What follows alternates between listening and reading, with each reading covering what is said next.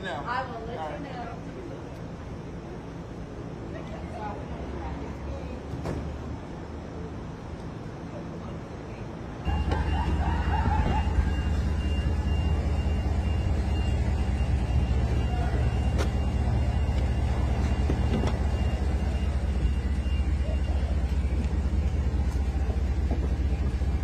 Thank you so much. You're welcome. Have a good day.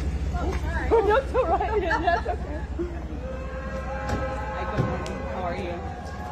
Hello. Good morning. I know. Good morning.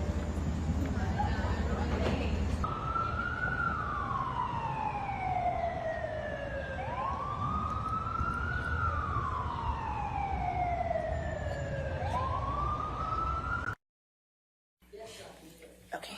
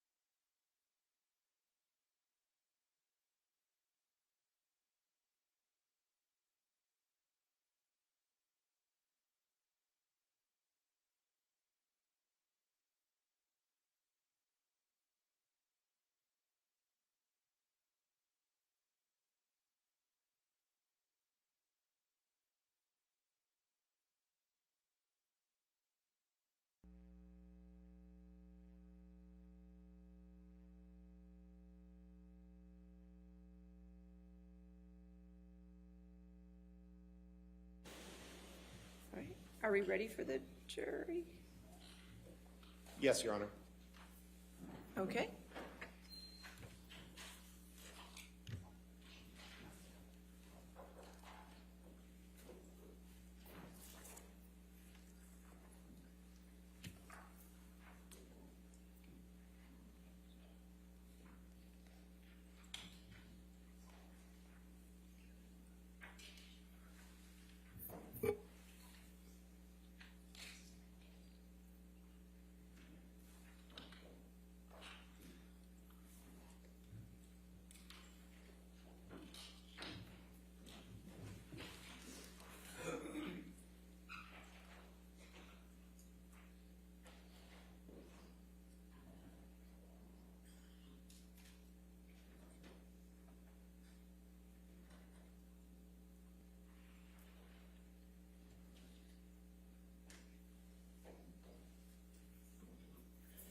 All right.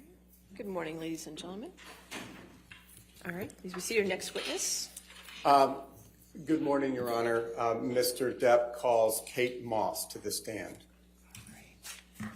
She will be appearing on your screen. All right, ma'am, can you hear me?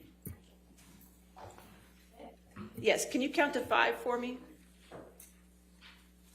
1, 2, 3, 4, 5. Thank you, ma'am. If you could raise your right hand. Do you swear or affirm to tell the truth under penalty of law? I do. Thank you.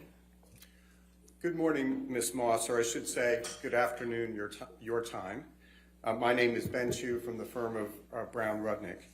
Would you please state your full name for the record? Kate Moss. Ms. Moss, where do you reside? London, England. From where are you testifying today, Ms. Moss?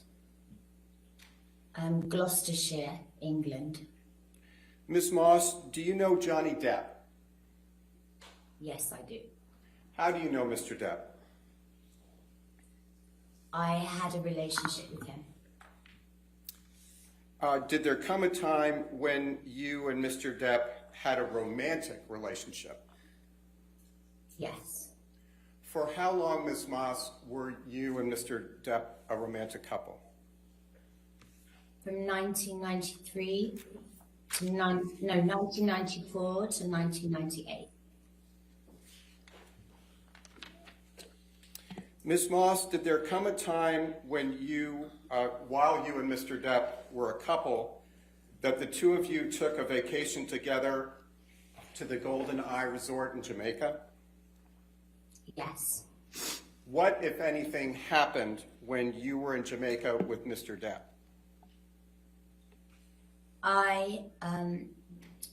We were leaving the room, and Johnny left the room before I did, and there had been a rainstorm, and as I left the room, I slid down the stairs, and I hurt my back. How did you... And I apologize, Ms. Moss. Please continue. and I screamed because I was because I didn't know what had happened to me, and I was in pain, and he came running back to help me and carried me to my room and got me medical attention. Did Mr. Depp push you in any way down the stairs? No. During the course of your relationship, did he ever push you down any stairs? No, he never pushed me, kicked me, or threw me down any stairs. Ms. Moss, have you ever before today testified in any kind of court proceeding? No, I have never. Why did you decide to testify today? Objection, Your Honor. All right. That's beyond the scope of what we just talked about. All right, I'll sustain the objection. All right. Thank you, Ms. Moss. We have nothing further at this time. We greatly appreciate your taking the time to testify. All right, any cross-examination? No, Your Honor. All right, you're free to go. Thank you, Ms. Moss. Thank you very much. Thank you very much. Thank you.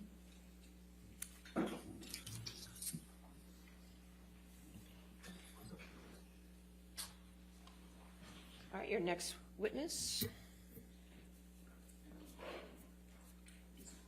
Your Honor, we're calling Dr. Shannon Curry. Just give us a moment to move the TV.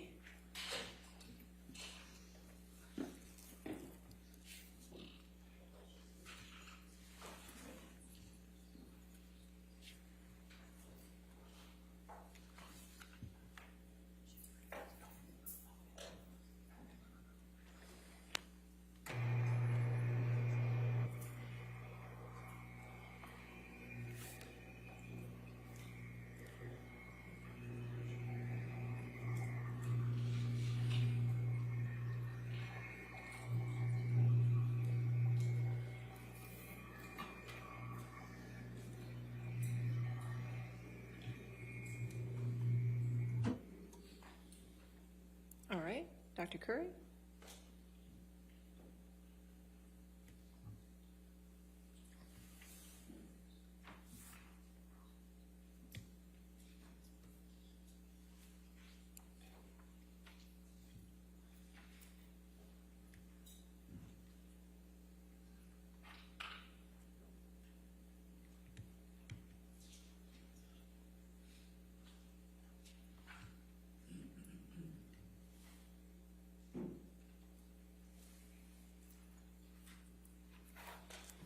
Good morning, Mr. Dennison. Good morning, Your Honor.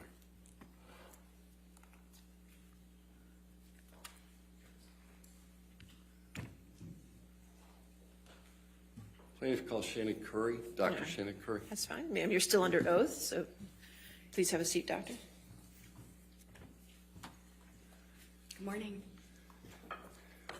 Good morning, Dr. Curry. Good morning. Can you remind the jury who you are and what you do? Sure. I'm Dr. Shannon Curry. I'm a clinical and forensic psychologist, and I'm here today to rebut the testimony that was provided by Dr. Hughes.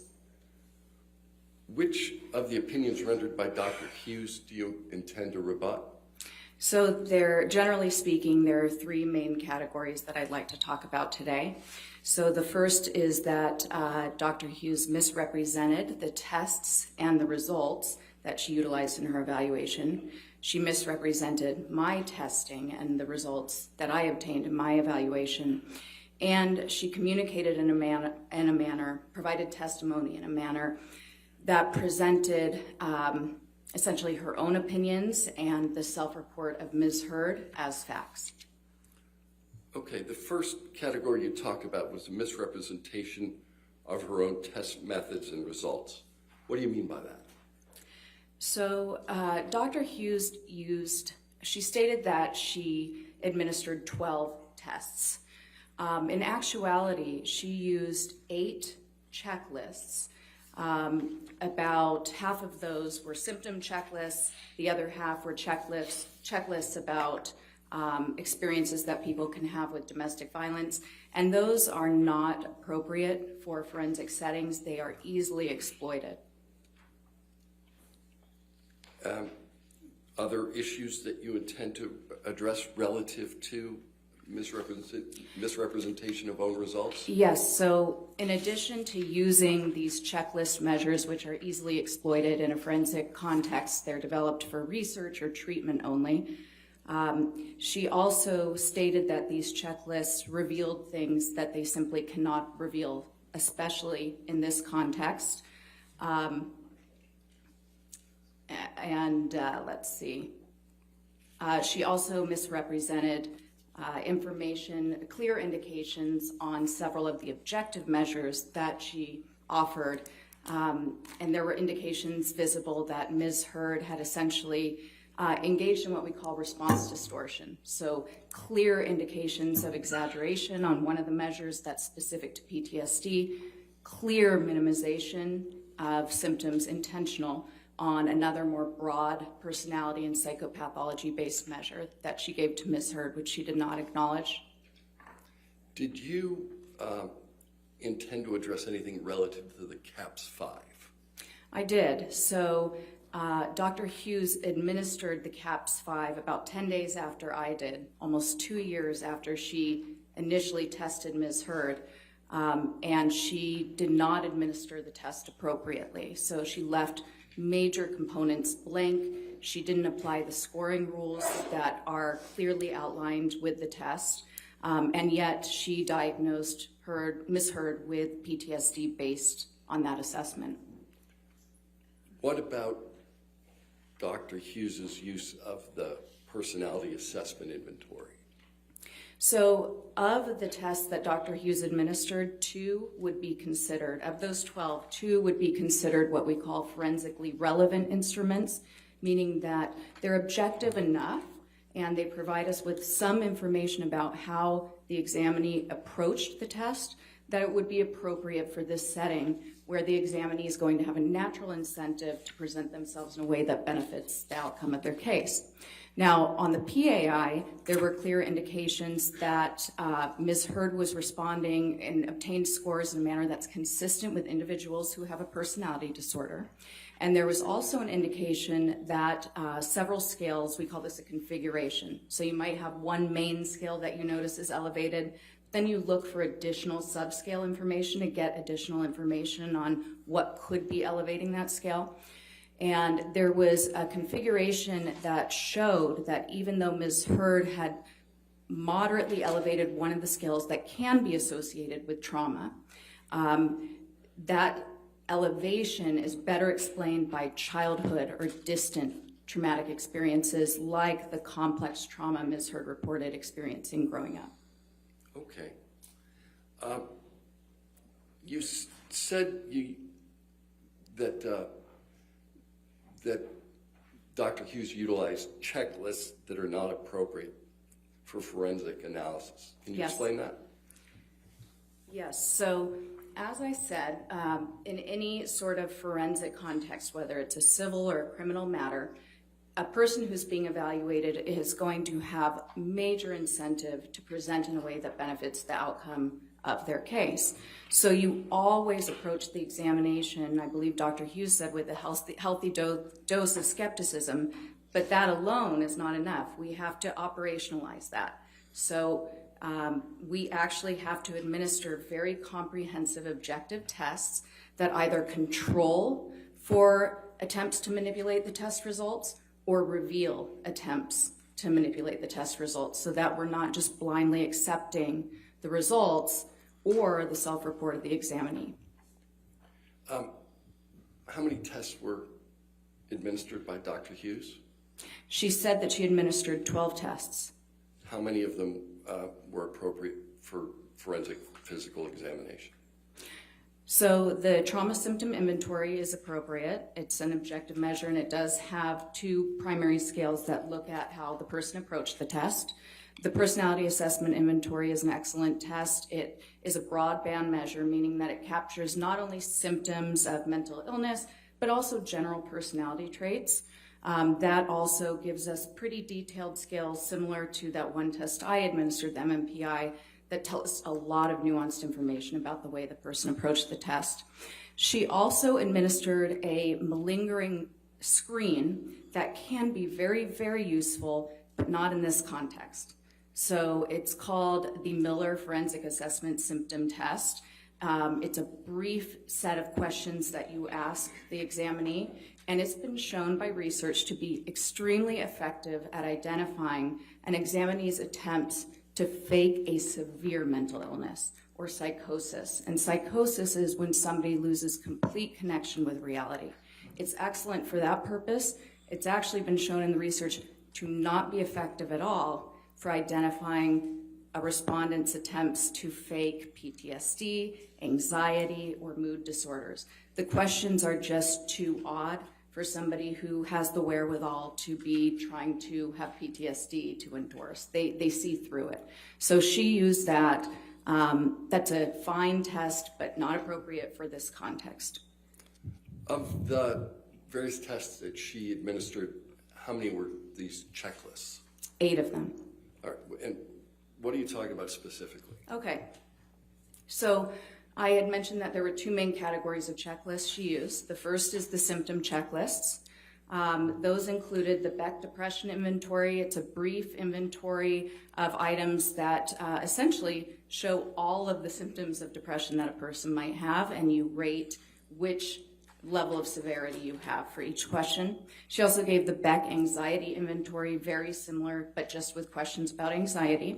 She gave the Mood Disorder Questionnaire, which is a very brief, again, checklist. It shows symptoms of bipolar disorder. Bipolar disorder is a mood disorder where you might have an extended manic episode and then a very extended depressive episode. And then she gave the Post-Traumatic Stress Disorder Checklist, and that is a screening instrument only. It contains every single symptom of PTSD. So there's a secondary danger here too. When you think about it, given that PTSD is the most frequently feigned and claimed diagnosis in civil courts, if you're handing somebody a checklist that lists every single symptom of PTSD, you're essentially teaching them all the little nuances that we're looking for to give that diagnosis. So she gave that to Ms. Hurd. Ms. Hurd endorsed most of the items, and Dr. Hughes diagnosed her with PTSD and substantiated that opinion by Ms. Hurd's checking those items on the PCL-5. Were there another group of checklists that Dr. Hughes used? Yes, so she also, and I forgot one on the last because I don't think of it as one, but previously I'd explained, and I do not expect you to remember, it's called the Life Events Checklist, which is just an inventory of experiences a person may have gone through that are traumatic. Dr. Hughes also used that, and that's appropriate to use before the clinician-administered PTSD scale, the gold standard CAPS-5. However, she administered this long ago before she gave the CAPS-5. Now that going on to the second group, there were 3 checklists that she gave that are specific to abuse. And the first she gave, the Danger Assessment Scale, was actually developed for use by nursing staff in an emergency room setting, specifically for female victims of intimate partner violence. The purpose of this is important because our forensic ethics, our psychology ethics, talk a lot about relevance. Is the test relevant to the purpose? And the Danger Assessment Scale, its initial purpose was completely different.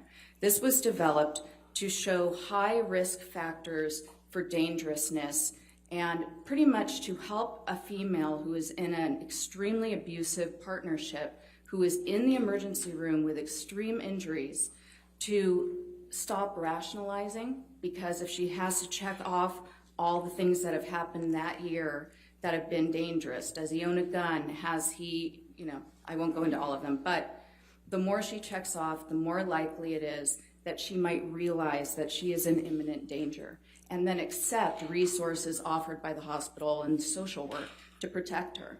That was the purpose of this scale. It was never intended to be used as a retrospective measure to look back in time and find out whether abuse was occurring based on one person's report years later in a litigation. She also gave the Conflict Tactics Scale, revised, the second edition. Similarly, this scale was developed for research purposes, to research family violence. Again, there is no control for exaggeration or minimizing. It was just given to research participants anonymously so that we could get data on the prevalence of abuse and how abusive dynamics work. And on that, there's 39 questions where the respondent indicates essentially certain abusive behaviors they may have engaged in, and then 39 where they indicate behaviors their partner might have engaged in. And obviously, you can understand that in a forensic setting, the respondent is likely to put a very minimal amount of behaviors they engaged in, and then extremely increase the number of behaviors their partner might have. And then lastly, let's see, the abusive behaviors observation checklist was the third checklist she gave. This one has not, there's no known research even on its effectiveness for what it was developed. It's a theoretical, very brief checklist that was meant to be used for therapy, where an individual who had experienced domestic violence could essentially read through some of the behaviors that constitute violence that they might not have been aware of. And if those behaviors applied to them, or if some of those coping strategies were ones they utilized, they would check that off. And then they have a way to talk about it because now it's been put to words. Again, this is similarly problematic if you're in a civil litigation, the person's motivated to have their results be consistent with a claim or an allegation of intimate partner violence and an allegation that they've been severely harmed, then they could simply just check off more. And not only that, but checklists like this one specifically give a lot of nuanced information about what clinicians might be looking for when they're assessing whether violence was present or whether the person's self-report is consistent with a genuine self-report of having been victimized. They're given all that information that we might be looking for. Can you talk specifically about Dr. Hughes's use of the, I think you called it the PCL-5? Yes. So the PCL-5 is the post-traumatic stress disorder checklist. This is different, not to be confused with the CAPS-5, which I've talked about previously as being the gold standard. The PCL-5 was developed by the National Center of PTSD. It's intended for treatment. So if I were, for instance, working with a service member who I know had been in combat, I would probably give this as a standard with my intake. Before we do the diagnostic interview, it kind of gives me a read on how somebody who's there for treatment, who we assume can be taken at their word, because if they give us correct information, they're going to get an appropriate treatment. And if they give us incorrect, they might not get the treatment they need. So I would give this checklist to them, and then if they recognize some of those symptoms of PTSD, they could check it off. And that would probably indicate to me that I need to then do the next step. If they're checking off more items than not, I would probably decide to administer the clinician-administered PTSD scale, that gold standard interview, to find out more about a diagnosis. The last thing is what everybody refers to as the CAPS-5. Yes, the CAPS-5. All right. What about, well, you talked about forensic use. What do you mean by that? So when I'm talking about forensic evaluation, that's an evaluation that isn't done for therapy or treatment. It's specifically to assist the fact finder, to assist the judge or the jury in the court by providing information about the psychological status about an individual. And that's an important delineation too. We are not psychologists. I wish we were mind readers. I wish we had a crystal ball and could find out whether intimate partner violence occurred and look back in the past. But it's nothing like that. Really, it's a lot less interesting. We look at data. We have to control for those response biases. And then we also are looking at functioning, which is really the bottom line of the assessment. Did the person have a change in functioning from before the alleged trauma, or in this case, the alleged IPV, to after? Is there a decline in the way they're going about their lives? Your Honor, may we approach? All right.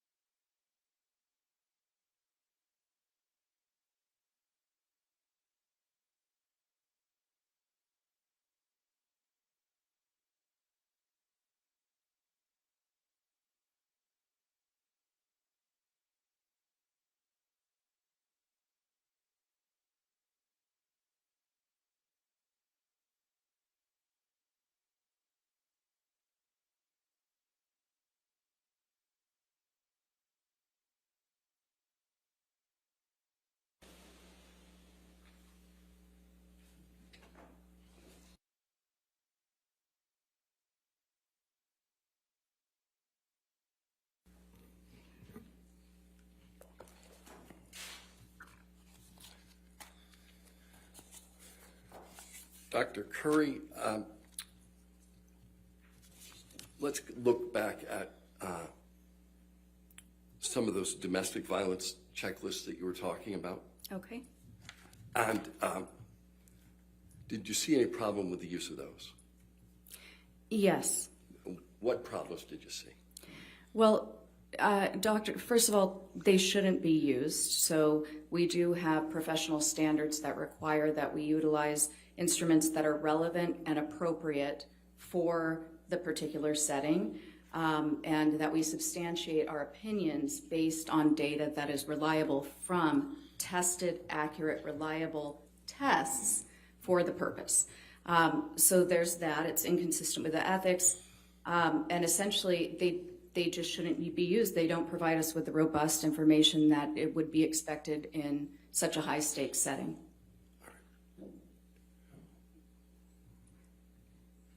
Would you have expected Dr. Hughes to comment on the limitations of the checklist she was using?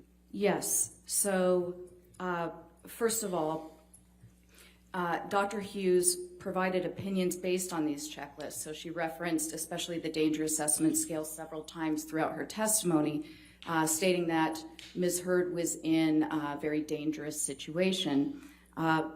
We also have an ethical guideline and a professional standard as well that indicate that whenever there is question about the reliability and the validity, and in psychology we use the term validity to talk about accuracy, of any of the methods that we're using to collect data, we clearly communicate not only that there are limitations to our opinions, but we also need to provide the fact finder with information about what the potential implications or impact could actually be. So, for instance, if we use a scale that's idiosyncratic for the purpose, but we would first need to explain why we made that decision to not follow standard procedures. And then we would need to explain the use of this scale might introduce some potential exaggeration of this symptom, and so I'm trying to control for that way, but that was one of the limitations of my opinion. You have to make it very clear. Transparency is really at the center of good science in general. You talked a little bit about ignoring response distortion. What is response distortion? Response distortion is a term that speaks generally about an examinee approaching a test and providing answers that are either exaggerated or minimized, but in some way an inaccurate representation of their current mental status or their experience. What test do you believe that Dr. Hughes failed to acknowledge response distortion on? So she administered the personality assessment inventory, which is similar to the test I gave the MMPI-2. It's that general broadband measure of psychopathology symptoms and personality traits. It includes several scales that are very good at detecting either exaggeration, minimization, or even trying to claim that you have unusually good qualities. On that test, there were clear indicators that Ms. Heard, very similar to the way she approached my MMPI, engaged in defensiveness. And in fact, there's a function that you can look at. So you have that main scale elevation, we call it positive impression management, was elevated. And then, because we want to make sure that somebody isn't elevating that scale just because they have such well-being, there are additional configurations of scales that you can look at to find out what's going on. And so the Cashel discriminant function is sort of the name of one of these configurations, these equations that are done. And she was highly elevated on that. In fact, that elevation tells you that no, this isn't accidental. This isn't because she's just doing so well in life that she has an extremely, extremely low amount of problems. No, this is an intentional over-reporting, or I'm sorry, an intentional effort to minimize any appearance of having problems. Now, you may have addressed this, but there was a reference to malingering. Yes. So what's interesting about Ms. Heard's approach to different tests is that it seems to be influenced by what we call the face validity of questions on the test. So if a test looks like it's measuring PTSD, you see exaggeration on her validity scales. If the test has less face valid questions, for instance, the personality assessment, which Dr. Hughes administered, the MMPI-2, which I administered, where she can't quite figure out what the questions are asking, they seem really banal in general. On those, you see extreme defensiveness, minimization of any potential pathology, essentially presenting herself as perfect and free of any mental illness or personality disorder. But on the trauma symptom inventory, which Dr. Hughes administered, that was the one that I previously indicated for ease of explanation. When the test results come out for how the person approaches the test, that test itself prints it as a percentage. And there's a really excellent scale for finding out if a person is exaggerating their symptoms of PTSD. It's called the Atypical Response Scale. And the TSI-2 is the revised version of this test, and that scale was improved this time around to really try to be a clean indication of, is this person exaggerating? And it puts quite high questions in the test that are so unusual. They might sound like PTSD, but even the most severe cases of PTSD don't have these symptoms. And so somebody who's intentionally trying to exaggerate PTSD, or possibly unintentionally, but nonetheless, who's exaggerating it, is likely to endorse these items, even though they're not real PTSD symptoms. Ms. Hurd scored so highly on this that even if there is, although Dr. Hughes correctly said there tends to be a negative skew when people have the high levels of distress that's associated with PTSD, so sometimes people score higher on this even when they do have PTSD, she scored so high that that is effectively ruled out as a possibility. Okay. What about Dr. Hughes's administration and use of the CAPS-5? Okay, yes. So Dr. Hughes had diagnosed Ms. Hurd with PTSD back in 2019 when she began testing her. It wasn't till 2 years later, more than 2 years later, 10 days after I administered the CAPS-5 with Ms. Hurd, that Dr. Hughes held an impromptu evaluation session remotely with Ms. Hurd and administered the CAPS-5. She had previously diagnosed PTSD without using what we consider to be the gold standard PTSD diagnostic interview. And again, when we're doing a forensic evaluation, it is an important responsibility, and part of our ethics and professional standards are that we document everything to allow for transparency and full judicial scrutiny. And Dr. Hughes administered incorrectly. She left huge sections, very relevant sections, blank. There's no way to understand why she scored it as high as she did based on the information that's provided. You're essentially supposed to notate the examinee's responses as verbatim as possible to explain your reasoning and implying their scoring procedure. It's a standardized test, and if you don't follow those standard procedures, it's completely invalid. Not only that, but it looks as though Dr. Hughes further invalidated it by trying to show that she had assessed for the childhood trauma impact, and she had said that she went back and asked the childhood question, but you can't do that. If you're assessing for two separate periods of one's life to find out the relatedness to PTSD, you do two separate CAPS interviews, period. You don't create your own question system. That is non-standard administration of the test, and it invalidates it. All right. You also mentioned, with respect to the PAI, or the Personality Assessment Inventory, that Dr. Hughes failed to mention some elements. What did she fail to mention? Oh, okay. So on the personality assessment inventory, so first she failed to mention that there were clear indications of response distortion. She also failed to mention that Ms. Hurd scored in her score profile against their main scores. She did elevate a score for the borderline personality disorder sort of section, but that in and of itself would not indicate a diagnosis. However, the configuration of her scores overall is consistent with that. And in fact, it's one of the diagnostic suggestions given by the test itself. And then also there's a configuration around Ms. Hurd's trauma responses on that particular test, which demonstrates that it is more likely that those symptoms were reported in relation to something in the distant childhood. It's more consistent with childhood chronic abuse than present circumstances or recent circumstances. Okay, I think you said in addition to the issues with her own testing, Dr. Hughes misrepresented your results. She did. Can you tell us how?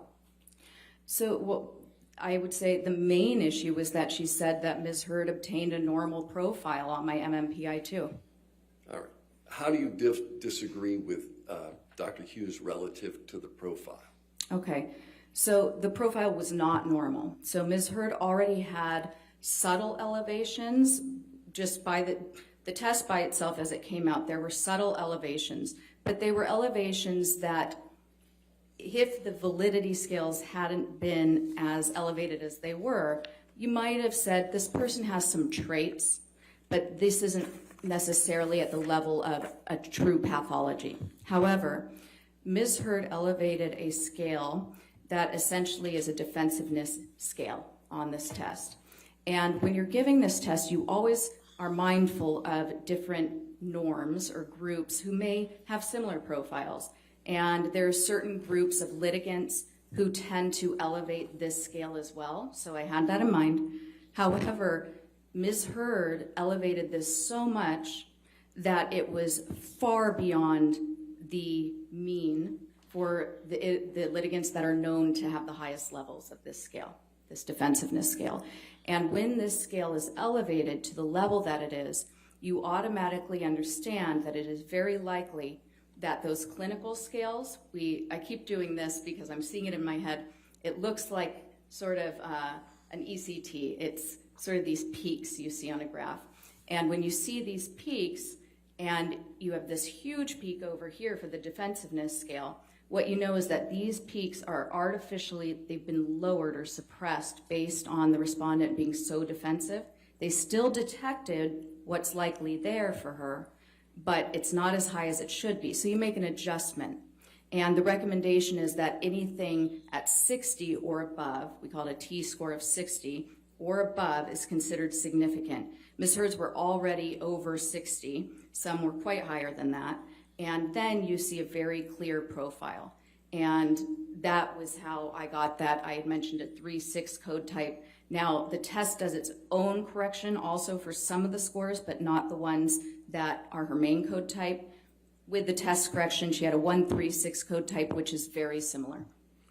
What is a 3-6 code type?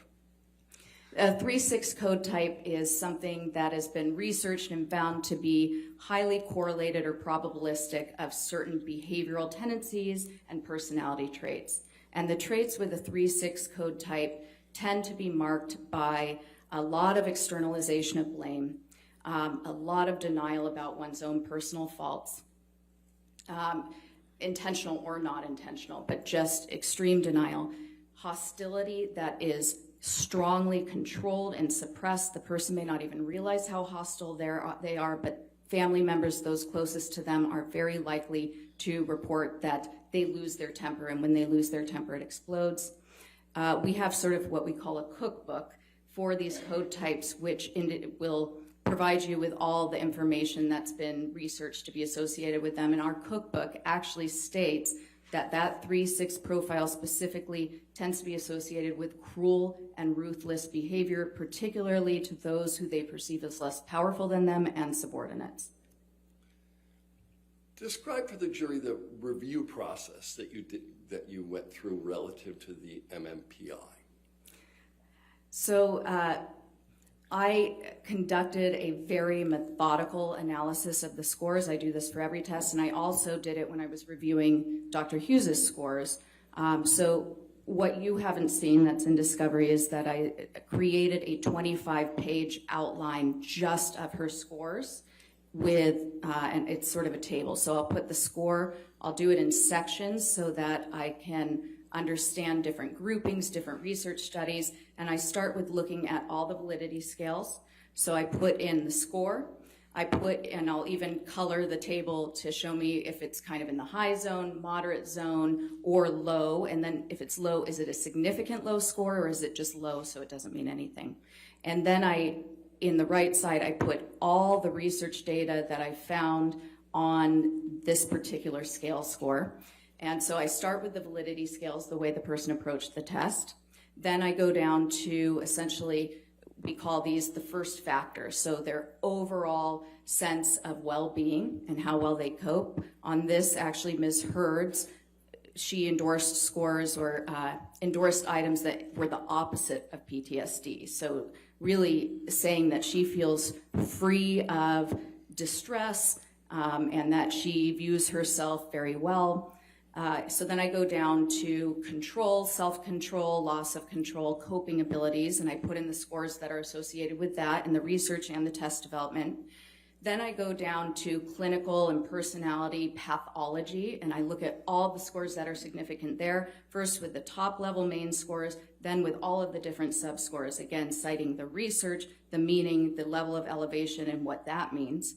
And then I do comparison with different research groups. So for Ms. Hurd, I did a section that looked at all sorts of different scores that have been implicated with a PTSD presentation to see if any of those were consistent. I can't remember how many there were. I think I put 13 on there, but I could be wrong. But I believe that there was only one that could even be, in some research, is sometimes associated with it, but it was general anxiety, which turned out to be more trait specific. I looked at the scores that are typical of women with IPV. Hers were not consistent at all with those. I looked at the scores that were consistent with people who are frequently in litigation. Hers actually were very highly correlated with those. That tends to be also consistent with a 3-6 code type, and the reason for that is believed to be that they tend to perceive themselves often as victims who need to avenge wrongs. Were there other results you believe Dr. Hughes to have misrepresented? For instance, the TSI-2. Yes. So Dr. Hughes generally said that testing supported PTSD and that there was an etiology for her trauma of intimate partner violence. She did reference that essentially I can't remember if she said that the trauma symptom inventory indicated PTSD, but she did say that the elevation on that validity scale is consistent with PTSD, and that's simply not true. That scale was designed and has been tested and shown to be there to show when somebody is endorsing extremely unusual items that are not consistent with PTSD. And even though when some people are experiencing PTSD, their distress level is so high that they'll engage in what we call a cry for help, and they may sometimes exaggerate distress. Again, when you're looking at scores as high as Ms. Hurd's, and then you're not seeing indications of PTSD in the more subtle tests where she doesn't know what she's endorsing, it's good evidence that her over-endorsement on that one test is because of the reason the scale was made, to detect exaggeration and feigning of symptoms.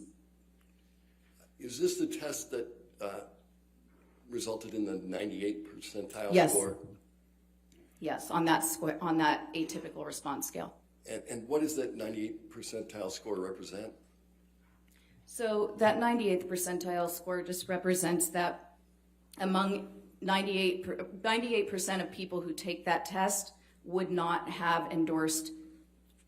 She scored more of those unusual items that are not consistent with PTSD than 98% of people who have ever taken that test.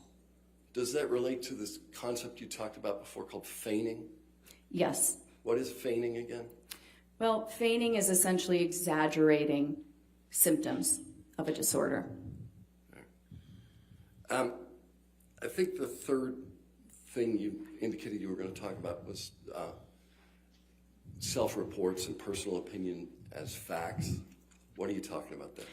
So in any science and in psychology specifically, it's really important that we use precise language and we say what we mean, and we do not present opinions as facts, because when you are in the role of an expert witness, or an expert in any setting, essentially a layperson may not be able to detect the difference between something that is a personal opinion that you're giving versus something that is substantiated by research data, test data, reliable test methods. So our ethics talk about, especially the specialty guidelines of forensic psychology, the responsibility we have to distinguish between data, then inferences we're making from that data, what the data can mean, sort of like those tables I do. I put the data, the inferences based on the research, and then what my ultimate opinion is, integrating all of that data.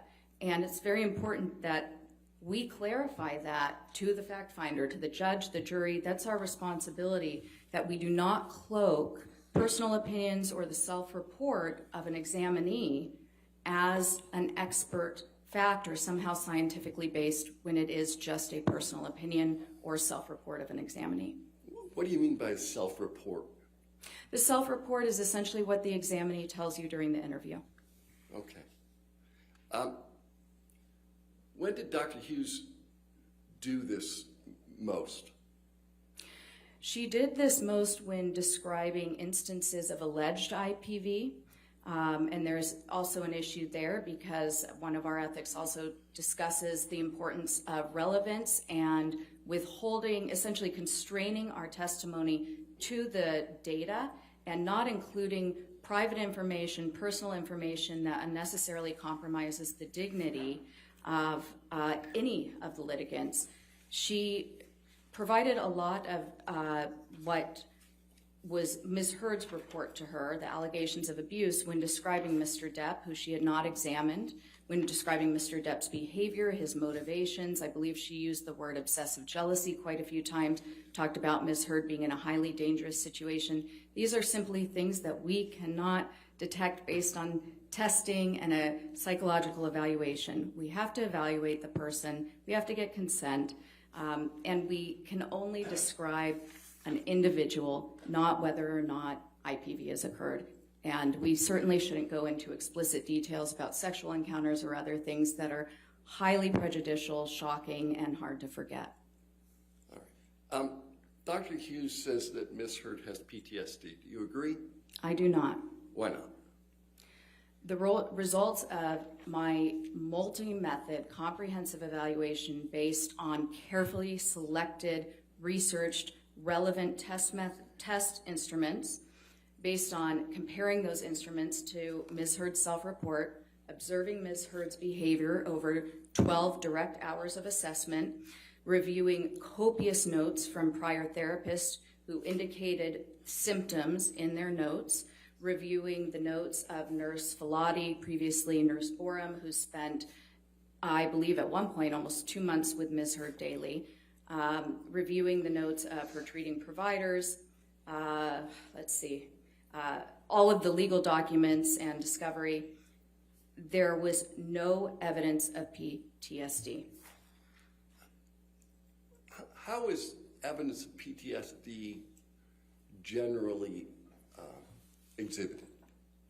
So really the bottom line in a forensic psychological evaluation is a change in functioning. That's what we're looking for. Again, I said we don't have a crystal ball. We're not wizards. We can't get into somebody's head. What we're looking for were there identifiable changes in the way the person engaged in their world. Were they able to keep a job? PTSD is an extremely disabling diagnosis. When a person has true PTSD, it is difficult for them to work. You'll see unemployment, job loss. It causes extreme levels of distress and impairment. There's divorce, there's isolation and estrangement from children, from family members, extreme alcohol abuse, often a string of sudden DUIs when the person never had any before. They become homebound, they can't go to the store. They're certainly not going to events They're not having success in their film career, usually. They're not exercising every day, pursuing their hobbies, being avid readers, obtaining level 3 sommelier training, having dinner parties with friends, speaking to public groups. Those are just indications of very high functioning. And when you're looking for a decrease in functioning over time, that is inconsistent with that decrease. What about Dr. Hughes' suggestion that Mr. Waldman's statements served as a trigger for Ms. Heard's PTSD? All right.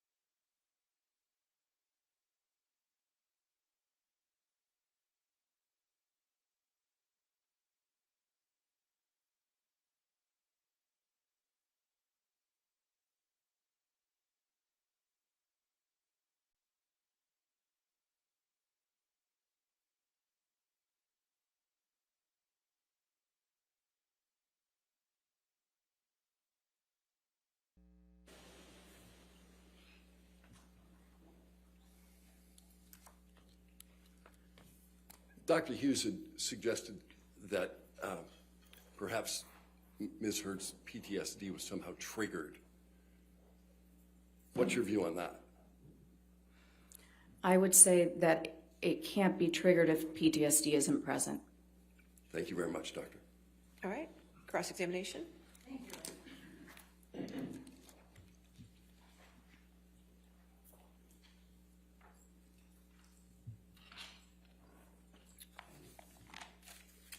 Dr. Curry, I just want to make sure that we all remember, you're not board certified, correct? No, I'm not. Okay. And you've been licensed for how long? I've been licensed for 10 years. Okay. And you are being paid by Mr. Depp's legal team to be here, correct? Yes. How much have you charged so far? I actually don't know. Over 100,000? I truly don't know. I don't do my own books. Over 200,000? I don't know. Over 300,000? That would be way too much, but I do not know. Okay. Now, just so that we all remember, you had dinner at Mr. Depp's house for 3 to 4 hours with Mr. Depp, Mr. Waldman, Mr. Chu, and Ms. Vasquez, correct? I was interviewed. I asked if there was anything I could eat because at about 3 hours I started to get hungry. Mr. Depp then offered to order takeout for the entire team. So you had dinner at Mr. Depp's home with Mr. Waldman, Mr. Chu, Ms. Vasquez, and Mr. Depp, correct? Yes. And you had drinks as well, correct? I actually don't know. I do remember that there were drinks. Do you recall testifying earlier that you did have a drink, a mule something? No, I remember testifying that there might have been a mule, a Moscow mule. Okay, thank you. We didn't have animals there as well, right? No animals. Okay, that's good to know. And you talked about transparency. I just want to make sure you had several designations, expert designations and reports in this case, correct? Yes. And in not one of them did you disclose that you had dinner and drinks at Mr. Depp's house for 3 to 4 hours with Mr. Waldman, Mr. Chu, and Ms. Vasquez. Is that correct? Ms. Bredehoff, you're mischaracterizing what occurred. Dr. Curry, please answer the question. Not once did you disclose this in any of your reports, I did not correct? disclose that I was interviewed as that standard procedure. But it's true that you have never gone to a client's house to be interviewed for an expert witness position, correct? Yes, because I never had a client that was essentially homebound because of their celebrity status. All right.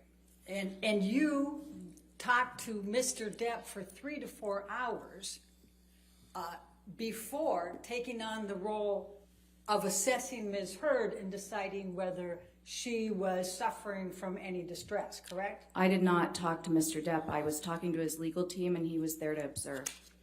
He was present for the 3 to 4 Yes. hours. And are you saying now he just stayed silent and said nothing all day? I don't recall what he didn't or didn't do. I was answering questions. Okay. Now, your expertise here is limited to whether Amber Heard suffers from PTSD currently. Is that correct? Yes, I was tasked with conducting an evaluation to Okay. determine Dr. Ms. Curry, Heard's mental We're all on status. very, very strict time limitations Okay. because we've promised to get this case to the jury. So I'd really appreciate if you just answer my question rather than trying to go further. Sure. Okay? Thank you very much. Now, after you had the dinner, you then provided a designation in February of 2021 in which you said, and this is long before you ever saw Amber Heard, correct? You said that Amber Heard, quote, exhibits patterns of behavior that are consistent with co-occurring cluster B personality disorder traits, especially borderline personality disorder, end of quote, correct? No, No, we went through this before. we did. But, and that was on the designation, was it not? I told you last time that I did not write that. Okay, and you don't know who did on the legal team, correct? No. Okay, and then I also asked you, if you may recall, whether you listened to the audio recording in which Mr. Depp taunted Amber Heard that she had a borderline personality disorder. Do you recall that? I recall you asking me that, yes. Did you recall listening to that audio tape? I don't recall Mr. Depp taunting Ms. Heard. I do recall that he at some point suggested she might have that diagnosis. Okay, and that was back in these audio tapes back when they were together, correct? Yes, Okay. Now, you've never before been asked to testify or serve as an expert with respect to someone who has bipolar disorder, correct? no, as I previously stated, that's not true. All right.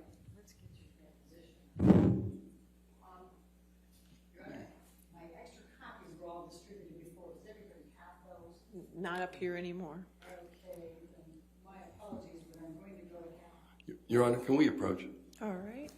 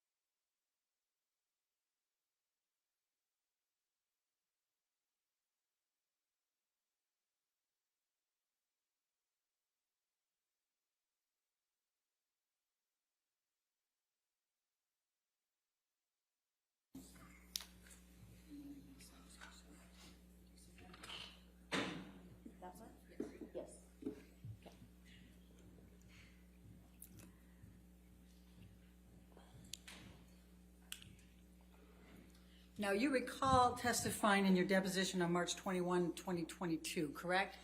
Yes, And you were under oath at that time, correct? yes. And the question I just showed you on page 207, line 5, have you ever been asked to testify or serve as an expert with respect to whether someone has bipolar disorder? And your answer at that time was no, correct? Yes, I had forgotten that case. Okay. And have you ever been asked to testify whether anyone has behavioral or characterological conduct that suggests they may be an IPV perpetrator? I can't, yeah, I may have. It's difficult. After about 250 cases, it's difficult to remember specifically. All right. And have you ever been qualified as an expert in the area of IPV? No, And have you ever been qualified to testify as an expert in domestic abuse or violence? domestic. Abuse or violence? Yes, that's been a component of testimony. All right.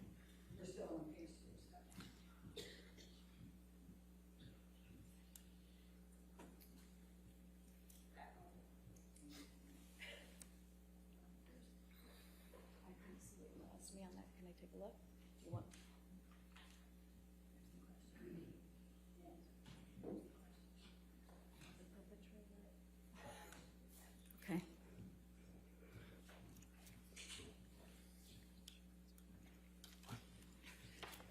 Line 16 of page 207, have you ever been qualified as an expert in the area of IPV?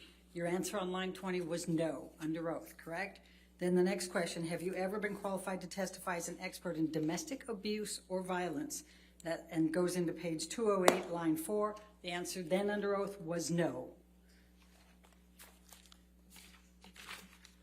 Now, you would agree that the literature is quite clear that trauma-based symptoms such as PTSD or complex PTSD have symptoms that overlap with borderline personality disorder and histrionic personality disorder, yes? Yes. Okay. And you would agree that it's important to use valid and reliable measures for an accurate diagnosis, correct? Absolutely. Okay. You chose, however, not to administer the structured clinical interview for DSM-5 personality disorders, the SCID. Is that correct? I did. Okay. And would you agree that that is a state-of-the-art structured clinical interview? Not for a forensic evaluation with a sophisticated examinee. But to determine if a personality disorder is present? No, not in this setting. You don't agree with that? I do not. And you don't agree that that is the gold standard assessment for reliable, accurate psychiatric diagnosis? It's a good one, but for treatment settings especially. Okay. Now, did Ms. Hurd, you said you read all of the treatment records, right? Yes. Okay. Do you recall reading the treatment records for the psychologist Bonnie Jacobs, who saw Amber Heard over 5 years? I do. And did you see anything in Bonnie Jacobs' notes over 5 years in which she diagnosed Ms. Heard with borderline personality or histrionic personality disorder? No. Now, you also saw the notes of Dr. Connell Cohen, correct? Mm-hmm. And you even attended his deposition, correct? Yes. All right. And he saw Amber for roughly 2 years. He was part of the Dr. Kipper connection, Mm-hmm. right? Yes. Correct? Okay. And did you see anything in Dr. Cowan's notes, and did he say in his deposition that he diagnosed Amber Heard with borderline personality disorder or histrionic personality disorder? I saw the symptoms clearly delineated throughout his notes and in his deposition. He does not use diagnoses, so he would not have diagnosed her. He said specifically in his deposition he did not diagnose her with that, correct? Yes, and he also specifically stated that he does not use diagnoses. All right. And you also have seen Dr. Banks, Dr. Amy Banks, the psychiatrist, her deposition, correct? Yes. And did Dr. Not her Anderson- deposition. I reviewed her notes in the transcript. All right. Did Dr. Anderson diagnose Ms. Heard with borderline personality disorder or histrionic personality disorder? I don't believe she provided any diagnosis since she was a couples therapist. All right. Now, you've said quite a bit about Don Hughes, but do you remember how many years of experience Don Hughes has in IPV and domestic abuse and violence? I know it's quite a bit. Extensive. And she is board certified, correct? Yes, she is. All right. And she spent 29 hours of examination with Amber Heard. Did she not? Yes, mostly Okay. interviewing. All right. And she interviewed her therapists, Bonnie Jacobs and Conan Cowell, correct? Yes. And she also interviewed Amber's late mother. Yes. Okay. And she administered 12 different tests over the period of that time, correct? Well, as I said, the majority of those were checklists, which are inappropriate for the forensic setting. I understand that's what you say, but she administered 12 different tests, correct? If you want to qualify them as tests, sure. Okay. And so you disregard, no, I'm not even going to say that. Okay. Let's go to the CAPS-5 and PTSD. Now, you assessed Ms. Heard's traumas in her life, correct? Yes, I did Okay. give her an instrument to assess for any trauma exposure throughout the entire lifespan. Yes, it's fine. And you wrote that Ms. Heard's exposure to a traumatic event namely one of the sexual assaults by Mr. Depp, more than satisfied this requirement. Did you not write that in your notes? That is not what I wrote in my notes. Do you have my notes so we And can you look at them? administered a structured clinical interview based on that trauma, correct? Not exactly. It's not quite right. Okay. Now, Dr. Hughes administered a full intimate partner violence assessment, correct? That's not a psychological assessment. We can't assess for intimate partner violence. That's an event. Dr. Hughes administered a full intimate partner violence assessment, She correct? stated that, and that's actually something I'm rebutting today. Okay, and you reviewed her psychological testing, I correct? sure did, yes. Okay, and are you aware that in September 2019, Ms. Heard had a trauma-based symptom on many of those valid tests? Can you be a little bit more specific? Many of those valid tests, which tests are you talking Do about? you have a recollection of that, September 2019? She administered all of her testing in September 2019, so I'm not sure which one, oh, except for the CAPS-5, which was 10 days after mine in 2021. Now, Dr. Hughes clinically evaluated those symptoms and established that Ms. Heard does have PTSD from the totality of the intimate partner violence by Mr. Depp, correct? That's what she stated, yes. Okay. Now, Dr. Anderson's clinical notes that said Amber had come to Objection, hearsay. I haven't even asked the question yet, Your Honor. Are you going to read her notes? Well, no, actually, I wasn't going to read her notes. I was okay. going to ask a particular question. You talked about danger. Do you recall that in your testimony? Yes. All right. Now, if a patient comes to you as a couples therapist with two black eyes, would you assess that there may be a potential danger there? Sure. Okay. Did you read Dr. Anderson's notes? I believe I did. Now, you administered the Minnesota Multiphasic Personality Inventory 2, the MMPI-2. Do you recall that? Yes. And you used that to determine whether Amber had PTSD, right? Not by itself, but it was a part of the data. Okay.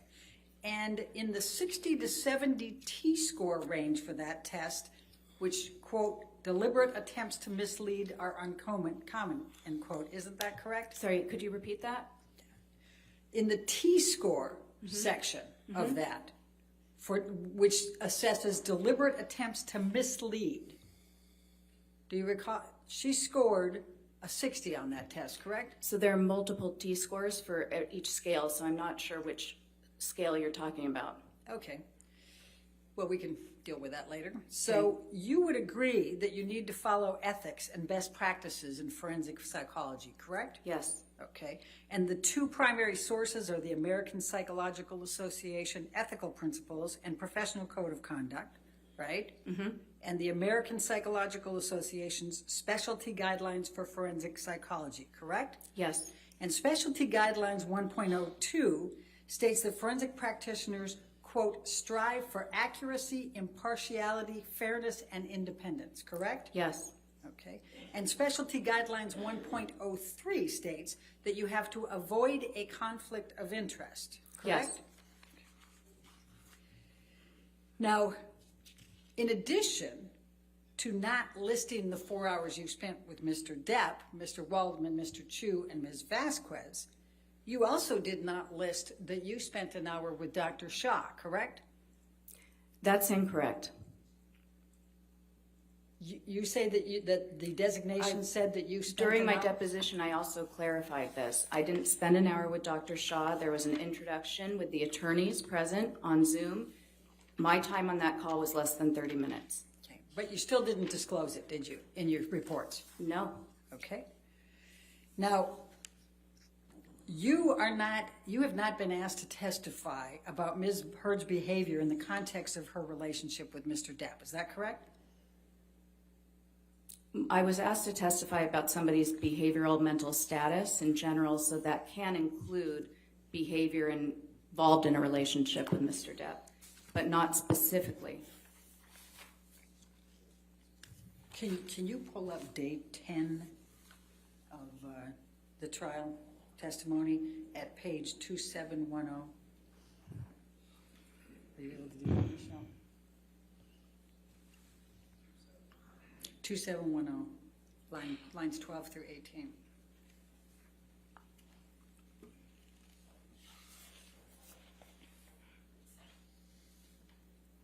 May we approach? All right. All right.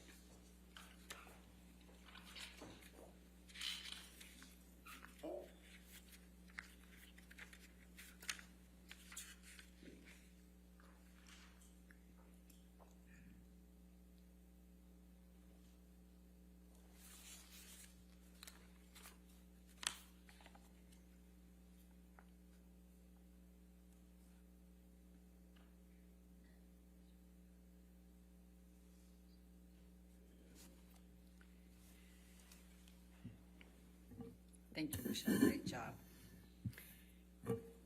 Okay, does the witness also have, okay. Yep. So, Dr. Curry, this is your testimony from day 10 in this case, and if you can look at page 2710, line 13. Now, my question was, now is it your testimony under oath today that you have not been asked to testify concerning Ms. Heard's behavior in the context of her relationship with Mr. Depp, including any abuse? And your answer under oath to this jury that day was, that's correct. Yes. Correct? I Okay. still agree with that question. All right, and you have not made any determinations, including any opinions, that Ms. Heard abused Mr. Depp or Mr. Depp abused Ms. Heard, correct? Correct. Okay, and in fact, you said that's outside the scope. Yes. Right? Okay, Of psychology. and you cannot testify whether Amber Heard suffered any emotional distress as a result of any of the defamatory comments that she has alleged Mr. Waldman made through Mr. Depp, or Mr. Depp made through Mr. Waldman, correct? Objection, Your Honor. Do you want me to read my response? What's the Sure. objection? I'm What sorry. I- Hold on, okay, Dr. sorry, Curry. Your Honor. That's okay. Oh, what's the objection? You're on perch? Okay.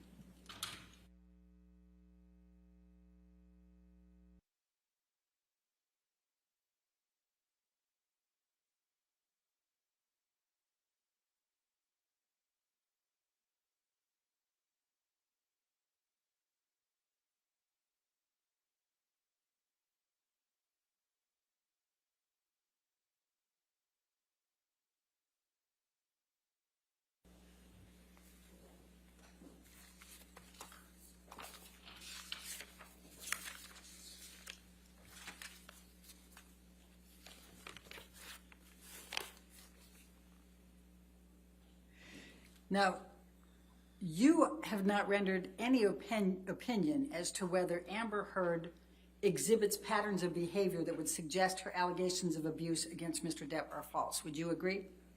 No. I mean, yes, I would agree with that. Thank you. And you have not, no, that's right. That's all I've got. No further questions. All Thank right, you. redirect.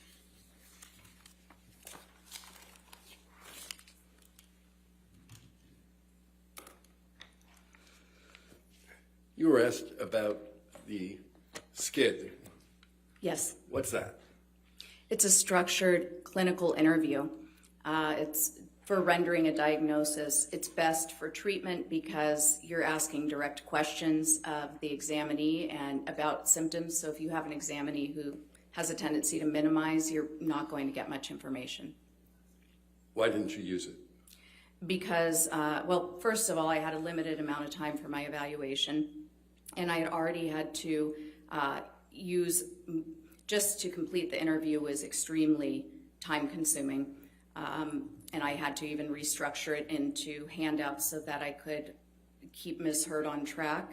I determined based on that, so this is where you would make an inference. So because I was having difficulty getting direct answers to my questions from Ms. Heard, I had determined that creating forms of those questions would be a better use of the time, which it was, and then I further deduced that adding on the structured clinical interview would probably be unproductive, given that I had limited time and needed to use the best, most reliable methods for getting information in that time.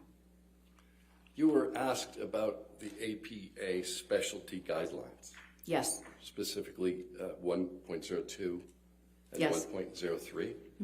Have you complied with them? I have. No further questions. Thank you. Thank you. Dr. Curry, you can have a seat in the courtroom. you, You're Your free to Honor. go. Thank you, ma'am.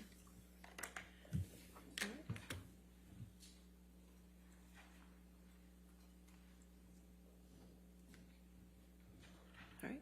Ladies and gentlemen, let's go ahead and take our morning recess for 15 minutes. Do not discuss the case and do not do any outside research, okay?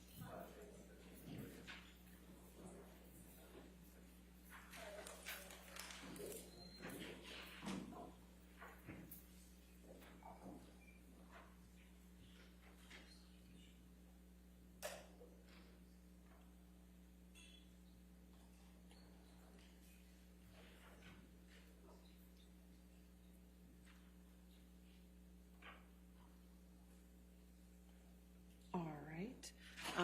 Just for planning purposes, Sammy asked Mr. Tobin to be here as early as noon, just in case with the fluid of the trial. I'm not sure what time we can get to that motion, so. That's fine. Okay, just to let you know. They need to work on that. They're going to find out who the next witness is. So let's go ahead and take a recess until 10:55, okay? All right, thank you. Thank you.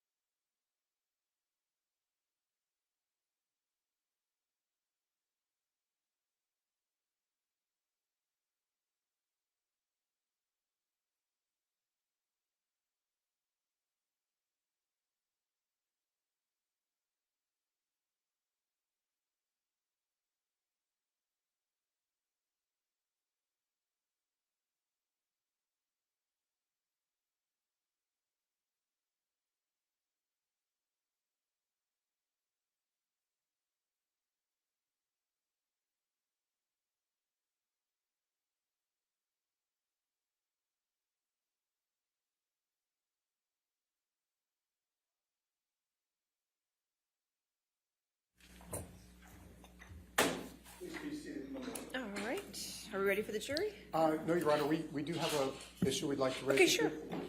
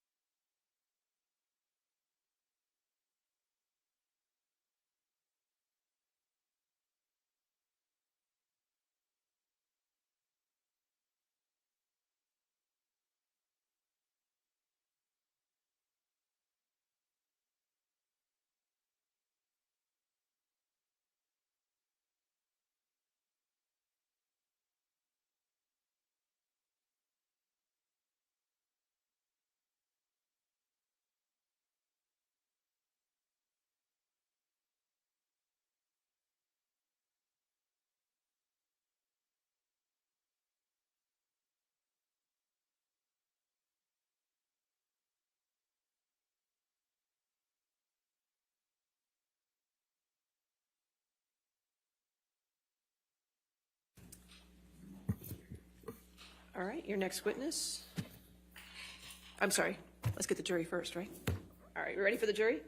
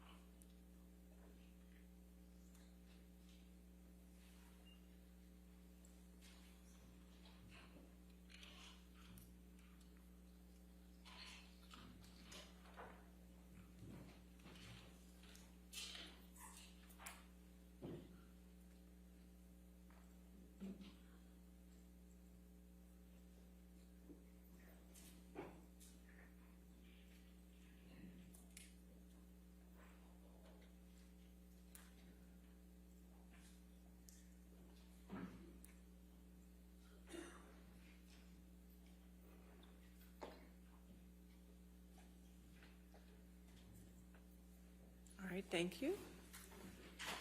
Are we ready for the next witness, or do you want to? Yes, we call Mr. Depp. Okay.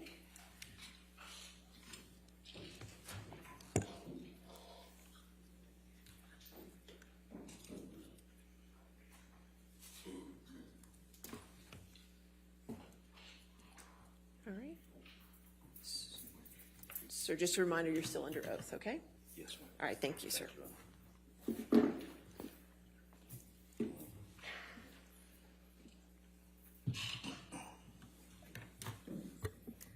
Good morning, Mr. Depp. Good morning. We heard a lot about some statements that Mr. Waldman made. Do you remember that? Yes.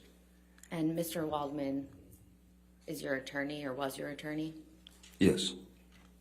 Could we please pull up Defendant's Exhibit 1245?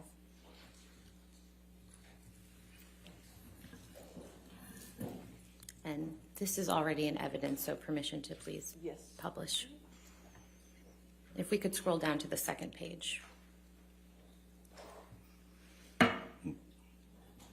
Mr. Depp, do you see the statement here attributed to Mr. Waldman? Yes, I do. When's the first time that you saw this statement? All right.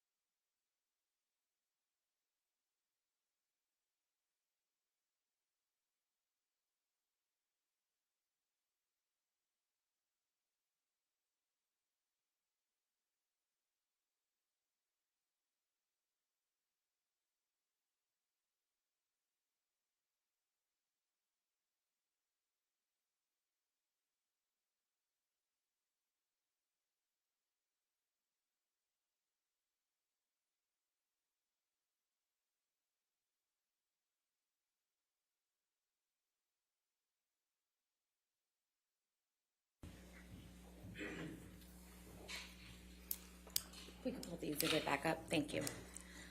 Mr. Depp, when is the first time that you saw this statement by Mr. Waldman? The first time that I ever saw this statement was in August. It was when the piece was when she August 2020 when I was countersued by Ms. Heard. This is the first time that I saw any of these statements. Can we please pull up Defendant's Exhibit 1246? And this is also already in evidence. Thank you. If we could scroll down to the second page, or the third perhaps. Thank you. Mr. Depp, do you see this statement that's attributed to Mr. Waldman here? I do. And when is the first time that you saw these statements? Same, when the countersuit was filed. And could we please go to Defense Exhibit 1247? And again, this is already in evidence. And if we could scroll down, please, thank you. Mr. Depp, do you see the statement attributed to Mr. Waldman? I do indeed, yes. And when's the first time that you saw this statement? This is the same. It's the counterclaim to August 2020. After you saw these statements for the first time, did you form an understanding as to where they appeared? I didn't, as to where they had appeared, these statements. In what publication? No, off the bat, I didn't know exactly.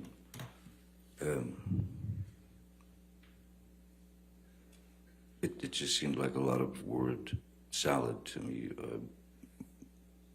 I didn't know where they'd come from, or I mean, where they ended up, or.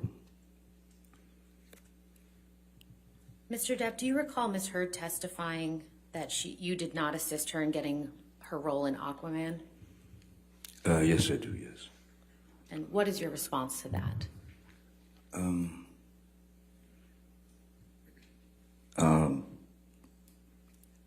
It's not exactly true. Do you know when Ms. Heard first auditioned for Aquaman? Strangely, I know the date. Well, no, yes, I do know the date, because I was scheduled with my band, the Hollywood Vampires. We had done 2 shows at the Roxy, which is a place in Los Angeles, to rehearse for we were invited to play at the Rock in Rio concert, which is a huge rock and roll festival. So we did the 2 shows to go to Rio and play there. Miss Heard I wanted to come with me, and Whitney, her sister, had come as well. While we were there in Rio, we were rehearsing, getting ready for the show. Miss Heard informed me that she would have to get back to Los Angeles for an audition, meaning it's basically after our 2-hour show or whatever, we would have to get on the plane immediately to make it back to Los Angeles for this audition. And that audition was at Warner Brothers. It was whatever film it was. And when were you performing at the Rock in Rio? Oh, sorry. Yeah, that was I believe it was the 24th of September. In what year? That was 15. What do you understand happened after Ms. Heard auditioned for Aquaman?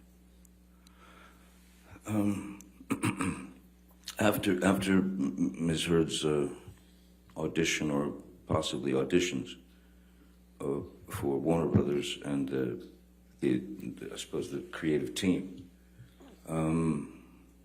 Ms. Heard had expressed to me that the film was going to be, Warner Brothers had said that the film was going to be shooting in Australia. And Australia was for Ms. Heard, that was a potential problem, which... Objection, Your Honor. Your approach? Okay.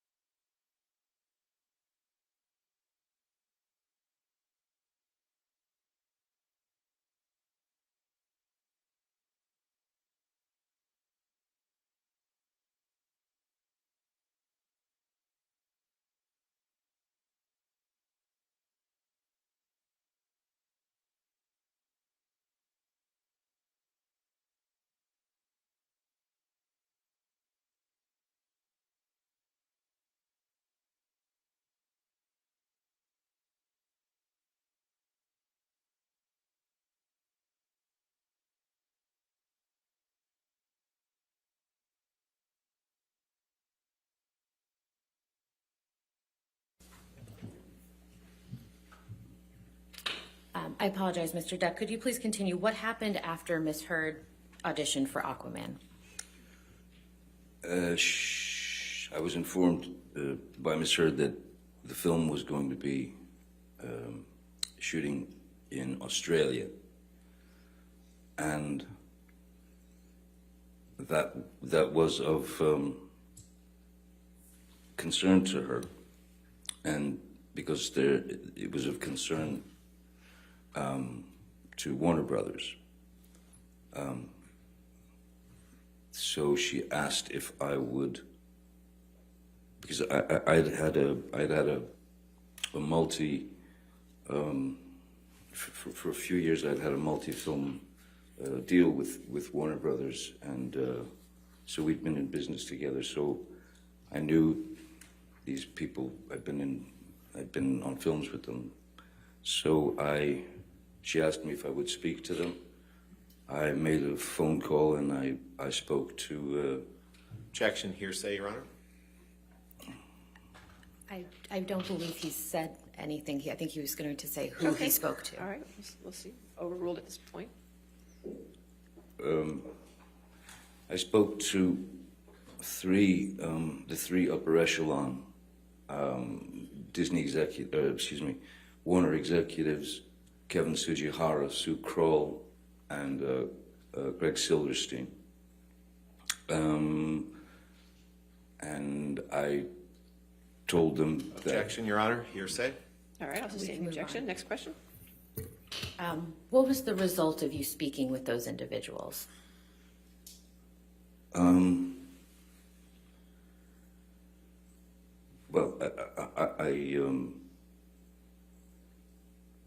I can only say that ultimately she did get the job in the film. So hopefully I suppose I had curbed their worries to some degree. Mr. Depp, do you recall Ms. Heard testifying that she saw you consume 8 to 10 MDMA pills while you were in Australia in March of 2015? Yes, I do remember that. How I many also remember her saying that I took a handful. Objection beyond the scope. Question. Sorry, that was extra residue. All right, I'll sustain the objection. Next question. How many times have you done MDMA in your life, Mr. Depp?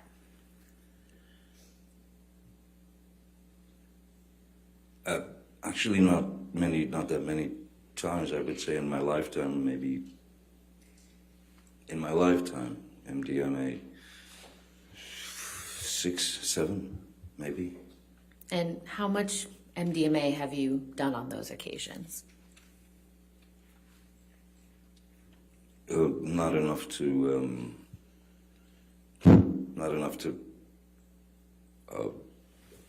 properly. Well, not enough to properly experience what the chemicals are supposed to do to you. Have you ever consumed 8 to 10 MDMA pills at once? No, ma'am. No, I have not. And why is that? Because I'd be dead. I'm pretty sure I'd be dead. I think one would die.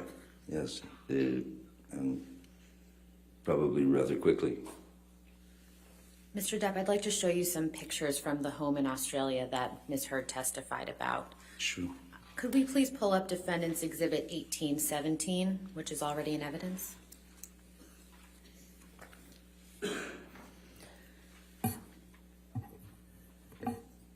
Mr. Depp, do you recognize what's depicted in this photograph? Yes, I do. That's the downstairs bar of the house we rented in Australia. And can you please show the jury where you were sitting when Ms. Heard threw the 2 vodka bottles at you?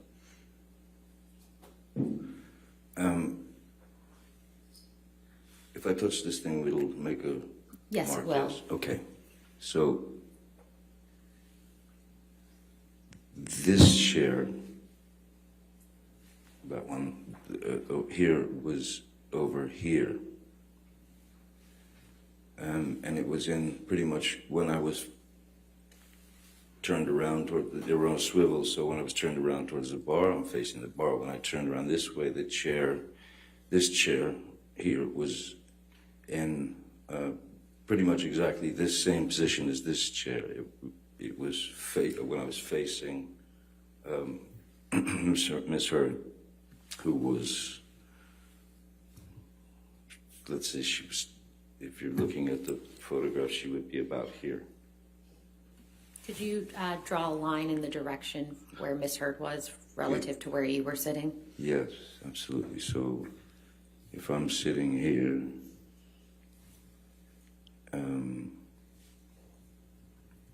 she was over here, like back here. Approximately how far away from Miss Heard, from you was Miss Heard, if you can recall? I would say it was probably 10, 12, 15 feet, maybe 10 feet, 12 feet. And approximately where was your hand when the vodka bottle hit it? It was leaning. My arm was leaning on the marble bar, right there where the imaginary seat is, and leaning, kind of just leaning back and looking at Miss Heard. She just walked away with the second bottle. I mean, she walked this way when she threw the first bottle, which is actually visible in the background on the floor. Yeah. Could you please circle where the first bottle Oh, is? sorry, excuse me. Yeah.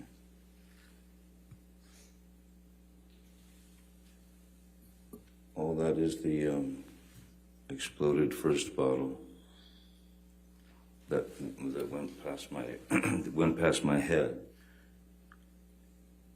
And the second bottle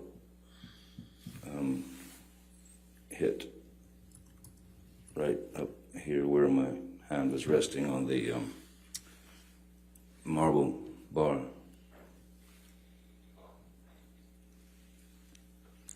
Can we please pull up Defendant's Exhibit 1820?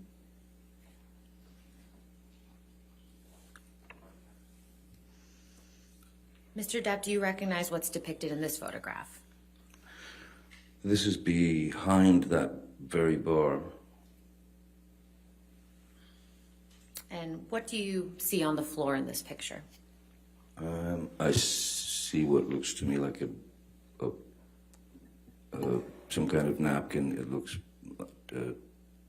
sullied, soiled, blood, I don't know. And I see glass in the corner, blood obviously on the floor, and a towel leaning up on something. Do you know how that bloody tissue got on the floor?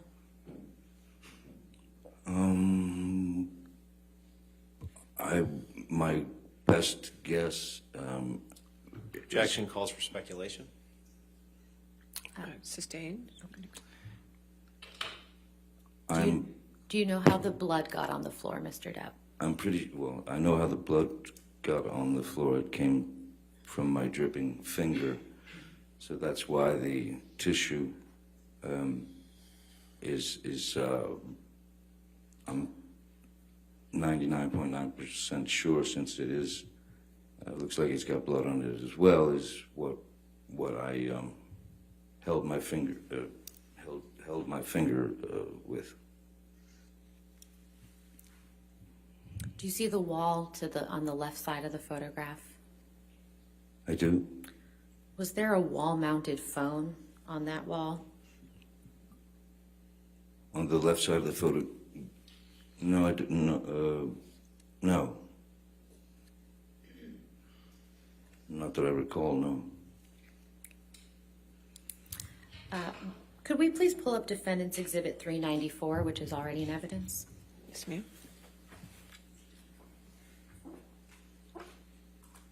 Mr. Depp, do you recognize this text message? I do. And what is this message?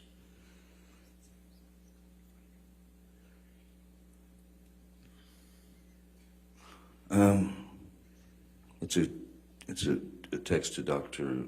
Kipper. I'm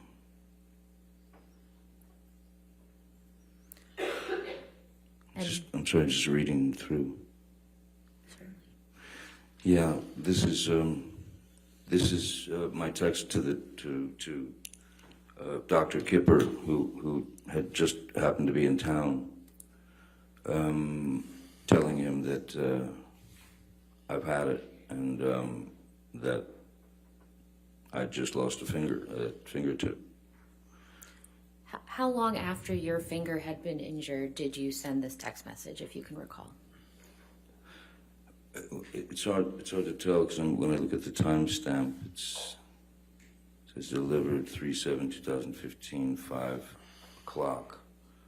But I know that because of Australia time, it was the 8th, and it was probably, the whole thing lasted probably until about 2 p.m.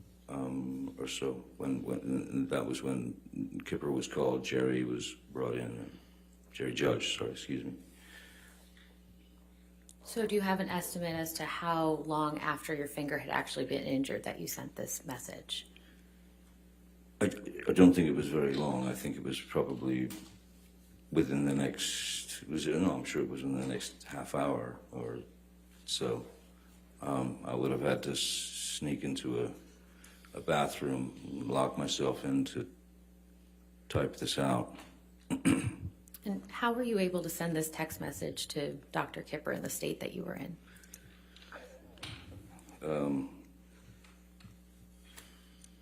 Well, he wasn't available at the time, so just sort of thumb your way through, don't you?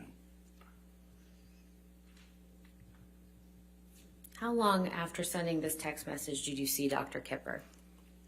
I don't recall it. I think it took them probably 30 minutes or more, 30 to 40 minutes to get there.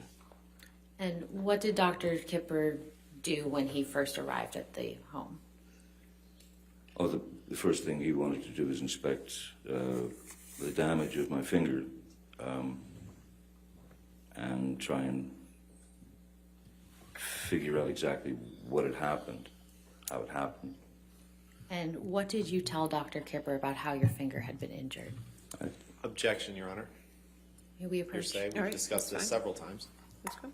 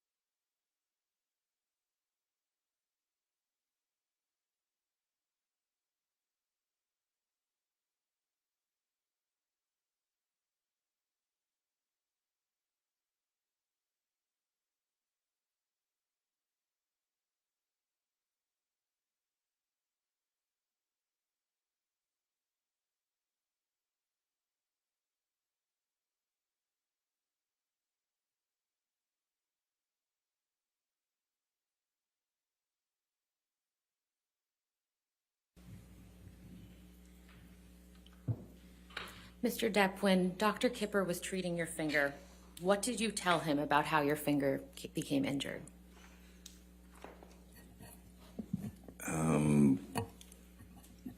I told him that there was obviously, I mean, when you saw the damage in the house and everything, the blood everywhere, I mean, obviously there was serious damage done. There would be no point in lying to the man. He'd been through it with me and Miss Heard before. I told him that she had thrown a bottle of vodka and smashed and cut my finger off, the tip of my finger, but a good chunk. I miss it. Mr. Depp, you heard Ms. Heard testify about an alleged incident of abuse on your honeymoon. Do you remember that? I remember her testifying to that, yes. And when did you and Ms. Heard go on your honeymoon together? I believe it was somewhere in the neighborhood of August, because I just finished the film. Maybe end of July, August. I'm not quite good on the exact date. Do you recall the year? It was 2015, I believe. And where did you and Ms. Heard go on your honeymoon? We took the Orient Express from Bangkok, Thailand to Singapore. And what happened while you and Ms. Heard were together on the Orient Express?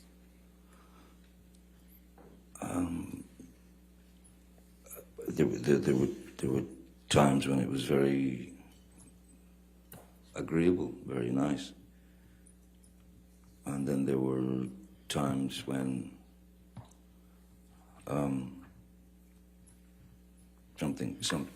something had become dissatisfactory for her, and she would start the rant, the blooming of a fight would be on deck there, and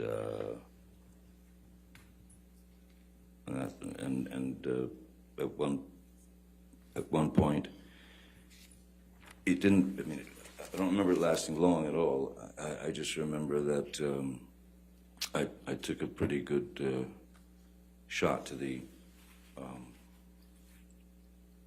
face, to the eye, to somewhere up here. So I had a bit of a shiner. But it all ended, and then everything got fine again, and we'd go to dinner, and it was all fine. Did Ms. Heard ever apologize to you for giving you the shiner? I don't recall. Can we please pull up Plaintiff's Exhibit 162, which is already in evidence?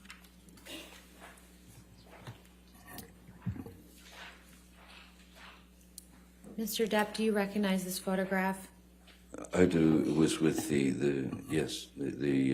chef and the maitre d' and the staff were asking if they could take a photo with us, and they'd been very kind. They'd given us a private dinner card. So where was this photograph taken? That was in the,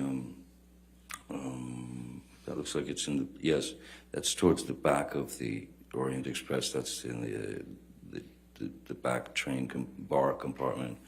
And just out back, you could smoke on the sort of caboose or whatever.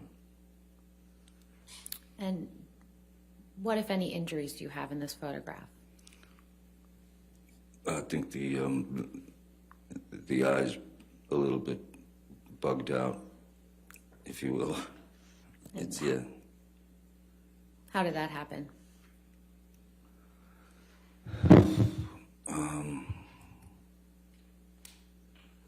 These things could happen very quickly. If you disagreed Objection, Your Honor, non-responsive. She just asked, how did that happen? I believe he was about to explain. Well, I'll sustain the objection. Okay. So, Mr. Depp, specifically, how did the injury in this photograph occur? I'm sure it hit me. Is that better? Does this picture accurately reflect what you looked like on that date? I don't look at myself much, but it certainly looks like me with a black eye. Does this picture appear to have been photoshopped in any way? No, I think it would be difficult to photograph or to start getting into sort of digital processing with a number of people in the shot, especially in a wide shot.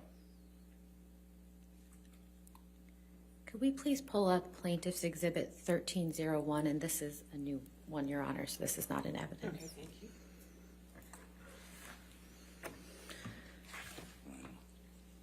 Mr. Depp, do you recognize what's reflected in this photograph? Yes, this is the staff. It's the manager and his staff at the Raffles Hotel in Singapore. And before we left, they asked if they could take a photograph with us. And when was this photograph taken? Well, that would have been, we were off the Orient Express. We stayed in Raffles, I believe, a couple of days, few days. And then from there we flew to San Francisco. So this photograph was taken after the photograph we just looked at? This photograph was taken after the photograph in the dining car of the train, yes. Your Honor, I'd move Plaintiff's Exhibit 1301 into evidence. All right, any objection? Oh, happy honeymoon. So it's Any, 31st of October. any objection? No objection, Your Honor. All right, 1301 is in evidence, can be published to the jury.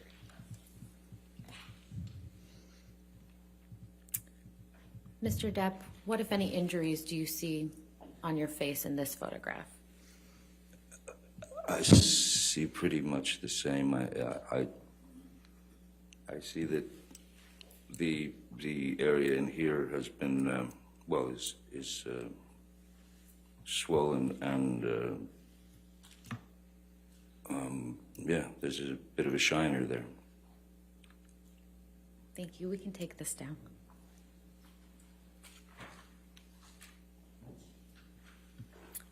Mr. Depp, do you recall Ms. Heard testifying that she punched you in the staircase incident because she thought of Kate Moss in the stairs? Do I remember her saying that? Yes. Yes, I do. 3 times. Yes, I do. Do you have any understanding as to what Ms. Heard was referring to? Yes, I do. And As Kate Moss, Kate testified, it was many, many years ago. And exactly what happened is what she said happened. I recall speaking with Ms. Heard about that very incident because of the downpouring of rain, because it was raining very heavily that day that Kate slipped. And I recalled the story to her. Objection, Your Honor. Hearsay. may we approach Your Honor? Okay.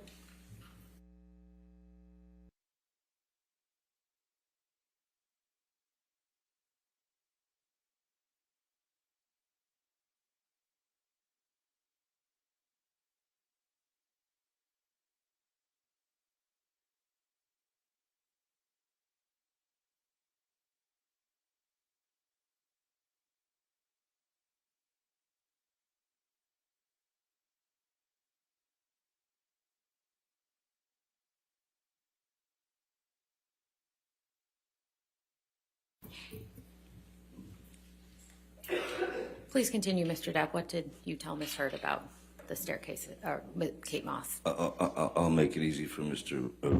Rottenborn.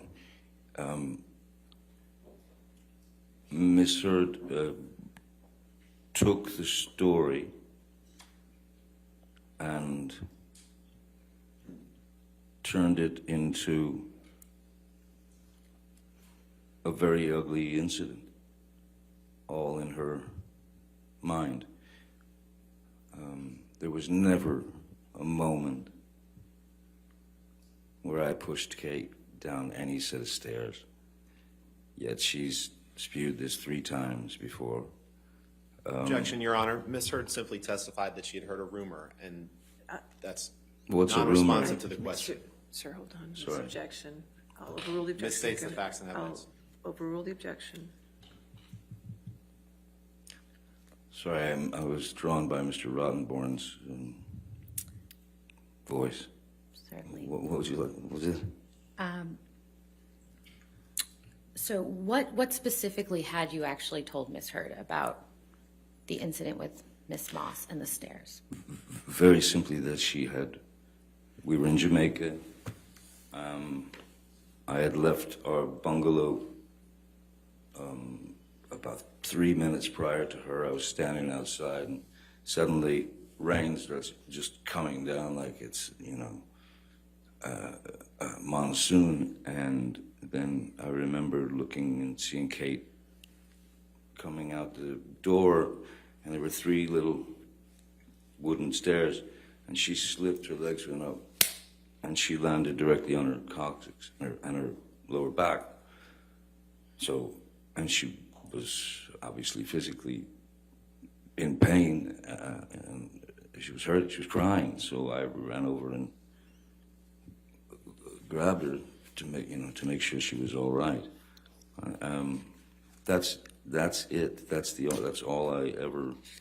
That's the whole story.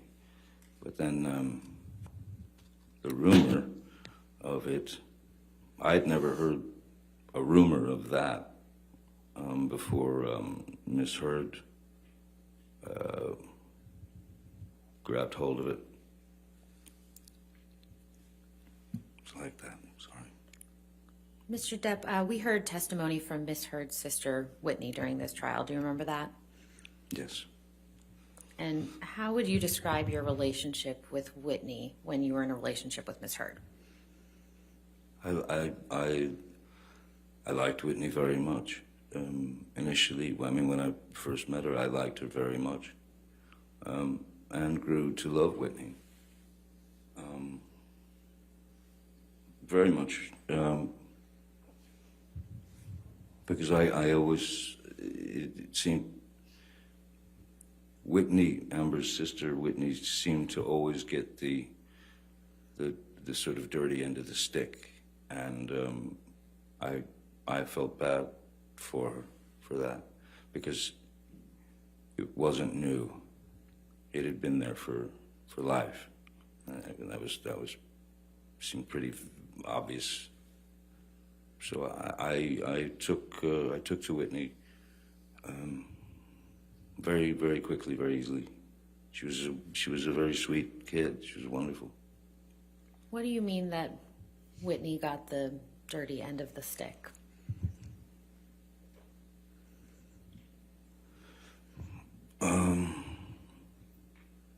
It was a kind of a strange combination of loving sister, trusted sister and friend, and then lackey, and then, either the punching bag or the dartboard, or the recipient of some rather demeaning and ugly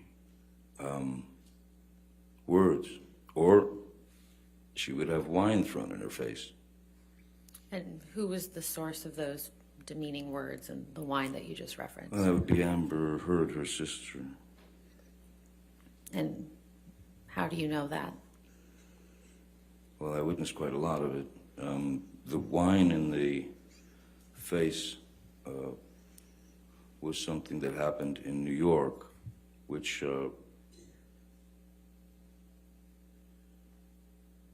I think that even made it into the papers.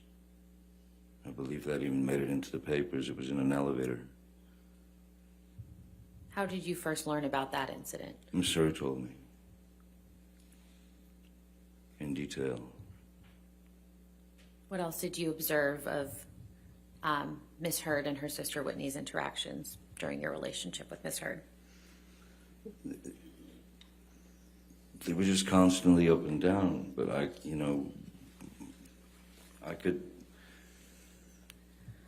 could sense, I could feel that Whitney was trying to please her sister, trying to be up to snuff, and it just seemed like she got shot down. Objection, every Your time. Honor. This has gone beyond the scope of the question or his foundation for knowledge of that. Your Honor, I asked what he observed, between them. I think this is responsive to that.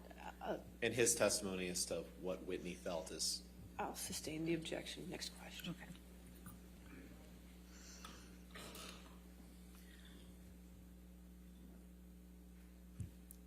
Did you ever see Miss Hurd physically attack Whitney? No, I've never seen any full-on blowouts, physical blowouts between them. Tons of verbal Objection blowouts. beyond the scope. Overruled. I've certainly seen Miss Hurd grab Whitney, push her around. There were a number. There were half a dozen times when some of us, whoever was in the general vicinity, would have to leave. This is at Orange, when Whitney and Amber were living at Orange.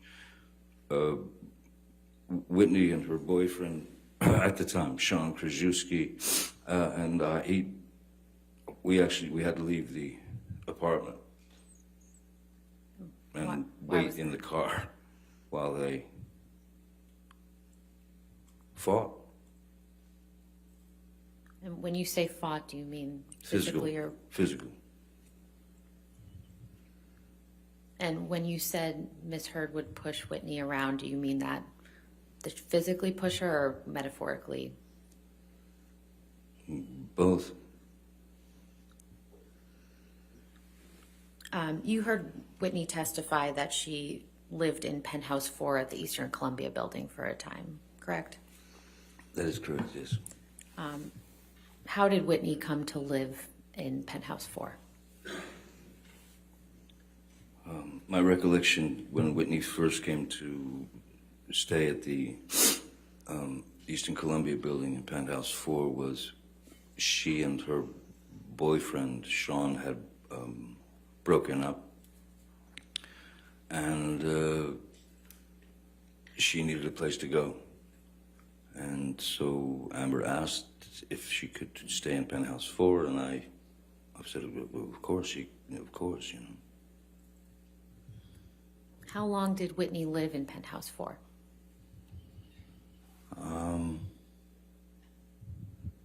It was well over a year, on and off.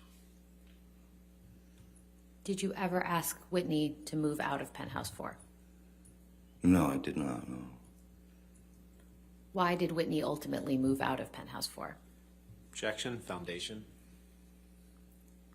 It's his apartment, Your Honor. He was living there. Oh, overruled.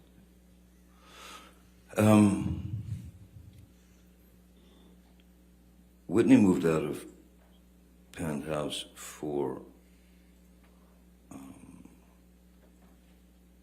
long before the marriage, and it was due to an argument that Ms. Hurd and Whitney had, which had to do with Whitney working at the Art of Elysium with Jennifer Howell and those people. And Amber asked her to leave, get out. Where did Whitney live when she moved out of Penthouse 4? My understanding is she went to live with Jennifer Howell. Your Honor, I know you anticipated having a motion at noon. You can keep going, that's Okay. fine, we can. How much longer in direct do you have? I have a bit. Okay, that's okay, okay. Mr. Depp, do you recall hearing testimony during Ms. Heard's case from Mr. Mandel? Yes, I do. And who is that?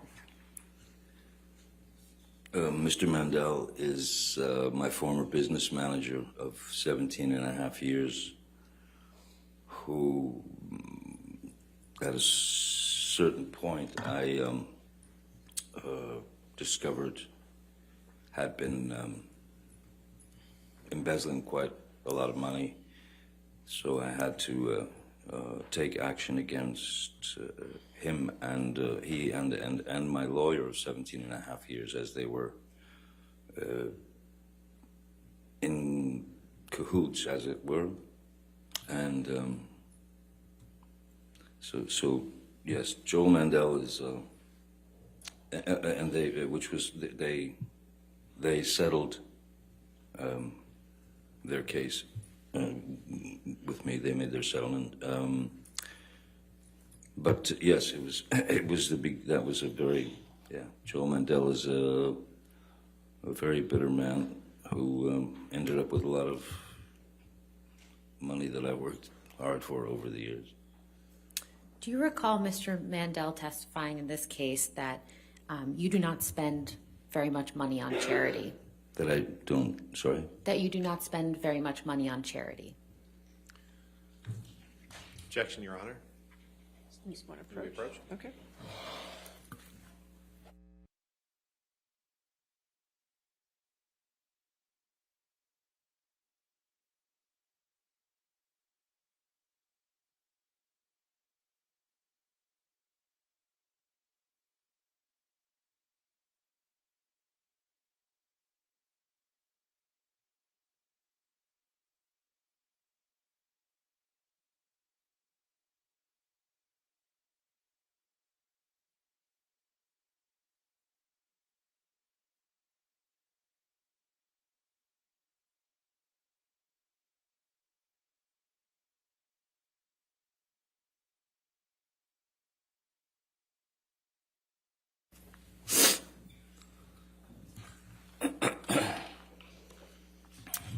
Mr. Depp, just to remind you, my question was, what is your response to Mr. Mandel's testimony that you do not spend very much on charity? My response to that is Mr. Mandel is a very bitter man, and one thing about that, myself personally, with regard to charity donations, sending money to a charity, I prefer, I would rather that my name were not on it. I don't want the name to be the important thing or the thing that people talk about. So when I donate money, I donate without my name being involved because I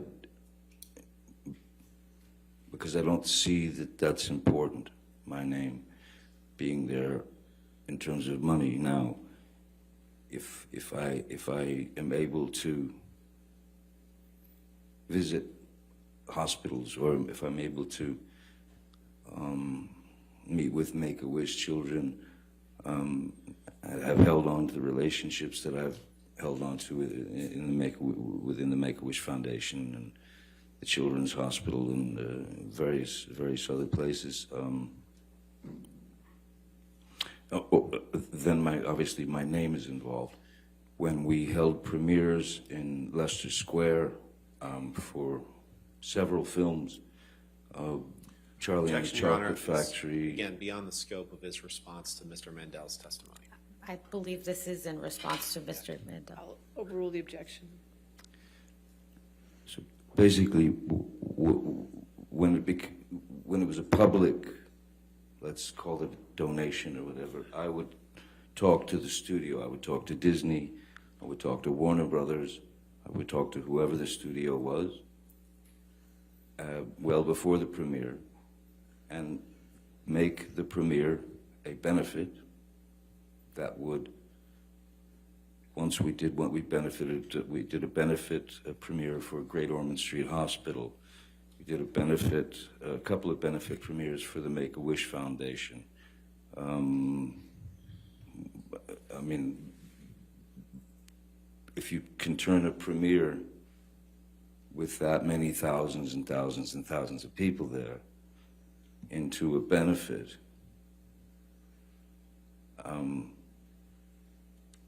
it works and it helps, but it wasn't presented under my name, you know. It was Disney's doing this or Warner Brothers is doing this. I'm not looking for the pat on the back, as it were. If I can make it happen, great.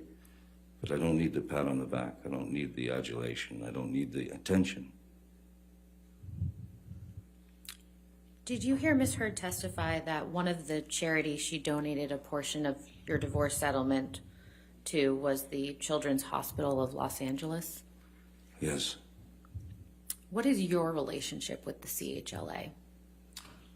Objection, Your Honor. Irrelevant to the issue. May we just approach, Your Honor? discussed.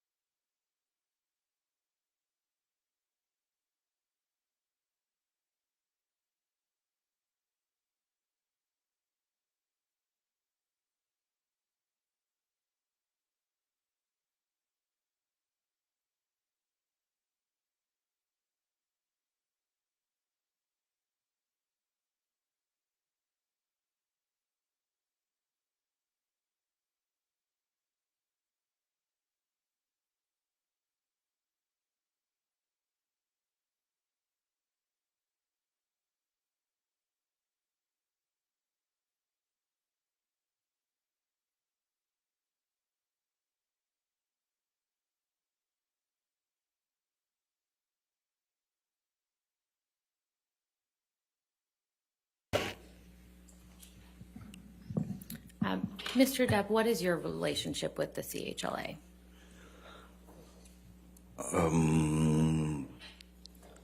I've had a relationship with the CHLA for probably 20 years or so. And what's just the nature of that relationship? Well, essentially, sometimes there are Make-A-Wish kids who are in the hospital there, and that their wish is to. Objection, Your Honor. Your Honor, may we approach? Okay, sure.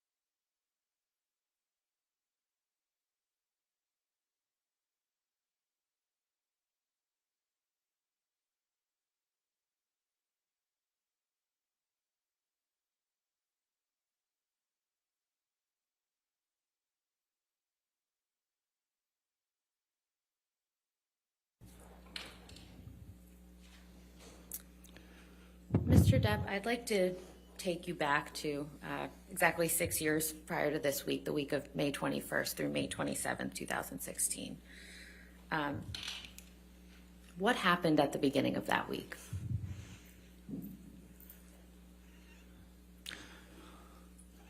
May 21st. Excuse me, May 20th.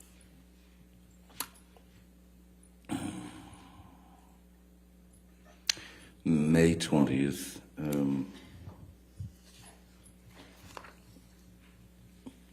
We're talking 2016 here.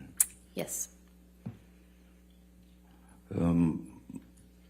May 20th, the afternoon of May 20th, afternoon, evening, my mom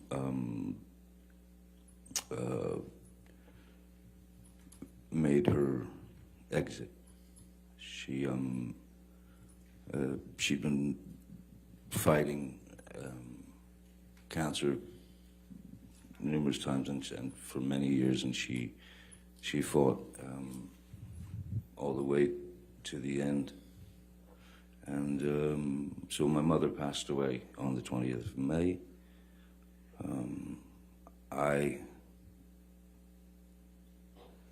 Which does bring instant perspective into one's mind. I spoke to Amber that night. I called her on the telephone, explained to her that my mom had passed, Betty Sue had passed, and that I thought that the best thing we could do was to that I file for Objection, Your Honor. divorce. Hearsay. What Mr. Depp told Ms. Heard. We can move on, Your Okay, Honor. yes, ma'am. Mr. Depp, what happened at the end of that week on May 27th, 2016? May 27th, my daughter's birthday. May 27th,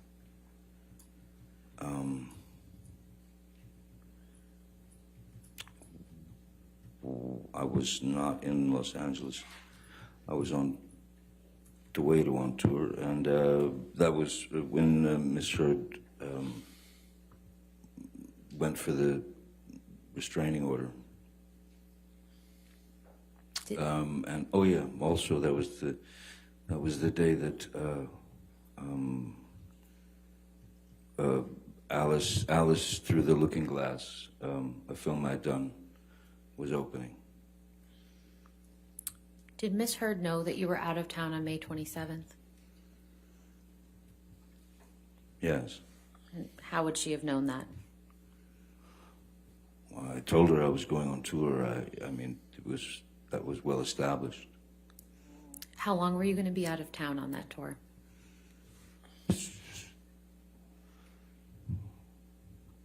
2 to 3 months. And did Miss Heard know how long you'd be out of town? I don't know if she knew exactly how long I'd be out of town, but it was a pretty extensive tour of Europe.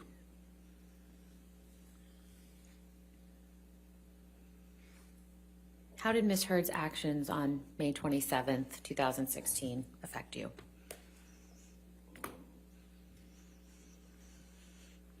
Changed everything. Objection, Your Honor. Oh, Relevance it didn't change to this everything? lawsuit. Sorry. Mr. Hurd, if you could wait till the objection, please. Yes, I'm sorry. Relevance. Tourette's. Your Honor, this is one of the key If you want to dates. approach, that's good.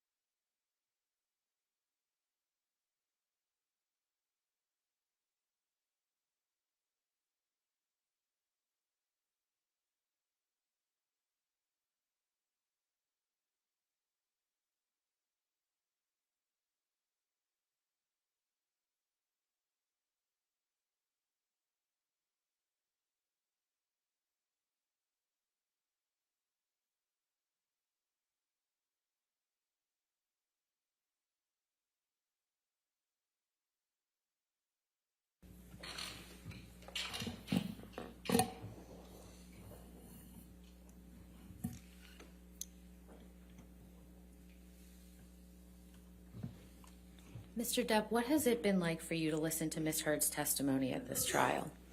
I'm sorry. What has it been like for you to listen to Ms. Heard's testimony at this trial? Objection, relevance, Your Honor. Oh, overruled.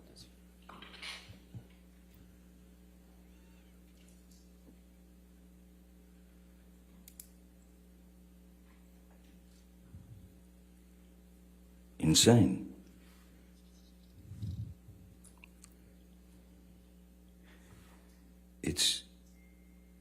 It's insane to hear heinous accusations of violence, sexual violence, that she's attributed to me, that she's accused me of.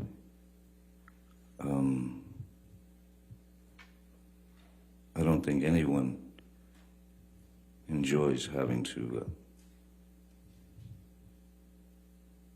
split themselves open and tell the truth. But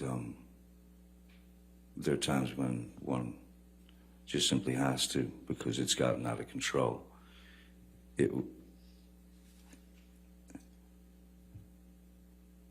Horrible.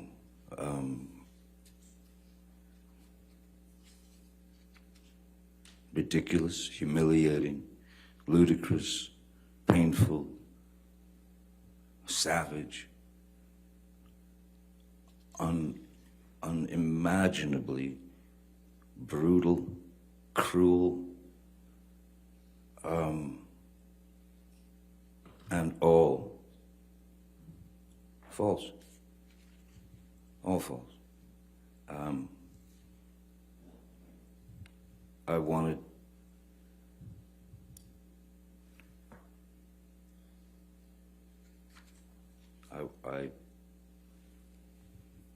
I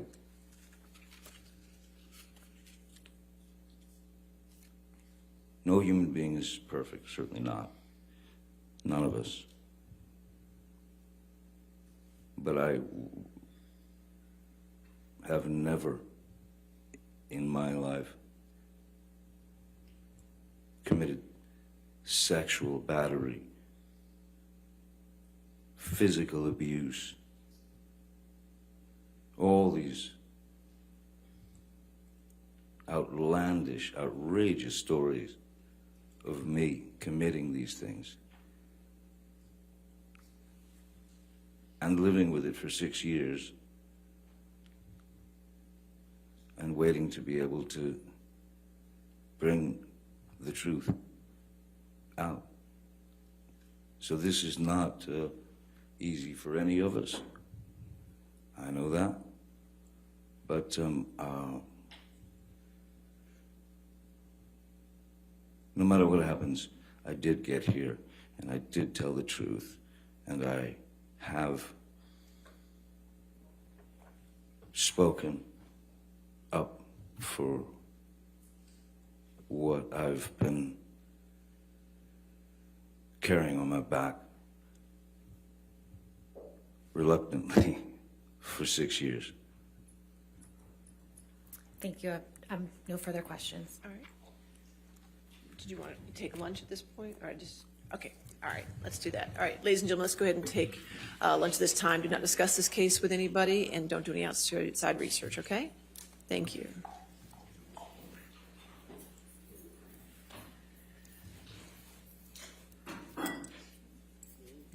And don't break anything on your way out. Thank you. Thank you.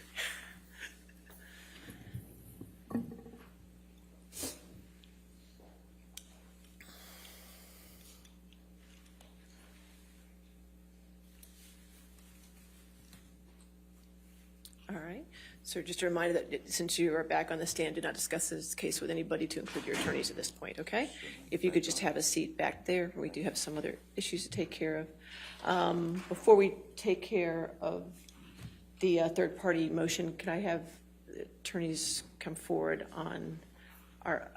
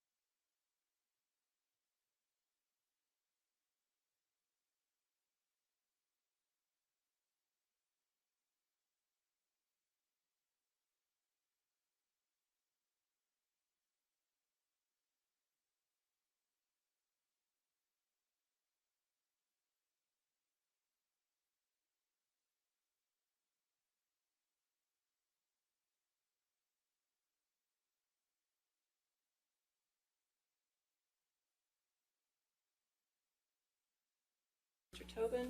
Yes, Your Honor. How you doing, sir? Very well, thank you, Your Honor. Thank you.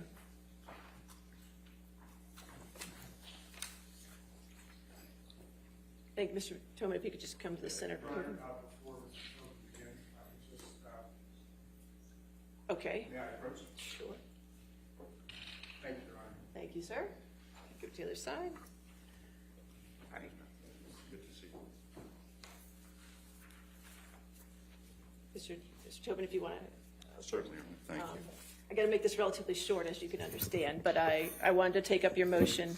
I have read your motion and the declaration and everything attached to it in all the cases, and I have reviewed it, so I'd rather you not regurgitate that based on our time limit, but anything you wish to add to that is fine. If I could focus you a little Please. bit. Okay. Thank you, Your Honor. All right. Yes, sir. As far as your comments about Virginia Rule of Evidence 2:508, that's a criminal rule of evidence, so that's not your strongest argument. And as far as what goes on is when or if the witness testifies, whether it's hearsay or it's third-party knowledge, that's something I'll deal with at trial. So again, not what I'm concerned with. As far as Supreme Court Rule 314, which I would like you to talk a little bit about that as far as intervention. And I got to tell you where I'm at right now. The concern, the issue I have with the argument is intervention obviously would make you a plaintiff or defendant in the case, and it has to deal with an issue that's germane to this case, and this is a defamation case. So if you could just tailor your argument to that issue, sir. Sure, I'm happy to address the intervention. For the record, Your Honor, Charles Tobin from the law firm of Ballard Spahr. Yes, here sir. representing TMZ, which is the publisher of news and entertainment for the celebrity and entertainment industry. And Your Honor, we're seeking to intervene simply to protect the relationship between reporters and their sources when it comes to reporting news in the public interest. As the court noted, we really don't have a dog in this hunt as far as Mr. Depp, Ms. Heard. We're really here purely on the First Amendment-based issue of reporters' privilege and reporters and their sources. Your Honor, the intervention rule, as the court is aware, allows intervention by anybody where the issue is germane to the subject matter of the proceeding.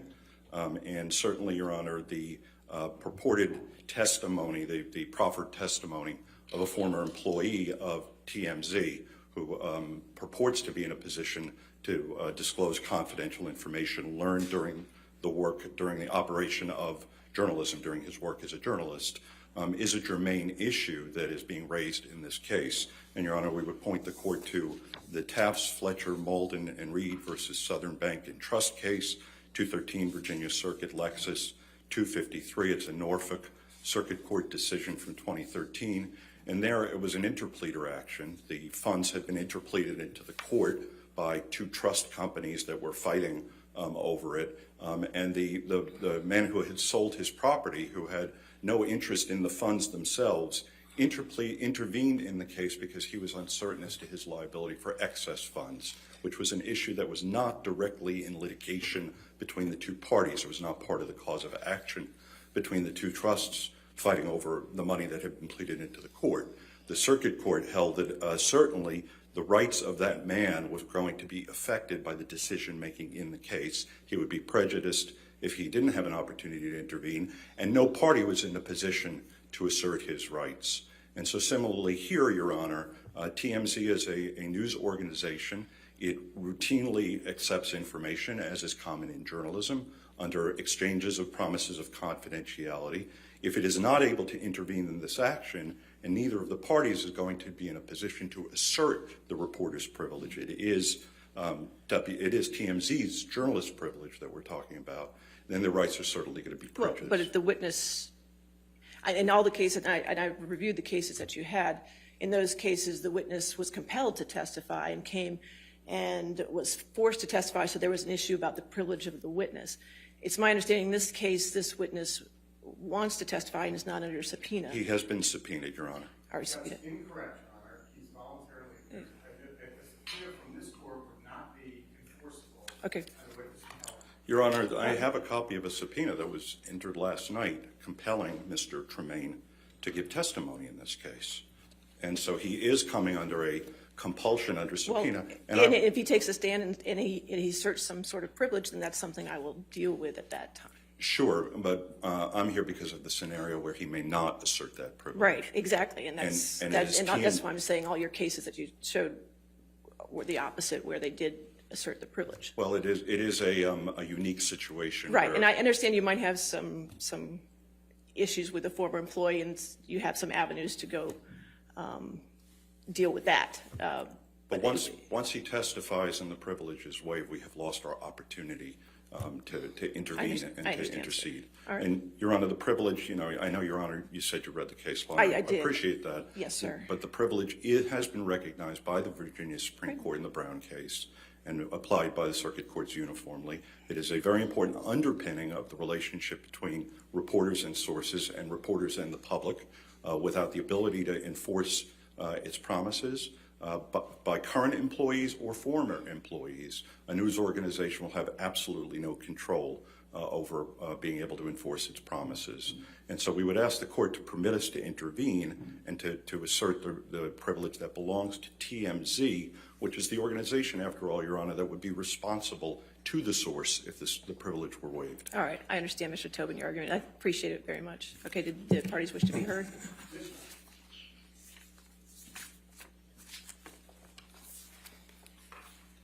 Good morning, good afternoon, Your Honor. I'd like to begin where Your Honor began. As a threshold matter, the court should deny TMZ's motion to intervene. Intervention is not appropriate for the reasons suggested in Your Honor's questions. As Your Honor is well aware, intervention is only appropriate with leave of court where a third party seeks to, quote, file a pleading to intervene as a plaintiff or as a defendant to assert any claim or defense germane to the subject matter of the proceeding, unquote. Virginia Supreme Court Rule 3:14. As Mr. Tobin, to his credit, has conceded, TMZ is not asking to file a pleading. It cannot properly categorize itself either as plaintiff nor defendant, and it seeks to assert no claim or defense germane to the subject matter of this action. Moreover, even if the privilege were applicable, which is not the case here, the testimony intended is directly relevant and would outweigh any qualified privilege. Quote, an intervener must be asserting an interest that is part of the subject matter of the litigation, unquote, Hudson versus Jarrett, 269 Virginia 24/32. Here, as Mr. Tobin stated, TMZ seeks to protect potential information solicited from a third-party witness, which is in no way a matter before this court, citing Commonwealth versus Gill, 89 Virginia Circuit 323, a 2014 case denying a motion to intervene where the intervener filed it, quote, to protect a property right, not a matter before the court, unquote. The outcome of this trial will not affect TMZ, and it does not have a sufficient interest in the subject matter of this suit to intervene. See Texas Fletcher, Maiden and Reed, PC versus Bank National Trust Co., 2013 Westlaw 5849140, granting, and this is distinguishing it, granting the motion to intervene where the intervener's liability would be affected by the outcome of the litigation. Finally, Your Honor, TMZ lacks standing to object to testimony by a third party in this action because TMZ, as Your Honor pointed out, is not being compelled to testify. TMZ's reliance on the Philip Morris case for the proposition that the privilege cannot be circumvented by seeking confidential source information from an employee is inapposite. 36 VA Circuit at 1. For one thing, as noted in that case, there is no testimonial privilege akin to that enjoyed under the Fifth Amendment, which would allow a reporter to refuse to appear before a grand jury and answer questions.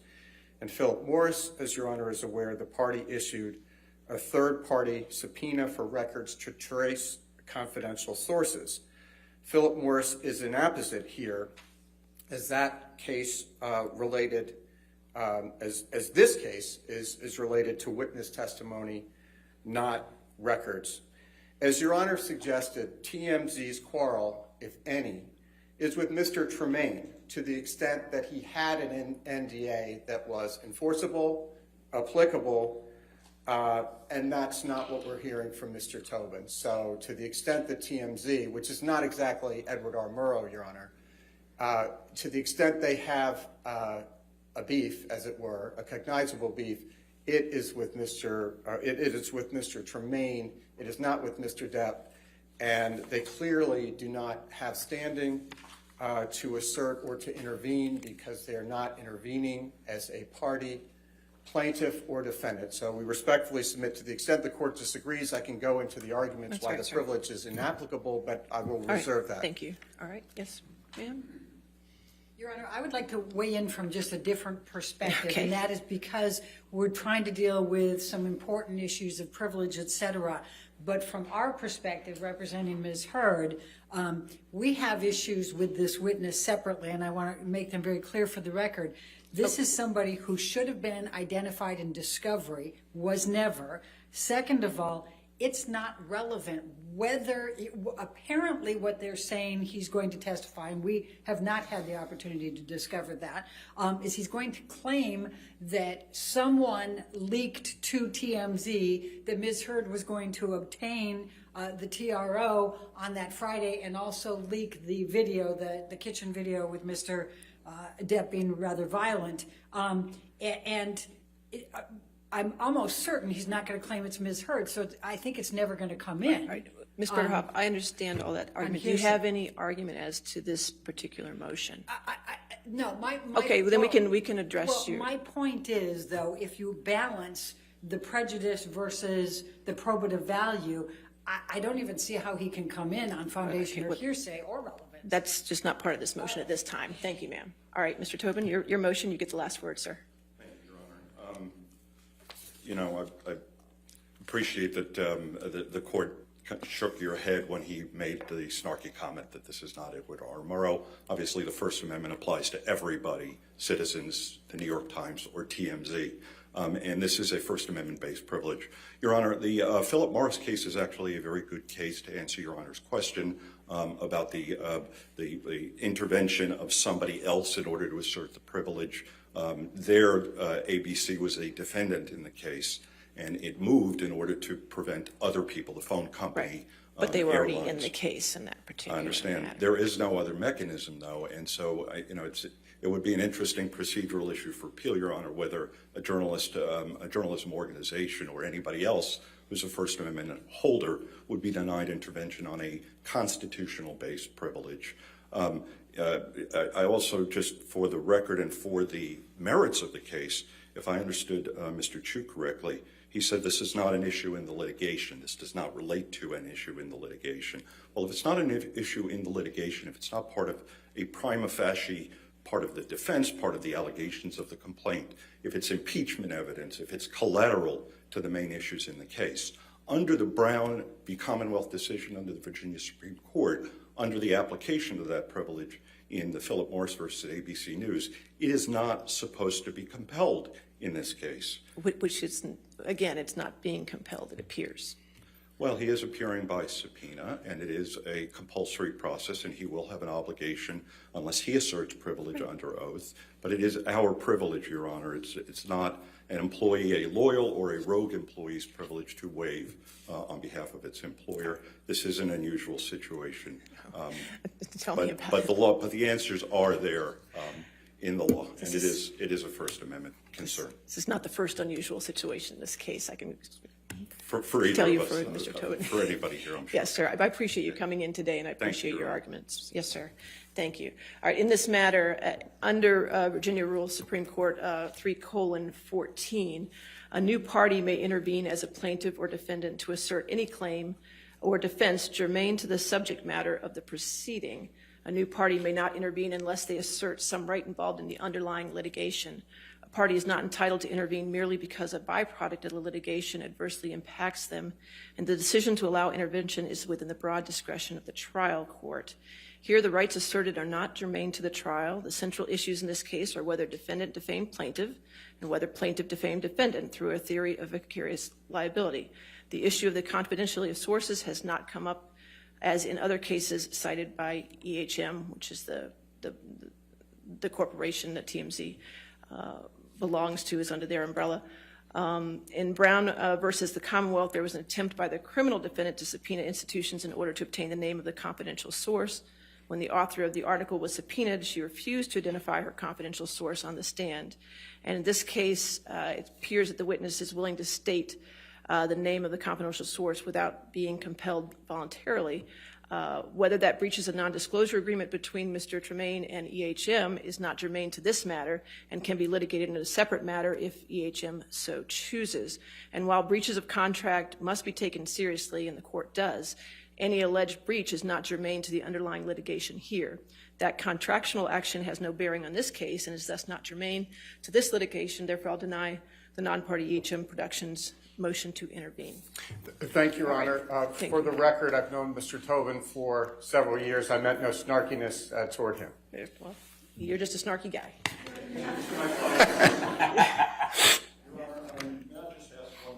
Yeah, Ashley, Mr. Your Honor, I am concerned that we preserve the issue fully, and so. For the record, yes, For the sir. record. And so I would ask, may I have the opportunity to object when Mr. Tremaine is questioned by question? No, sir, you're not a party to this case. However, I will note for your record your objection to his complete testimony on behalf of your client. Right, thank you, Your Honor. Okay, thank you.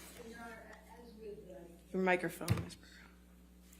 As with the Hicksville witness, Your Honor, I would ask that we could voir dire him before the jury to find out when he contacted counsel and when they became aware of it. And I think also, under the circumstances, in fairness, I think we should at least be able to ask him what he's going to claim. Response. Your Honor, I don't think that's appropriate. Certainly, I don't think a proffer is necessary or appropriate in this case. I'm not going to do a proffer in this matter, okay? All right. Oh, Mr. Rottenborn, I Sorry. was almost at lunch. I know, I'm so sorry. But I truly am the messenger here, because Mr. Murphy just informed me that he has to just clarify one thing about. Give me one clarification. Okay, Your all Honor. right, okay. I apologize. That's fine. I think we need Ms. Myers.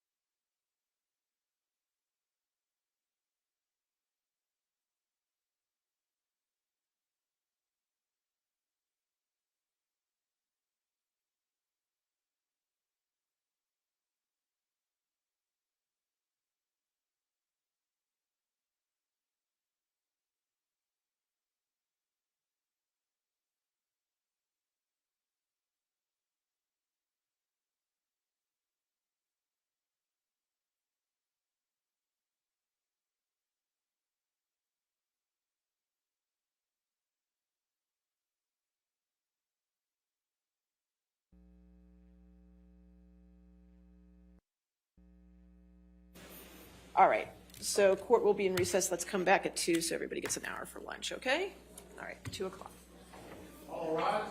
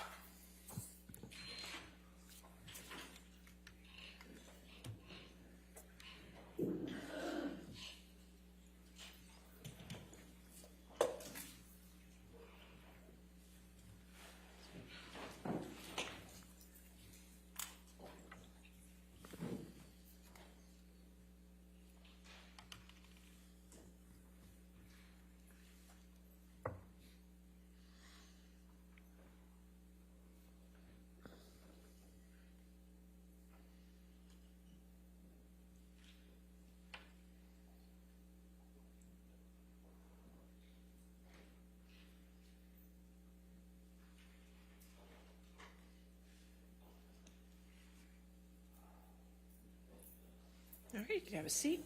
All right, cross-examination. Thank you, Your Honor. Mr. Depp, I'd like to start with the honeymoon that you and Ms. Heard took in late July 2015. Certainly. You testify that you took a train ride from Bangkok to Singapore, is that right? That's correct. And you claim that on this train ride that Ms. Heard hit you in the face, correct? Yes. And left a black eye, correct? Yes. And Michelle, could you please pull up PX 162? Is that already in evidence? Yes, Your Honor. Published to the jury? Thank you. Mr. Depp, this is the picture that your counsel showed you both in your prior, or showed you this morning, correct? Yes, sir. Okay. And that mark under your left eye is what you claim to be a black eye caused by Ms. Heard, correct? Seems to be there's some scratches around my nose as well. Okay. All right, but it's your left eye, the one close to the chef. That's what you says your black eye, correct? Yes, sir. Okay. And that was the picture your team chose to show you, right? Let's pull up Exhibit 1905, Michelle, please. I'm sorry, which number was it? This is a new exhibit, Your Honor, 1905. And that's defendants? Defendant's Exhibit 1905. Okay, thank you. Ask for permission to publish, Your Honor. Oh, you want to put it in evidence? Okay, any objection to 1905? With the comments, we have no objection to the photograph itself. We would ask the comments be redacted as hearsay. Well, I'd like to at least question the witness about the I comments. have no objection to the photograph being published. Okay, well, let's wait a minute. Mr. Depp, you see here, these are 4 pictures of you, right? Yes, Yeah, and below it, they indicate that they were taken on July 24th, 2015 in Bangkok, Thailand, correct? Objection, lack of foundation, calls for speculation. Overruled. in Bangkok, Thailand, so before the train ride. Correct, before the train ride, because you didn't get on the train ride till the 25th, is that right? Somewhere in that area, I guess. Okay. Your Honor, I'd ask for permission to publish this to the jury. All right, If it's just the photographs, we have no all objection. right, if you want to redact the, just have the photographs in it? Sure. We'll do 1905. 5, but just with redaction, so it'll be fine.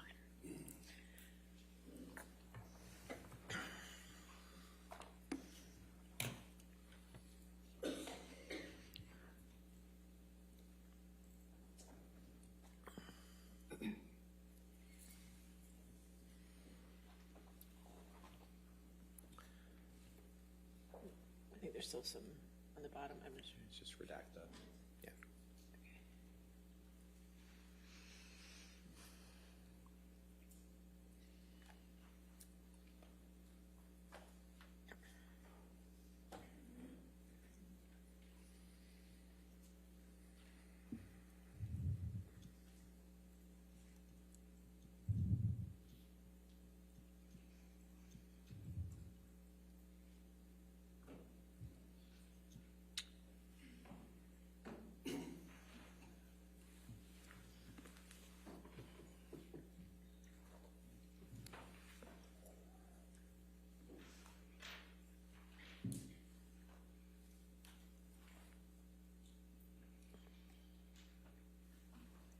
Thank you, Michelle. All right, publish. Thank you, Your Honor. Michelle, could you please scroll down to the bottom 2 pictures there?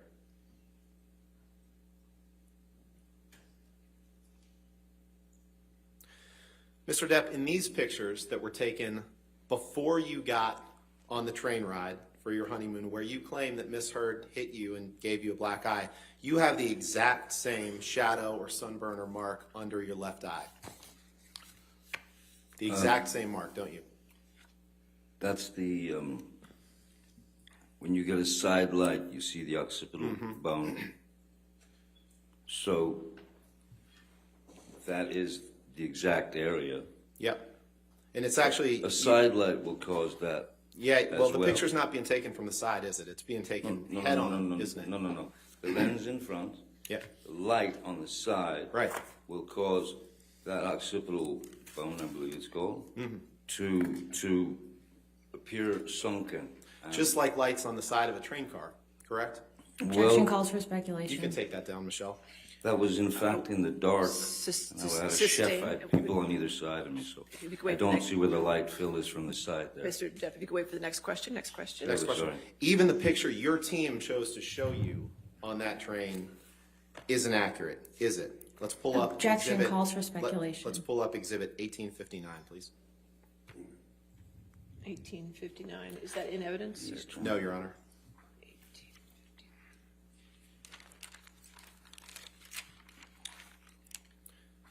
Mr. Depp, this is the same picture, or the same, the exact same scene displayed in PX 162 that you looked at this morning, correct?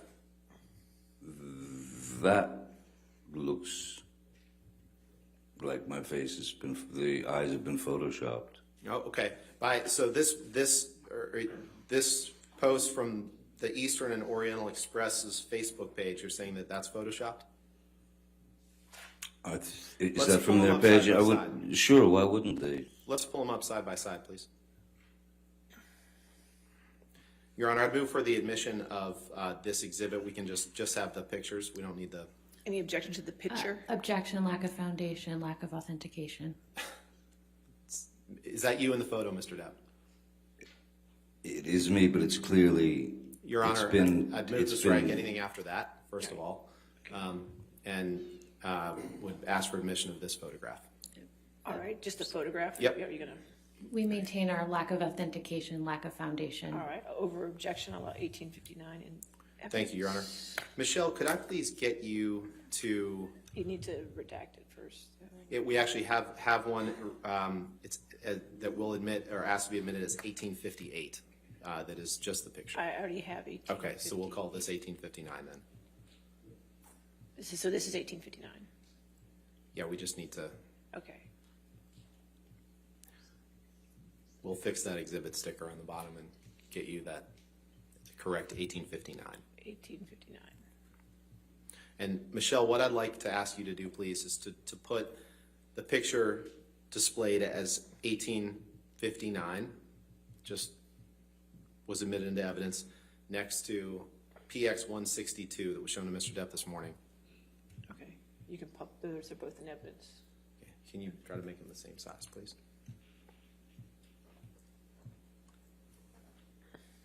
This is the exact same picture, isn't it, Mr. Depp? With radically different quality.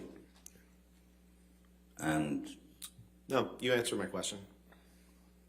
how Permission do to you know I publish. wasn't done? You answered my question, sir. Thank you. Appreciate it. You're very welcome.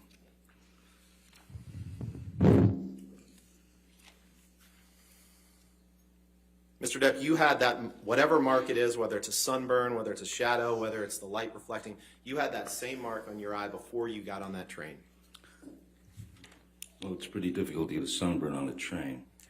And let's in go the to- photographs with the child, I don't look particularly sunburned. Can we see those again? Let's pull up exhibit one. Actually, no. Let's talk about Australia for a little bit. Oh, good. You testified that you've never done ecstasy more than a handful of times in your life, correct? 6, 7 times. Now, you heard Miss Heard's testimony. You've been sitting here. I know you didn't look at her, but you heard her testimony. And Oh, I you heard heard her. You didn't hear her say you ingested 8 to 10 all at once. She said she came down after being apart from you for some time, and there were 8 to 10 gone from the bag, correct? Objection, form, compound. Overruled. I also heard Miss Heard say I reached into a bag and poured a bunch of Yep. MDMA down my mouth. Correct. That's right. She a didn't say you poured handful. 10 at one time, did she? No, she said a handful. Okay. Which is more than 10, I believe. Okay, the fact is, Mr. Depp, you were asking for ecstasy. You who have only done it 6 times in your life, you were asking for ecstasy and cocaine within minutes of being admitted to the hospital after suffering your finger injury, weren't you? Objection, compound. I don't recall that I was Overruled. Let's begging pull up. for any drugs. Yeah, let's pull up plaintiff's or exhibit 393, please. You just said you don't recall you were begging for any drugs? No, I don't, that- but I do okay. recall being in great pain and great distress, so Okay, I could have asked for a teddy bear as well. okay. So this has been admitted, Your Honor. This is an evidence, okay, and publish.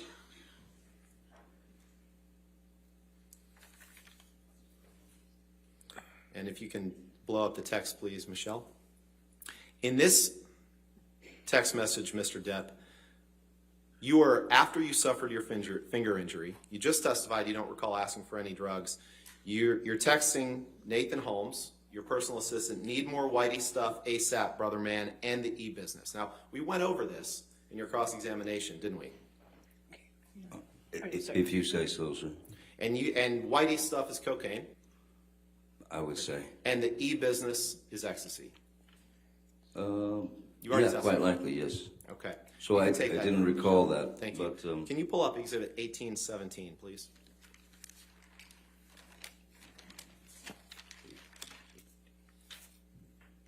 This is a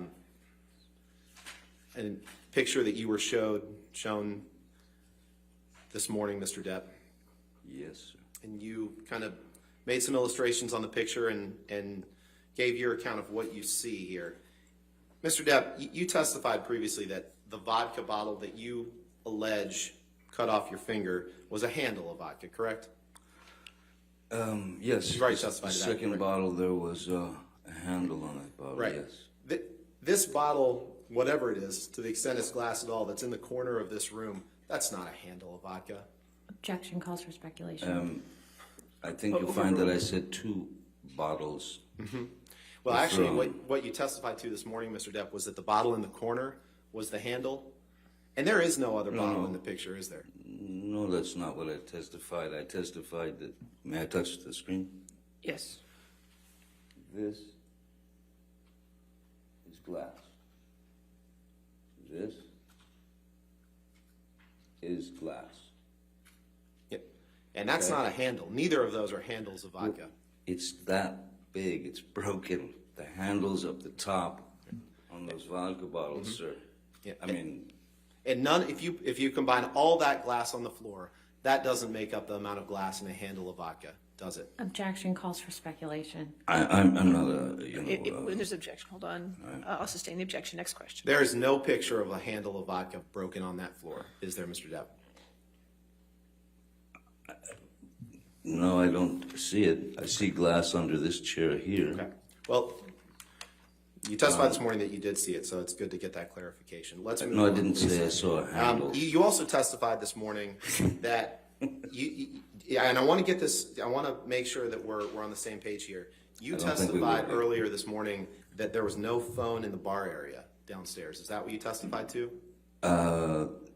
I don't recall a phone in the bar area. Okay. I don't recall a Bakelite phone in the bar area where I. Okay. No. Let's pull up Michelle, please. The UK Day 3, page 421. Mr. Depp, we've done this drill before. This is your testimony from the UK, correct? Can I please have, It's this. We don't have copies for everyone. It's on the screen. Your right Honor, there. may I please, I would like to have what he is, the testimony of the Here, witness. you can have my copy. Thank you. Mr. Depp, you remember giving testimony in the UK trial for several days, correct?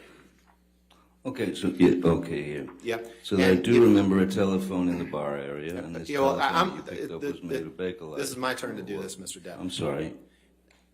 On page 421, line 19, you were asked the question, and this telephone that you picked up was made of, I'm sorry, I'm going to go up line 15. Question, at one stage when you were in the kitchen screaming at Miss Heard, you picked up a wall-mounted telephone. Do you remember a telephone in the kitchen? Answer, no ma'am, I remember a telephone in the bar area. Question, and this telephone that you picked up was made of Bakelite. Do you know what I mean by that? A retro telephone, wall-mounted but retro.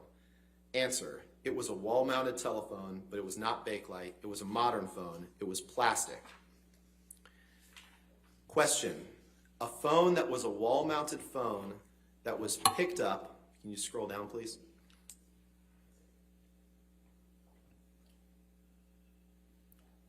Question, a phone that was a wall-mounted phone that was picked up by you, held in your right hand, and you were repeatedly smashing it against the wall in your right hand.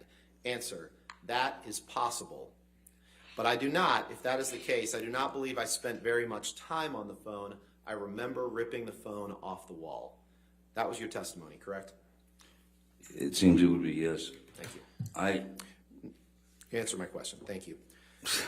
Mr. Depp, you've claimed before, you've said, if I'm angry and I've got to lash out or hit somebody, I'm going to do it. And I don't care what the repercussions are. Anger doesn't pay rent. It's got to go. It's got to be evicted. You've said that before, haven't you? have you a quote from me somewhere saying that? It's my question to you. You've said that before, haven't you? Well, actually, let's refresh your recollection. Can you pull up Be great. the Ghost in the Machine article, please?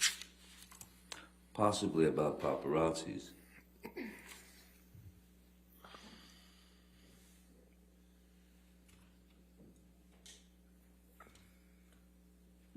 Mr. Depp, you see the picture of you on the lower left. You appears to be shirtless and wearing a crown, I believe. You see the long paragraph above that that starts with "in the Mark Hotel"? Ah, yes, You see yes, that? yes, I At do. the bottom of that, does this refresh your recollection that you said, "I have a lot of love inside me and a lot of anger inside me as well. If I love somebody, then I'm going to love them. If I'm angry and I've got to lash out or hit somebody, I'm going to do it, and I don't care what the repercussions are. Anger doesn't pay rent. It's got to go. It's got to be evicted." Did I read that right?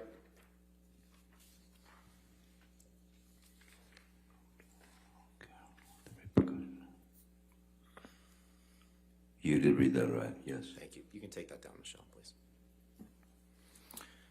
Now, Mr. Depp, you've also claimed that you've said before that if you want to be with a woman sexually, that she is rightfully yours, haven't you? Could you repeat that? And you've also said that with Could you repeat that, please? Yeah, that if you want to be with a woman sexually, that she is rightfully yours. That's ludicrous. You've also said that with respect to women that you want to be with, you've remarked, "I need, I want, I take," haven't you? Equally as ludicrous, no. Can you pull up DX 883, please? You can pull it what you like. I've never said those words. There's not enough hubris in me to say anything like that. 883? 883, Your Honor. It's not, DX is it It empty? is not admitted yet. Okay, 883.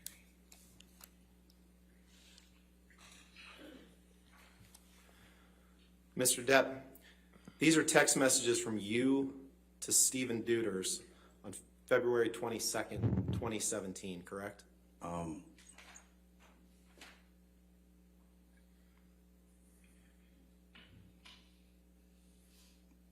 This looks nothing like me. You might have mistaken.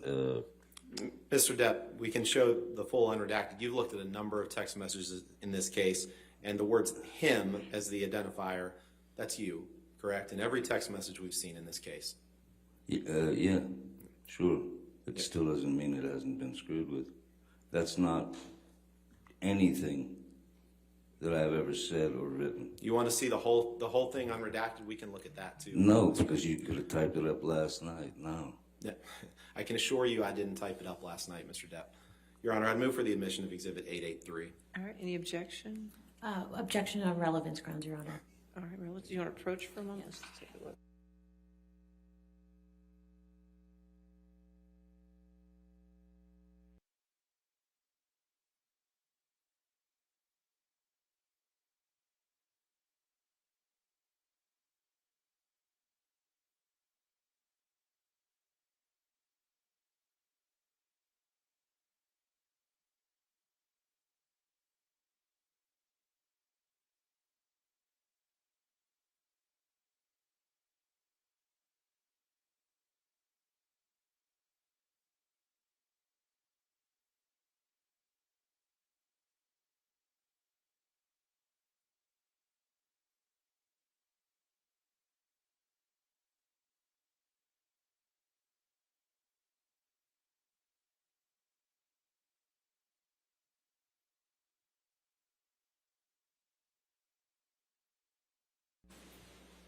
All right. 8A3, in evidence as redacted. Thank you. Mr. Depp, you're aware that these are text messages. You can see the bottom right where it says Depp and then it has a number, 8129. Those are produced by you in this litigation. You understand that, right? I understand that, sir. All right, Michelle, could you please, let's take a look at the top text first. Mr. Depp, on February 22nd, 2017, you texted Mr. Deuters, right, exactly, Molly's pussy is rightfully mine. Should I not just bust in and remove its hinges tonight? Did I read that right? You read it right. And the one beneath that, you say, I want to change her understanding of what it is like to be thrashed about like a pleading mackerel. And then in all caps, you write, I need, I want, I take. Did I read that right? You read it right, but I did not write that. Okay. Perhaps someone else You wrote had every my other phone. text that you produced that came from you in this litigation, didn't you? Not necessarily. Sometimes you give your phone to people and they Now, text when you from got it. off that plane Excuse me? From Boston, I'm sorry? when you got off the plane from Boston, you knew Miss Heard was angry with you, didn't you? It was pretty much a given. Objection, calls for speculation. And you understood her to be angry, right? She was always angry, yes. And you asked Mr. Deuters, same person, you can take this down, Michelle, please, thank you. Same person that you texted in that last exhibit, you asked Mr. Deuters to communicate with her on your behalf, correct?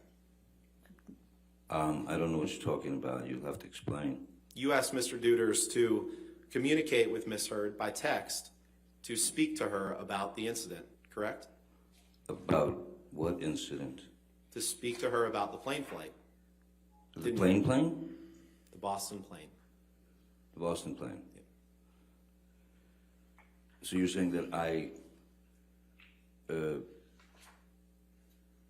influenced Mr. Deuters. I told him that he had to write this, and I had told him that he had to write that. Is that what you're saying? No. It wasn't uncommon for Mr. Deuters to text to communicate with Miss Heard on your behalf, correct? Objection, calls for speculation. He was your personal assistant. Mr. Deuters was your personal assistant, correct? I had two personal assistants at the time. He was one of them, right? Yeah, Mr. Deuters was one of them, yes, sir. Right, and it wasn't uncommon for you to ask Mr. Deuters to communicate with Miss Heard on your behalf, correct?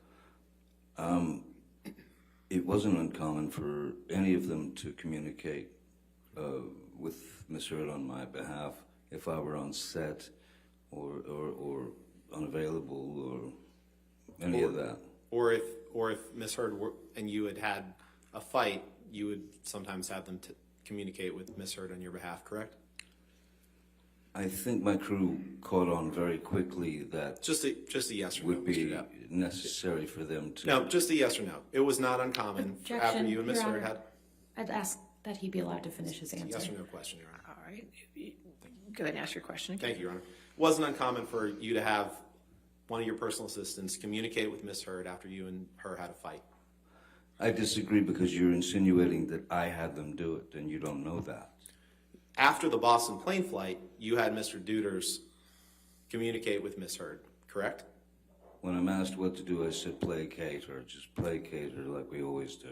And you told him, send her whatever message you need to send to I'm placate sorry, her, he's correct? sorry, he feels bad, yes, because any other answer, it would turn into World War III. Okay. Can you pull up Exhibit 229, please?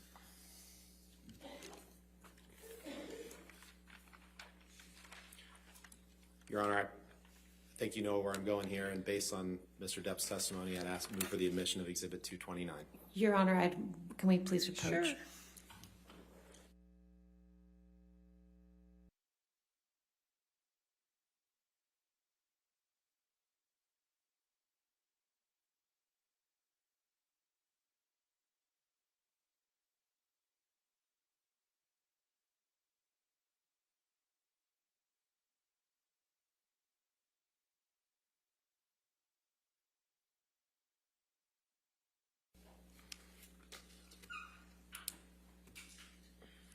Mr. Depp,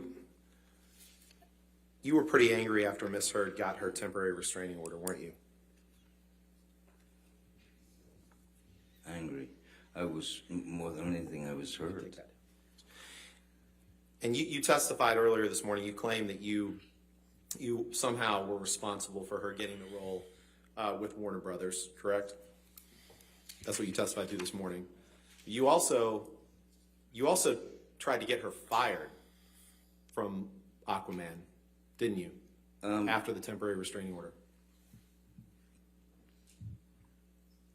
Which question would you like me to handle first, sir? One question, sir. You tried to get her fired from the Aquaman after the temporary restraining order, didn't you? Well, what is related to the story about me getting It just her? yes or no, Mr. Depp. I don't. I So didn't life ask does what not related, come down to what yes or story no at all related to. times. I can't please you with a yes or a no every single time. It's a yes or no question, Mr. Depp. You tried to get Ms. Heard fired, didn't you? Answer's no.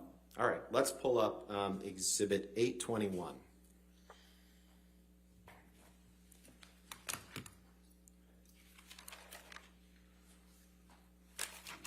Is that Mr. me Depp, trying to is get her this- fired? This is a text message that you had with your sister, Christy Dombrowski. She was the first witness in this case, right? She doesn't work at Warner Brothers. You can't fire Amber. Yeah. This is a text message you had with her on June 4th, 2016, isn't it?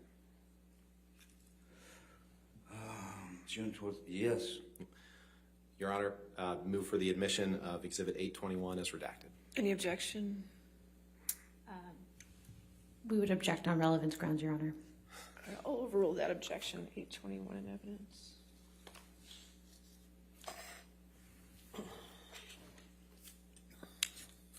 And on June 4th, 2016, Mr. Depp, you texted your sister, I want her replaced on that WB film. Did I read that right? You did. Her is referring to Amber, right? That's correct. And WB is Warner Brothers, correct? Again, correct, yes. And then after you sent this text to your sister, following the temporary restraining order, you reached out to Guy Silverstein to have him fire Amber, correct? Who? It's Greg Silverstein, I'm sorry. I don't recall reaching out to Greg Silverstein. You reached out to Sue Kroll to get him to Particularly. fire Miss Heard, right? I had vetted Miss Heard. And I had vetted Miss Heard. Mr. Depp, you got your chance Warner to speak Brothers this morning. had, Your Honor, Warner Brothers Sorry? had two franchises. Mr. Depp, if you could just answer the question, sir. All right, next question. you reached out to Greg Silverstein to get him to try to get Amber fired from Aquaman, didn't you? Asked and answered. Excuse me? Asked and answered. It's a yes or no question that he hasn't answered, yes or no. All right. Yes or no, sir? You reached out to Greg Silverstein to try to get Amber fired from Aquaman. Second half of your question is wrong, sir. You I reached out to Sue them Kroll. because I vetted her. No, Mr. Depp. You reached out to Sue What would Kroll you to like? get I her don't care. to try to get her to help you get Amber fired from Aquaman, didn't you? No. And you reached out to Kevin Sujihara to try to get him to help you get Amber fired from Aquaman, didn't you? No. Can you pull up Exhibit 857, please?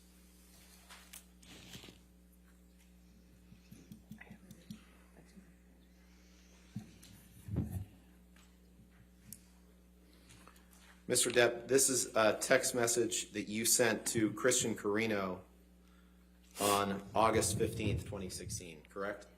This is already in evidence, correct? Or is it 857? Parts No. of it are, Oh, so not this. not this Well, version. this can't be 857, then don't. 850, sorry. Mr. Ronberg, you can't do this to me. I'm sorry, Your Honor. Understood. We'll call it 857A. 857. Okay. All right. Yes, sir, thank you. My apologies, Your Honor. Mr. Depp, you sent this text to Christian Carino on August 15th? I most certainly did. Okay.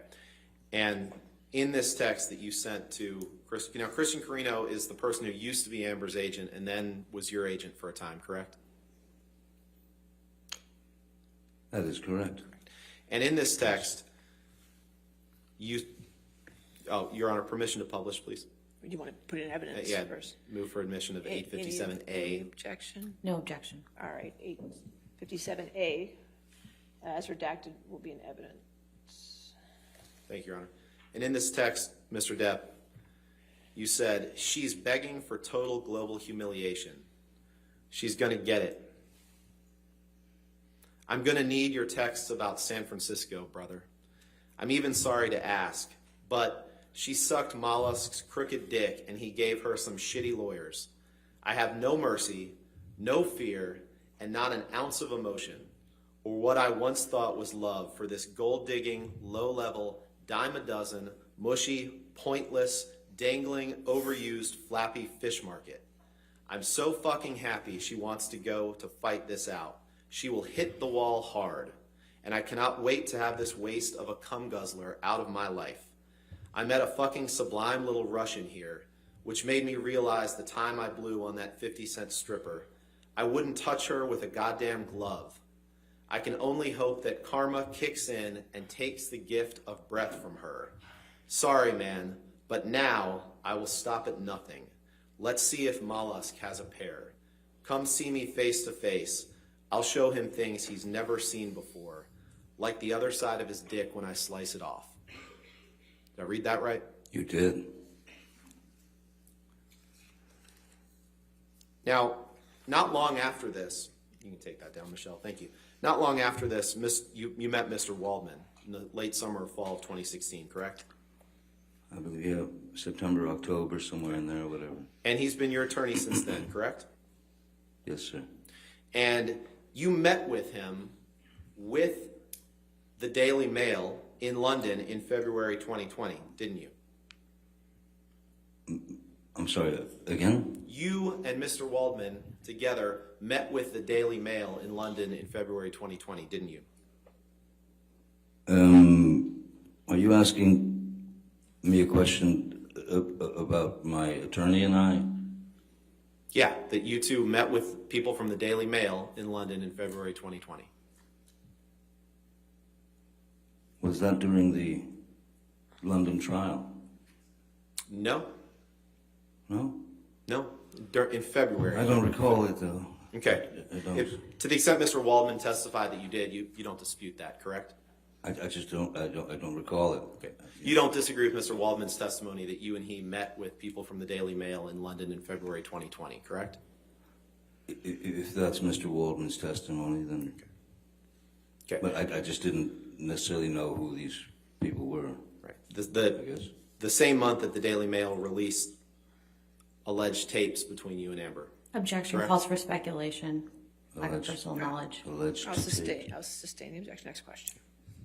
Now, Mr. Depp, you testified, and I wrote it down before lunch. You said, when Ms. Myers asked you something about, how does it feel to make you, or how does it feel to be here? You said, I've been living with it for 6 years and waiting to be able to get the truth out.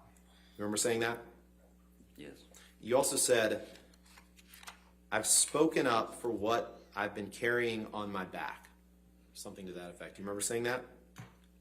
Yes. And you've claimed several times in this proceeding, Mr. Depp, that this trial is your first chance to tell your story, haven't you?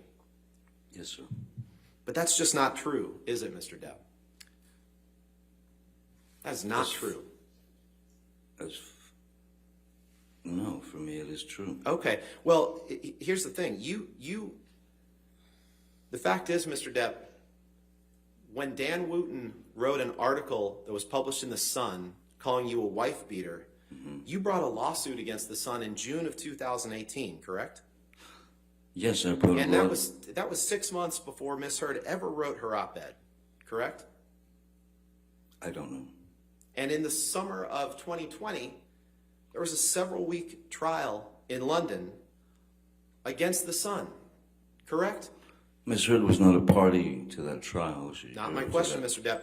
In the article that The Sun wrote that you sued over, you sued for Mr. Wooten calling you a wife beater, correct? Objection asked and answered. Sustain. Next question. And in the trial that you subsequently brought, you called a lot of witnesses, right? I don't know what a lot is. I don't know. Many people testified on both sides of the trial, correct? Yes, many people. And many exhibits were introduced, correct? Like a trial, yes. And you, just like in this trial, you were on the stand for several days in that trial, correct? Yes, sir, I was. And that trial involved the same factual issues that you are litigating here, which is whether you Objection committed calls domestic for abuse illegal. against Amber Heard. Sustain the objection. Next question.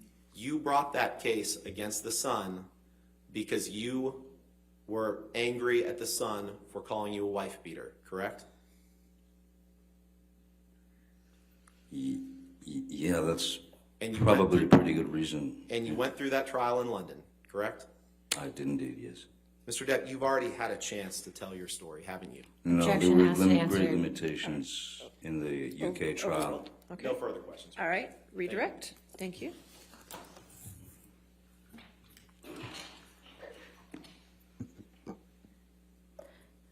Mr. Depp, Mr. Rottenborn asked you some questions about the UK trial. Why do you feel that this is the first time that you've actually had an opportunity to tell your story and, as you said, get the load off your back? As the UK trial was me suing Dan Wooten and the Sun for defamation for calling me a wife beater. The UK have there are different laws, there are different ways they handle things. There are also limitations in evidence. Some things can be brought up, some things cannot be Your Honor, brought up. as I said, it calls Mr. for a legal Rottenborn. conclusion. He's talking about limitations in evidence in the English. Your Honor, he's talking about his experience testifying. Overruled. You'll be okay. Yes, there is a very everything is quite boxed in with regard to what can be said, what can be spoken about. So, Ms. Heard provided information to the Sun as their star witness, but the case was not brought against Ms. Heard. It was brought against the Sun newspaper, journal, whatever it is.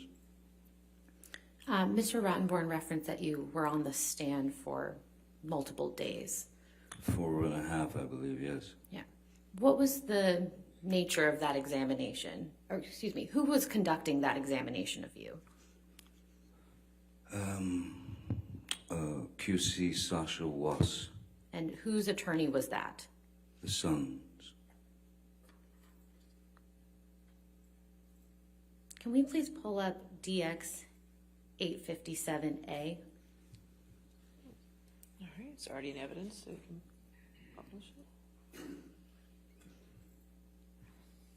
Mr. Depp, do you recall seeing this text message when Mr. Rottenborn was questioning you? Oh, yes, I do. Can you explain what you're conveying to Mr. Carino in this text message?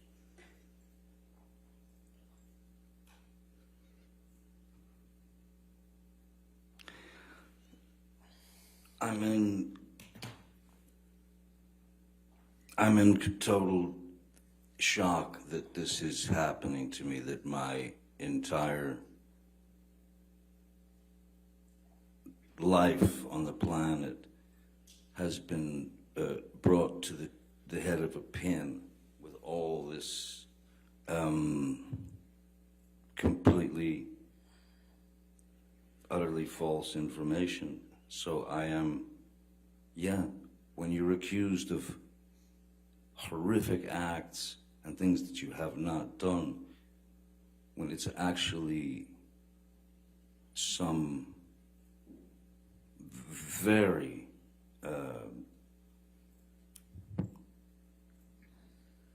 ugly things that are going out there into the world about you on a non-stop basis by Ms. Heard and her team, you have a tendency as humans to get very, very irate and angry, not to the point where you go out and hurt someone, not to the point even where you assault a cabinet. But You do get irate. You do wonder why this person is doing this to me. So yeah, many things go through your head. And then you've got your family, you've got your kids, you've got your parent.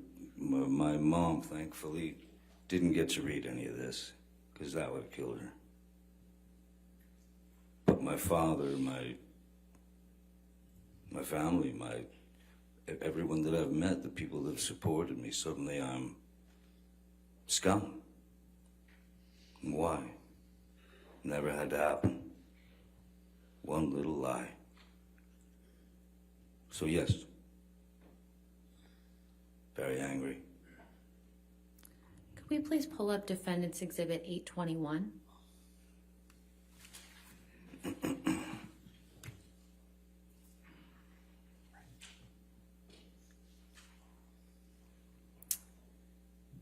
Mr. Depp, do you recall seeing this text message when Mr. Rottenborn was asking you questions? Yes, he loves this one, yes. Yes. Would you care to explain what you're trying to convey in this text message? Well, Warner Brothers they were about to find themselves in quite a dilemma as the person that they had just cast. Objection, Your Honor. Lack of foundation as to what Warner Brothers knew or thought. Didn't I meet with them? All right, if you could just wait for the question. I'll sustain the objection. Next question. Mr. Depp, without explaining what Warner Brothers felt, why did you send this text message to your sister? And what were you trying to convey to your sister when you sent this text message? Honestly, I felt responsibility for having gone to those people and painted such a beautiful picture. Objection. Hearsay, Your Honor. Now he's talking about what he said to Warner Brothers. Overruled. Please continue. Could change seats. So, sorry, you can continue. I felt it was my responsibility to get the truth to Warner Brothers about what they were going to end up facing down the line, which is 2 franchises that would be causing problems for one another, especially as any news, any press, any media that came out about me at that time had been turned into, I was Charles Manson, I was the worst thing on earth, and they just kept coming. It was like a nonstop fire.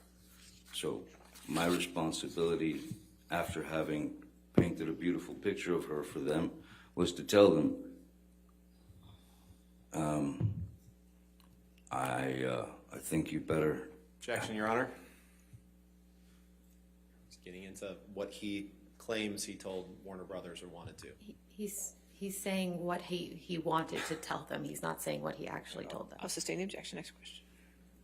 Mr. Depp, you mentioned 2 franchise films with Warner Brothers. What 2 franchise films are you referring to? There was Aquaman and Fantastic Beasts, the one that I was in. And why did you feel a responsibility with respect to those 2 franchise films? Warner Brothers was starting to get quite upset about some of the things that were being said about me in the press that were constant hit pieces. On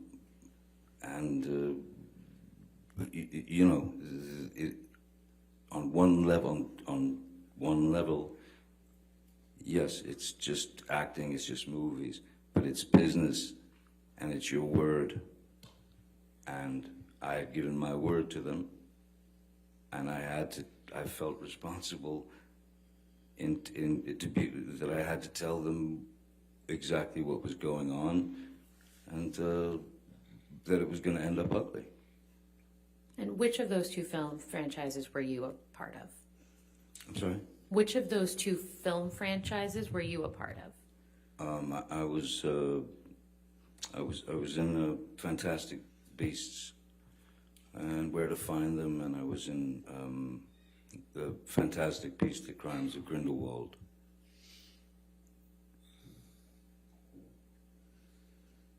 Could we please pull up DX 883?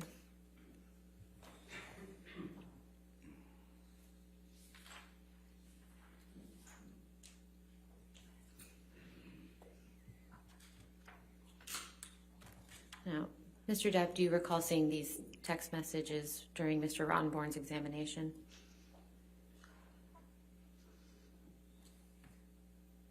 Oh, God, yeah. Yes, I remember.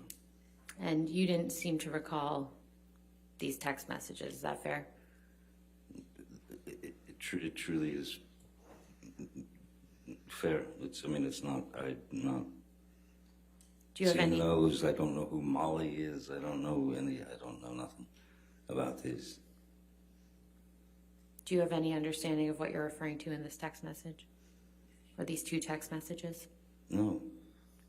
I honestly, if somebody else had borrowed my phone or something and made this text to Stephen, possibly. But I don't understand the. I don't have that kind of. I don't have that kind of hubris or expectation. That's quite grotesque text. Can we take that down, please? Can we please pull up Defendant's Exhibit 1821?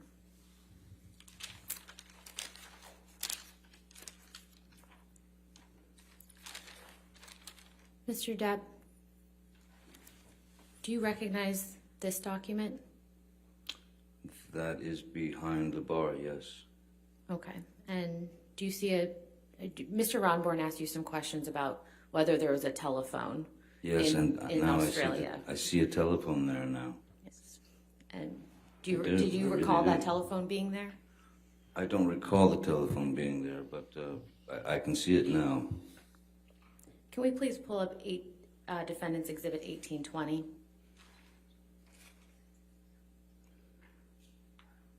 Do you recall me showing you this text message earlier on? Or excuse me, do you recall yes, me of showing you course. this picture Yes. during your examination? Yes, yeah. Okay. And I think I asked you whether you recall a phone being mounted on the wall in the left of this picture. Do you remember that? Yes, And what was your answer to that? no.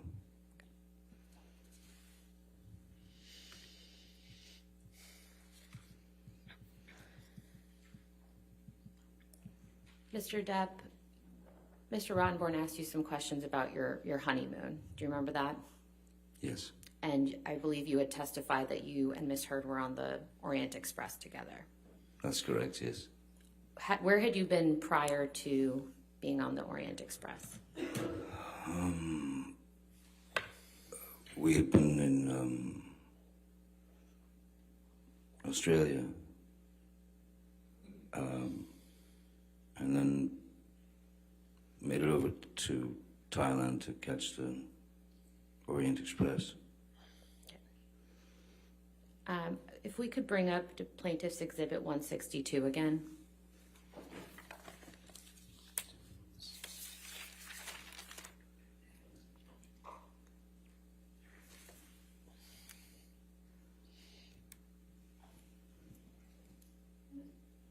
Mr. Depp, do you know who took this picture?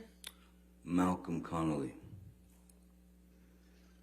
And despite what Mr. Rottenborn showed you about the picture of you prior to this, do you see a bruise on your face in this picture? I see like what looks like a pretty decent shiner and a kind of a scratched up nose, yes. And do you recall how you got the scratches and the shiner? There was a very brief freak out that Miss Heard had in our cabin just before this dinner. I can't remember why, but there were many. I remember taking the photograph, though. I mean, I remember being there. I remember meeting the chef and all that. But I mean, the quality of the photo is not great. The quality of the other photo that he showed is just prettied up. Mr. Depp, did you ever physically abuse Ms. Heard during your relationship? Never. Never. No further questions. All right, sir, you can have a seat next to your attorneys. Thank you. Thank you very much. Thank you. Your next witness, didn't quite get that, I'm sorry.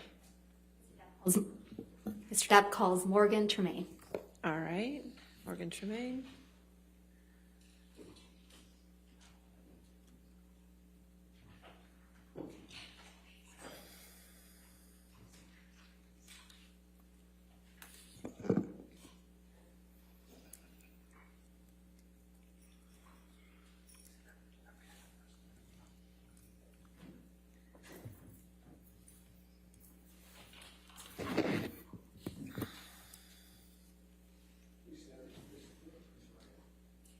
Do you solemnly swear or affirm to testify truthfully in this case in the penalty of law?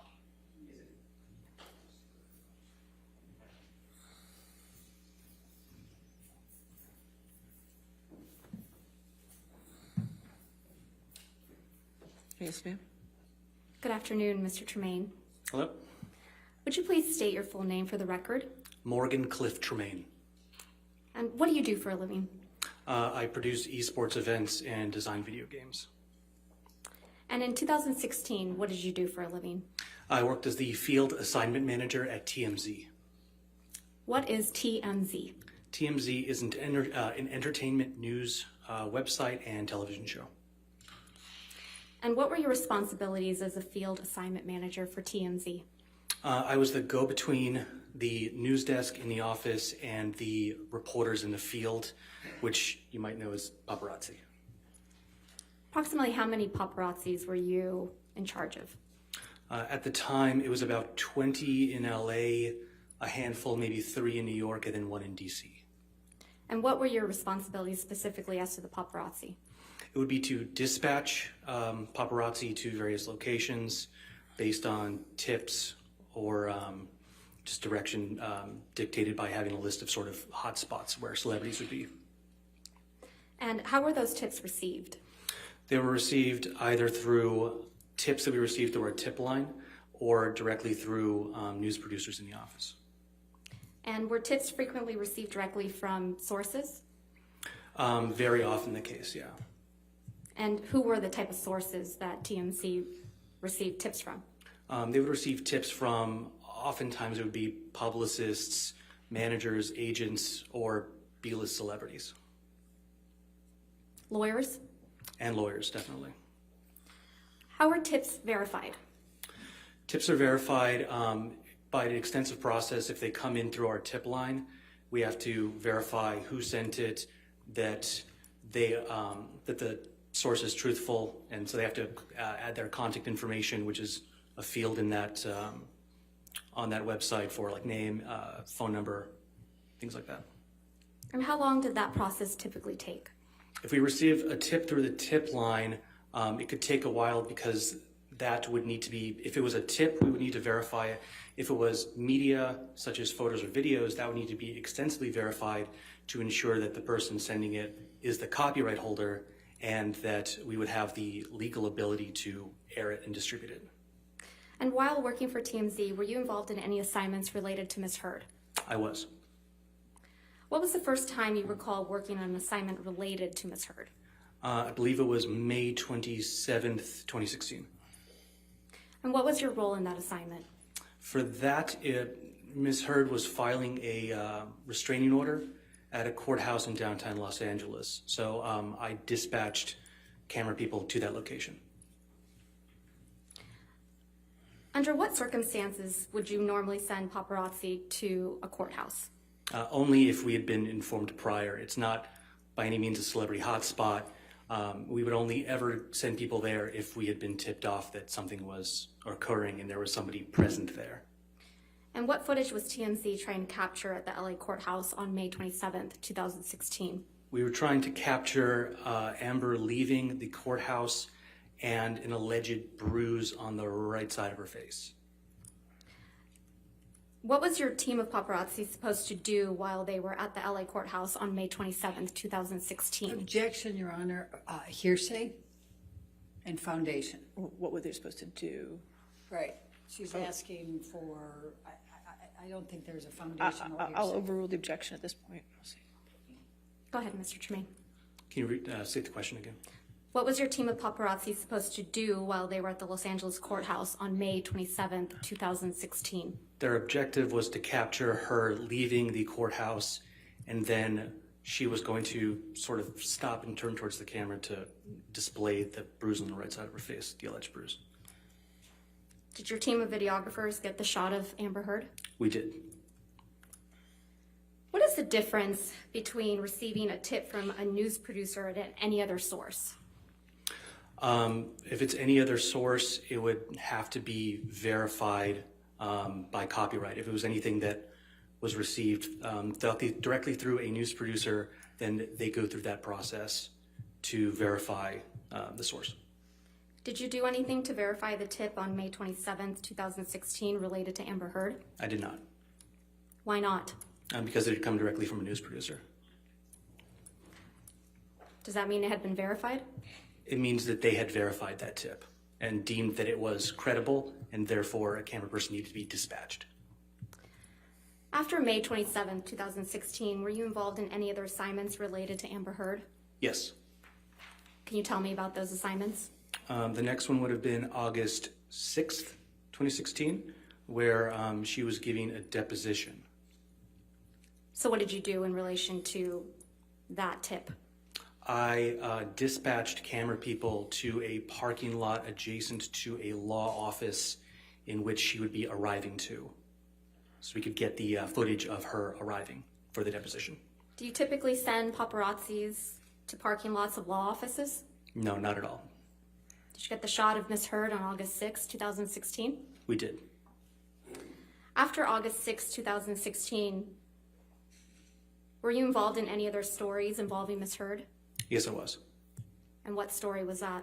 On the 12th, we received a video depicting Johnny Depp slamming some cabinets that was captured by Ms. Heard. And what day was that? I believe that was the August 12th Of 2016? of 2016, yes. Can you describe to the jury how you received the video on August 12, 2016? Yes, the video was sent in through our email tip line, which is an email distribution that goes to all the producers and to myself as the field assignment manager, because it often included celebrity locations. It came in as I recall, Objection, hearsay. He's just describing how it came in. I think he's about to reveal hearsay, Your Honor. I'll overrule for now. We'll see where it goes. Okay. Please continue. So I received that email, and it included a link from some unknown Dropbox type public website in which it contained that Objection, video. Your Honor, hearsay. He's about to describe what comes from the Dropbox website, and that's... So far, he just said was a link from a Dropbox. We'll see the next question. Go ahead, next question. So you received a link. What was in that link? In that link was the video of Johnny Depp smashing the cabinets. And you received this video in your inbox, correct? I did. What did you do once you received that video? We downloaded it. We alerted the web editor who was sitting next to me at the time.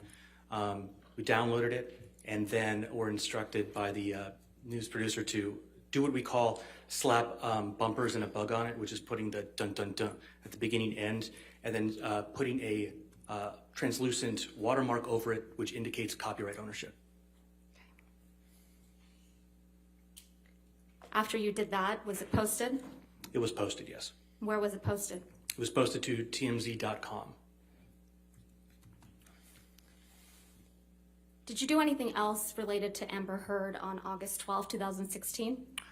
Yes, I received a tip that Amber Heard would be arriving at LAX, and so I dispatched camera people to film that exit, or her arrival to LAX, rather. And why did you do that? I was instructed to. How long does it take to post a story after media's been received by TMZ? After media's been received, it could take any length of time depending on who owns the copyright. How does TMZ obtain copyright over images and videos? The only way to obtain copyright over media would be if we shot it ourselves, if it was sent to the tip line, source verified that it was from the original copyright owner, and then either purchased from that person or given to us. And then the third option would be if it was directly given to us by the copyright holder, like a direct source. And how long does it take to copyright something TMZ has received through the tip line? It can take a while because you have to extensively verify that that person owns the copyright. And then possibly, it depends also if you can even get in contact with the person because they might not be super responsive immediately via phone or email that they provided. And then potentially you'd have to enter a negotiation with our clips and clearances department to figure out the cost of that media. How long does it take for TMZ to obtain a copyright over something received directly from a source? Something in the realm of 15 minutes just to do what I described before, which is putting bumpers and a bug on something and write the article and post it. It's pretty fast. How much time had passed from the time you received the kitchen cabinet video to the time it was posted on TMZ? About 15 minutes. Did any other tabloids other than TMZ post this video? Objection No, leading and calls for hearsay. Did any other tabloids? Overruled. Mr. Tremaine, go ahead. No, they did not. And why not? Because it was a TMZ exclusive. And what does that mean? It means the TMZ owns the copyright to it. So it can't be distributed by any other media source without backlinking to TMZ, and they wouldn't be able to upload that media without getting a copyright strike. Have you seen the kitchen cabinet video that was played in this trial? I have, yes. How does that video that was played in this trial compare to the one you received on August 12, 2016? When I had clicked the direct link that we received and watched the video in its entirety, it was much shorter than the video we had received, than the video that's been played in this trial. There was a bit at the beginning that was played here in which Ms. Heard is seemingly sort of setting up the camera and getting into position. And then there's a bit at the end where she's seemingly snickering and looks at the camera. That part was not present in what we received. Did TMZ edit the video? No, not even a little. When we receive something and it's edited, there's a clear indicator because there's sort of a journalistic practice that uses when there's an edit, you do what's called like a white flash transition, which covers the entire screen with white to very clearly indicate to everybody there was an edit here for time or whatever, just to make it a little more compelling. But in this case, it was not edited, as I was staring at the machine that edited it and present for the entirety of receipt to publishing. When was the next time you worked on an assignment related to Amber Heard? It was, well, there was the time where we went to the airport. And then the day after that, because she had flown in for the deposition, because I think the first time didn't work out. So she was arriving again for the deposition in that same parking lot adjacent to a law office. And what's that, August 13th, 2016? That was August 13th, yeah. And what was your assignment on August 13th, 2016? To dispatch camera people to that parking lot at a specific time in order to film Amber Heard arriving for the deposition. How did you know that tip was legitimate? It came from a news producer. While you worked at TMZ, did you ever receive any communications from Mr. Depp or his camp? I did not. Nothing further, Your Honor. Cross-examination? Yes. So, how do you know what video was shown at this trial? I was alerted by a friend that that TMZ was being kind of talked about in this trial, and so I had seen a clip of that. So you watched some of this trial? Correct. Okay. When did you first reach out to counsel for Mr. Depp? I believe that was 6 days ago, whatever that date would be. I'd have to do that. All right. And then you received a subpoena, I think yesterday, in care of your attorney, Cindy Hickox, right? Correct. Okay. And Cindy Hickox represents Christy Dombrowski, Kate James, Robin Baum. and Objection, Debbie Your Honor. Lloyd. Were you aware Calls of for that? speculation. Overruled. Were you aware of that? No. Now, if you don't have information that's helpful to this case, then you wouldn't be a witness, correct? Objection. Calls for can't- speculation. Sustained, sustained. Next question. I'm not All right. aware. Okay. You know this case is being televised, right? I am aware that there are cameras. And so this gets you your 15 minutes of fame, doesn't Objection, Your Honor. Argumentative. it? I can ask that question. Overruled. So I stand to gain nothing from this. I'm actually putting myself kind of in the target of TMZ, a very litigious organization, and I'm not seeking any 15 minutes here. Though you're welcome to speculate. I could say the same thing by taking Amber Heard as a client for you.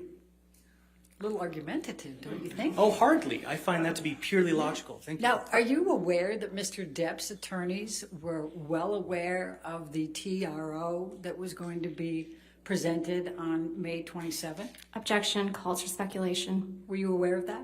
Lack of foundation. Overruled if you can answer it. Can you restate the question? Were you aware that Mr. Depp's divorce attorneys were aware that Amber Heard was going in to seek a TRO on May 27th? I don't think I understand the question. I don't think so, no. Okay. kind of a Do you complicated know whether Blair Burke, one of Mr. Depp's divorce attorneys, had a very close relationship with TMZ at that time? Objection. Calls for speculation. Overruled. If he knows. I was not aware of that. Okay. And when you said that you were dispatched twice, once to film Amber in a parking lot for the deposition, and then it didn't work out, and so you had to do it another time, how did you know it didn't work out?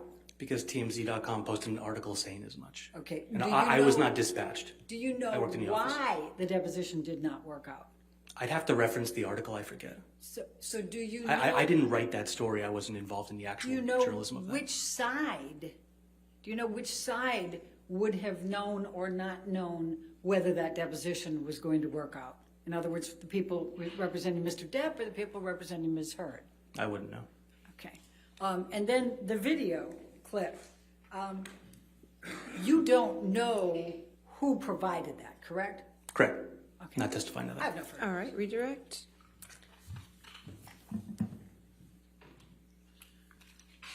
Mr. Tremaine, why did you contact me in relation to this case? I saw that there was a discrepancy with like the video that was shown here and the video that I know I had received. So I had no interest in testifying. I had reached out simply to maybe try to help with the timeline of things or help with the case in any way, just by virtue of understanding the timeline of the stories that were published and kind of how that can be unclear. But I had no idea I'd be on the stand. Nothing further. Thank you. All right, sir, you're free to go. Thank Thank you. All right. You have another witness? Okay. Mr. Depp calls Brian Newmeister, Your Honor. All right, Brian Newmeister.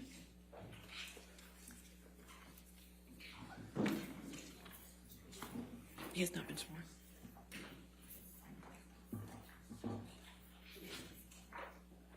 Do you solemnly swear or affirm to testify truthfully in this case on penalty of law?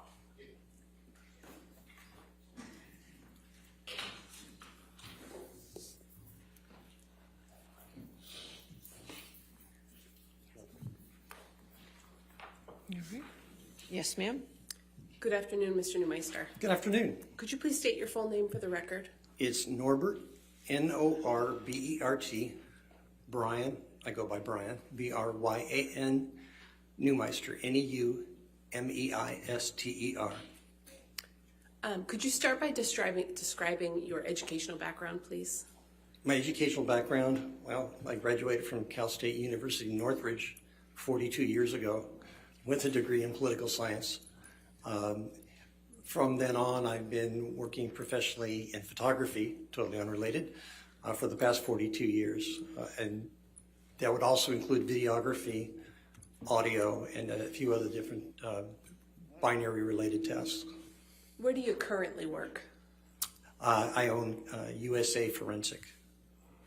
What is USA Forensic? USA Forensic is a digital forensics company. We are boutique. We're very small. We work. We have offices in Grosse Pointe Farms, Michigan, and in Phoenix, Arizona. We work with varying types of clients because to us, data is data and it takes no side. So we can be ending up working for prosecution, defense, law enforcement, the Innocence Project. We have a contract with the Department of Defense. We do classified and unclassified work. We've done classified work with various agencies. We've worked with DOJ, and I've worked in 23 countries as a photographer. What's your title at USA Forensic? CEO. Did you also found USA Forensic? Originally, in around 1990, it was called Skymeister, and that is because of the amount of helicopter photography time I have. About 10 years ago, we changed it to USA Forensic while still doing a lot of the same tasks. And you described, I think, some of the entities that you work with. What kind of work do you do for those entities that you mentioned? We do audio forensics, which is clarifying audio, for example, sting operations or audio that may have been picked up on surveillance or any other type of recording, removing background sounds.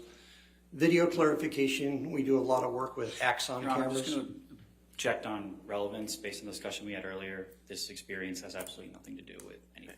All right, do you have an objection to him being moved in as an expert in the field? Well, she hasn't moved yet. I'm objecting to the relevance of the testimony on the subject matter right now. I'll overrule the objection. Thank you, Your Honor. Go ahead, Mr. Neumeister, you can continue. Where I left off is we do a lot of work with Axon police cameras because they don't really handle low lux levels or low light levels very well. So we clean up, we are beta testers for a program called Input Ace, which is part of the Axon company used by police officers. We clarify their cameras to better see what happened at night, for example, in different scenes. We do the same with surveillance cameras, any kind of camera, cell phone cameras. We also do cell phone forensics, computer forensics, and cell tower forensics, along with photographic forensics. What types of cases do you work on? It can be anything from Fortune 500s to it can be anything from a pro per, which is a person that's actually just representing themselves in a smaller case, to a lot of homicide cases, defamation. It could be any kind of case that requires cell phone extractions or computer extractions. Could be money laundering. Could be the Department of Defense identifying a voice, that type of thing. Satellite imagery. Basically anything with binary information. Have you been retained as an expert before? Oh, yes. I would say we average about 150 to 200 cases a year. In the last 4 years, we've done over 600 cases, and that would be in U.S. federal courts, U.S. district courts, various state courts throughout the United States. We just wrapped up a case that was an overseas case, wrapped up yesterday. We do U.S. military court. We have a case coming up in front of the U.S. Supreme Court. So it's really varied. I've done quite a few U.S. district court cases. Have you testified as an expert in digital forensics before? Yes, and what people sometimes don't understand is only about 2% of all cases go to trial. So 98% of the time you're actually just doing the forensic work and giving it to the parties. And as we say, data is data. It really doesn't take a side. We don't have a narrative. So very often it's just providing the data for the attorneys to work with or the parties. Have you ever been excluded from testifying as an expert regarding any work that you performed? No, but you have to take into account that sometimes there might be curbs put on. For example, in this trial, there's certain boundaries.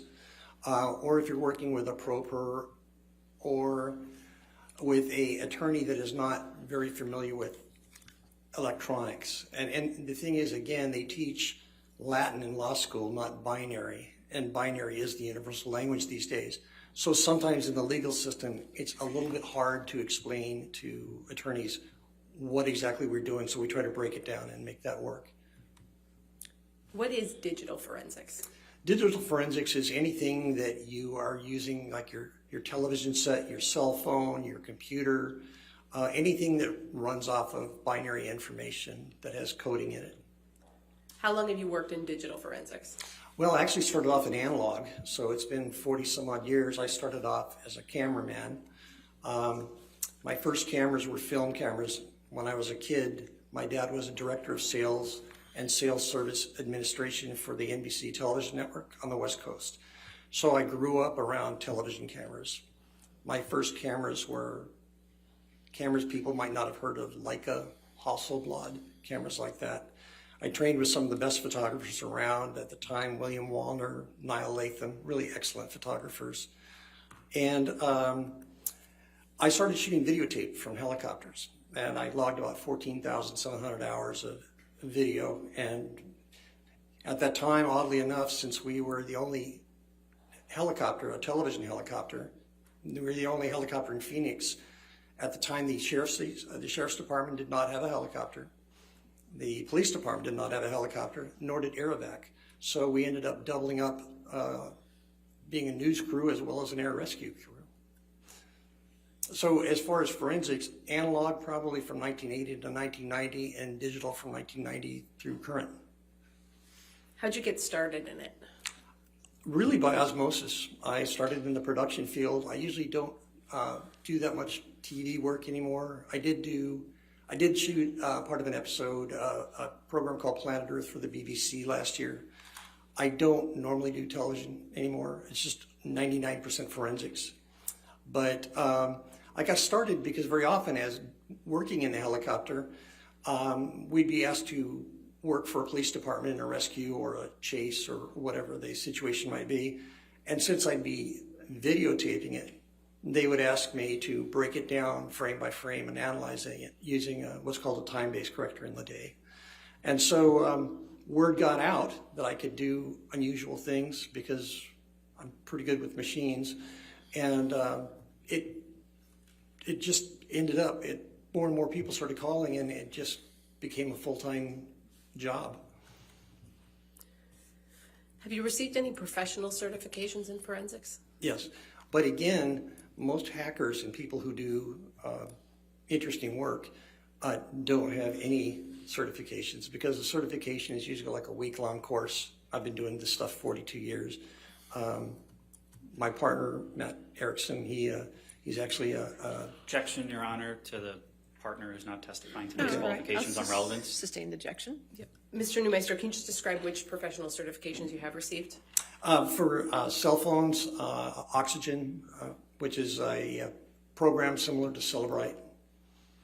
But these are programs that are used by law enforcement and by private parties to extract data from cell phones that has been deleted, or which is critical in a lot of cases, deleted data, or just to what we call image a cell phone. In other words, get every bit of data that's possible on a cell phone.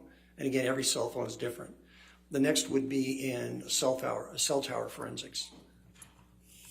Are you a member of any professional associations in your field? Yes, the IEEE, which is the International Engineering Society, and the reason I belong to that is about 40% of the world's white papers on electronics are published through IEEE. So they have a huge database on anything from microwave technology to telephone transmission technology. Anything that I might work with, they might have a white paper on it. Also, with the Audio Engineering Society, AES, I'm a member of that. I lecture to AES. There's a few others, but again, they're just mainly to have a repository of information. Have you received any honors or awards? Yes, I've received about 80 honors and awards. I have, for videography, I've got a total of 12 Emmy Award statues. but I've been the principal in 39 Emmy Awards, which means I've written the music for the program, and the program has won the Emmy Award for music, but it was given to the production company, which happens a lot. I've won for Best Editing. I've won for Best ACE Editing, which is computer editing. Best Sound. I've done the music to a piece that won the Golden Lion at the Cannes Film Festival. I've done music to a piece that won the gold at the Calgary Film Festival. I've got a lot of awards from Associated Press and different companies from doing documentaries and news. Have you published any works in the field of digital forensics? Yes, and they're mostly articles, about a half dozen of them or so. We don't have much time, and I don't usually do it, but it was basically on most of my work deals around clarifying or authenticating. So it was basically the things I published were on clarification of digital files. Have you appeared on TV as an expert in digital forensics? Yes. Where? CBS, NBC, ABC, BBC, Discovery Channel, a number of different things. Any particular examples of things that you've spoken on TV about? Boston bombings, how the frame averaging was done on that, sort of things like that. Again, we get calls a lot, but I don't speak specifically about cases. I just speak about technology. Have you given any public lectures in the field of digital forensics? Yes, we get asked quite often, but due to our schedule, it's a little rough. We do what's called Inns of Court. We speak in front of private investigator groups. We do attorneys continuing legal education. Audio Engineering Society. We try to do a few a year, and that's about what our schedules will allow given our time. Your Honor, at this point, I'd like to tender Mr. Neumeister as an expert in the field of digital forensics. Any objection? No objection, All Your right, Honor. so moved. Mr. Neumeister, turning to the work you've done in this case, what have you done? I was asked to analyze the photographs of purported injuries to Miss Heard. And what was the purpose of that analysis? To authenticate photos or to review and see if they were altered in any way. What did you analyze to reach your opinions? Well, I analyzed groups of photos that were submitted by Miss Heard's legal team. What work did you do to analyze those photographs? Well, normally you start off by looking at what's called the EXIF data. The EXIF data is the binary data that's encoded into a photograph. It tells you, for example, if the flash fired, what the operating software version was of the cell phone or camera that shot a photo, what type of lens was used, what the f-stop was. There's literally about 1,000 lines of code in the EXIF data on a JPEG photo. So we would start with an EXIF editor or an EXIF viewer. Anything else that you looked at? Yes, when we're dealing with RGB cameras, which are red, green, and blue channel cameras, which would be a cell phone or a basic home camera, they're based on RGB channels. We would do four types of scopes. We would do a vector scope, we do a luminance scope, we do a waveform scope, and then what's called an RGB parade. And those scopes analyze different things. The vector scope analyzes where the different types of colors are headed in, for example, it's broken up into reds, magenta, different areas on a scope. We would take a look at that to see if there's anything out of the normal for the type of camera being used. In other words, would there be above a certain percentage of chroma? And chroma means color saturation. Objection, Your Honor. Outside the scope, we can approach. All right, Like. you want to approach?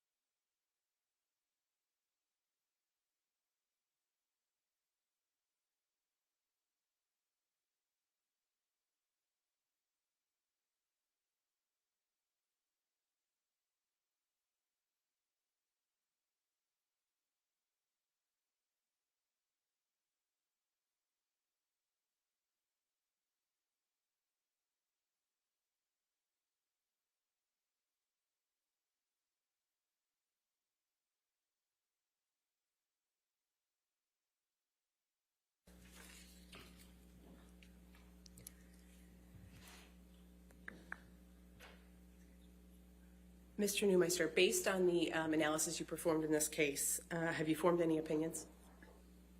Pardon? Based on the analysis you've done in this case, have you formed any opinions? Yes. What are they? Well, three basic ones. One is quite a number of the photos had been through a photo, at least one, possibly two. Objection, Your Honor. Foundation, which photos is he referring to? We have to go through this one by one. One's in evidence.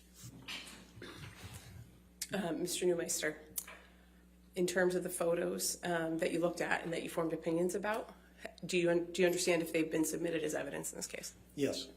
Okay. And what conclusions have you formed about those? Same objection, Your Honor. That doesn't cure the issue of the objection. We have to go through this. Which photos is she talking about? Which one's in evidence? What exhibit numbers? That's the basis of the We're objection. talking generally about opinions right now, Your Honor, and we're going to get into some specifics. I think we have to go straight to the specifics. Okay.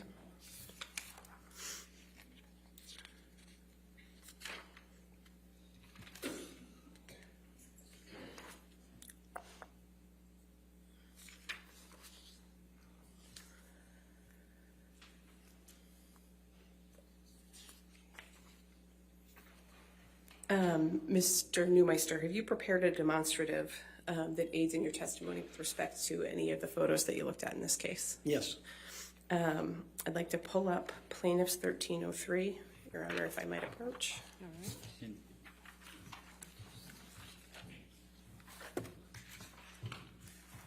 Your Honor, I would, again, object. We can approach to discuss Okay, it. you want to approach?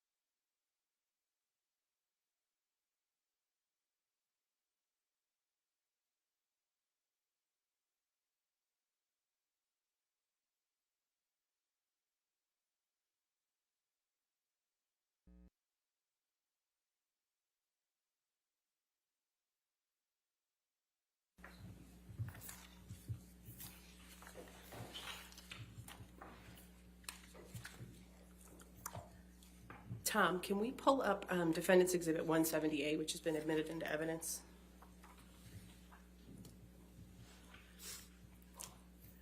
Mr. Neumeister, does this photo appear to be one that you have analyzed as part of your analysis in this case?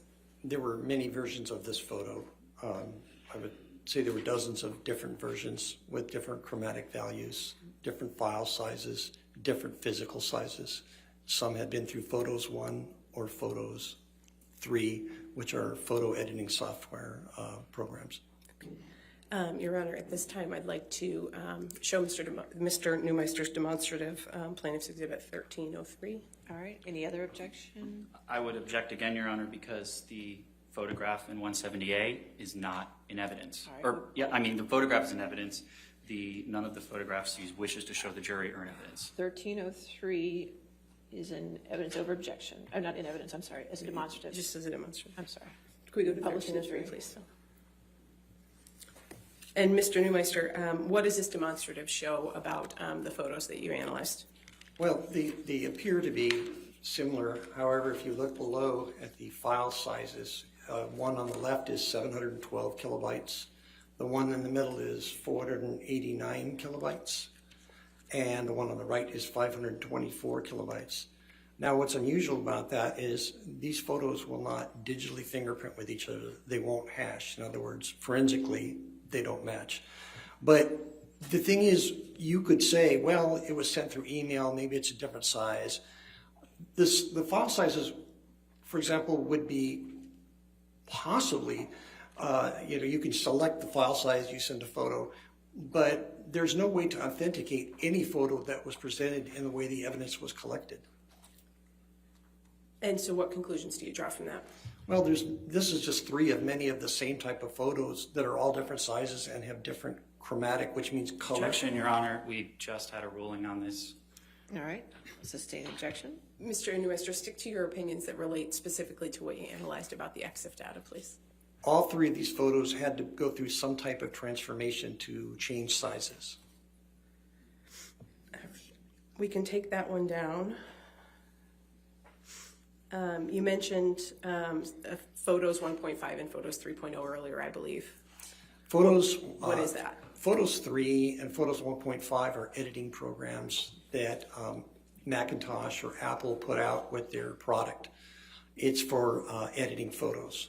In other words, you would put a photo in and you would change the colors, or you would crop it, or you would clarify it by enhancing, for example, the sharpening, or you could darken it.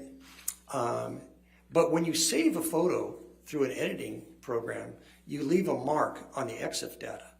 And what is the EXIF data? The EXIF data is the data that is embedded in a photograph that tells you a lot about the photograph. And again, in the early days when we were using film cameras, you would write down the f-stop, which is the light setting. You would write the type of lens you use, the time of day, the type of film stock, the type of filters you're using. Now with digital cameras, that's done electronically, and there's about 1,000 lines of code, of which 50 are probably important, that tell you what the camera was doing. So what's the significance of EXIF data in your photo analysis? Well, in this situation, I can see that normally where the operating system of the camera would be, which means the version that of operating system the phone is running on, it would normally say something like, I'll just throw out an arbitrary number, 9.1.3 operating system for iOS, which is Apple's iPhone operating system. Instead of saying that, it says software Photos 3.0 or Photos 1.0. That means that the photo had to be rendered, which means composited together in an editing program.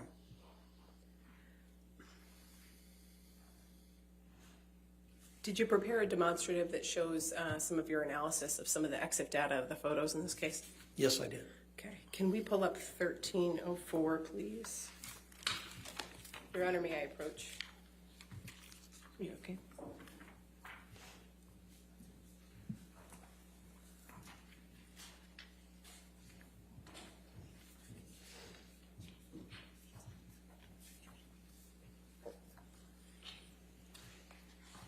Permission to publish as a demonstrative, Your Honor.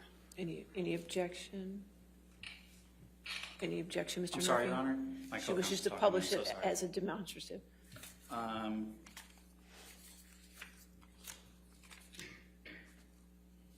No objections demonstrative. All right, thank you. We'll publish it as 1304, just as a demonstrative. And Mr. Neumeister, are these images in this demonstrative excerpts from the report you prepared in this case? Yes, they are. And what do they show? On this particular photo, and on all of them, it shows the first few lines of EXIF data, the ones that would be most important for this photograph. So, for example, things you would see, the very top line would be the make of phone. It's an Apple iPhone 6. And then the resolution is 72 pixels per inch, 72 to 1. And instead, where it says software on a normal iPhone photo, it would, instead of saying Photos 3, it would say the software version, for example, 9.3.1. And then you've got the date and the time of the photo below that, which is really easy to change in an EXIF editor. And below that, you have things like the like the flash. You've got the exposure type, how long the exposure was. So what you just highlighted there again was the date and time. So that's universal time code minus whatever area you're in the world. Anything else you want to show us with this demonstrative? Yeah, just below that, if you look, there's some things that would say, for example, a directly photographed image. That is not going to be necessarily accurate once it's been through an editor. It will always pretty much say that. So when you're looking at scene type or auto exposure, these are things that really don't matter all that much. What would matter is, for example, if you're taking notes, the focal length would be important. The pattern of metering, things like that to a photographer would be important. And again, this is just a few lines, and the reason I put these in there was just to explain a bit what EXIF data is. The actual thing I'm trying to point out is the fact that instead of an operating system, it shows the editing program that was used on this photo. Are there additional photos that you did this analysis for? Yes, many. Can we scroll to the next page, please, Tom? Is there anything about this photo that you noted as part of your analysis, Mr. Newmeister? Yes, again, it's right there, you've got photos 3.0 on that particular photo. And I think, we pretty much covered what the stuff is, but again, you see the photos 3.0. And again, this could not come out of an iPhone this way. This would go into a computer, be edited and rendered through the photo editor, and this would then be embedded in the EXIF data. Do you have other photos in this demonstrative? Yes. All right, can we scroll to the next page? Same thing. You've got up here in the top, you've got the photos 3.0, and this is throughout a lot of the photos that are in evidence, or versions of the photos in evidence, were gone through photos 3.0 or photos 1.5, an earlier version. Can we scroll to the next page, please, Tom? And what about this one? Same thing, Photos 3.0. And again, in a photo editing app, you can do an awful lot of things. So when you see Photos 3.0, first of all, it's not anywhere near an original. There's going to be compression artifacts because it's a JPEG file. All right, I'll sustain the objection. Next question. Can we move on to the next page of this demonstrative, please? And again, same thing. You've got the Photos app. Okay. And I believe there's one final photo in this demonstrative. What about this one? Again, if you look up there, it says Photos 3.0 on that particular photo. All right, we can take that one down. Your Honor, I have a little bit left. I don't know if you wanted to. All right, you want to take our afternoon? Let's go ahead and take our afternoon recess. Just do not discuss the case and don't do any outside research. Thank you.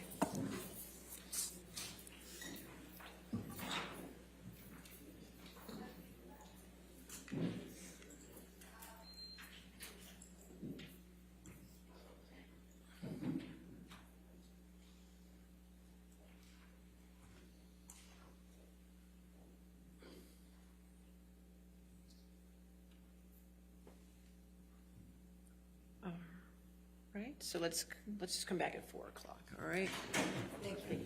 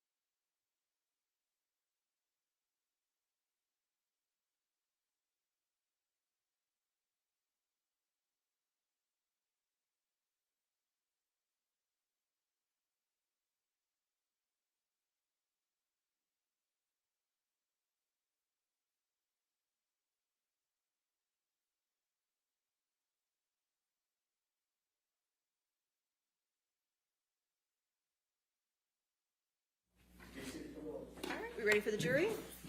Yes, Your Honor. May we approach for just one moment? Okay.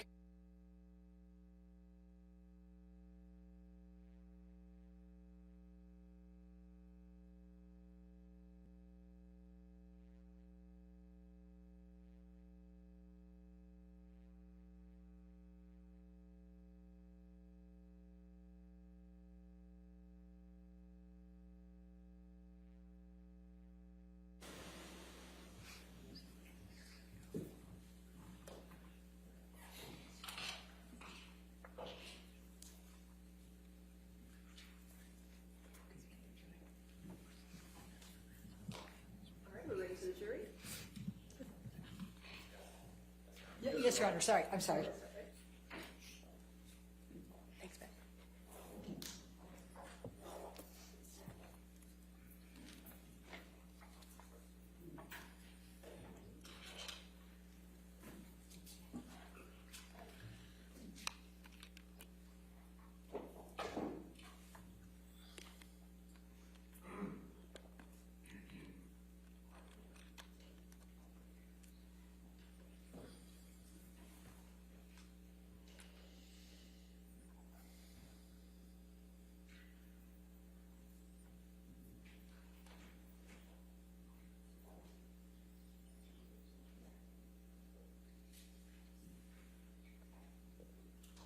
All right.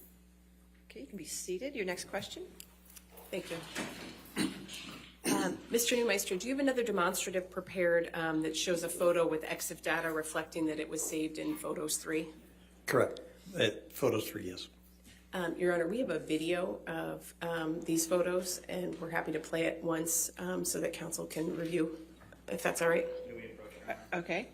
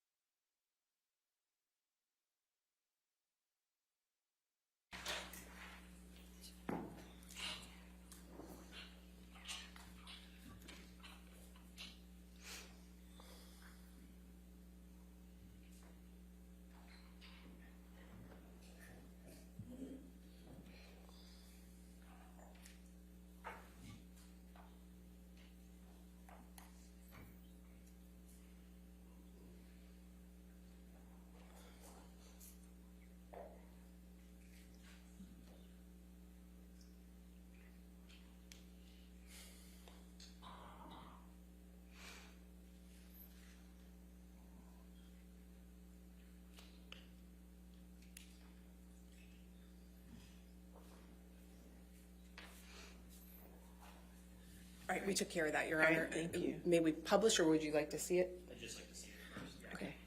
And what's demonstrative is this going to be then? This is plaintiff's 1305, Your Honor. All right, thank you.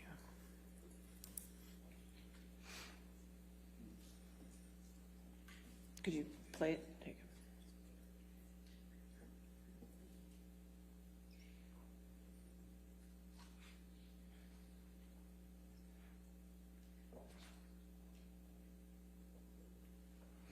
Subject to Your Honor's ruling, that's not. All right, so 13, marked as, played as 1305 and used as demonstrative, you can publish to the jury.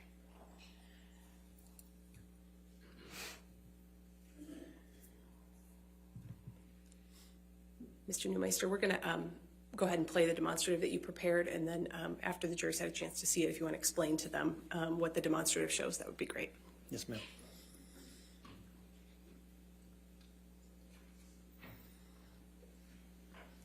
Can you publish it? No, yes.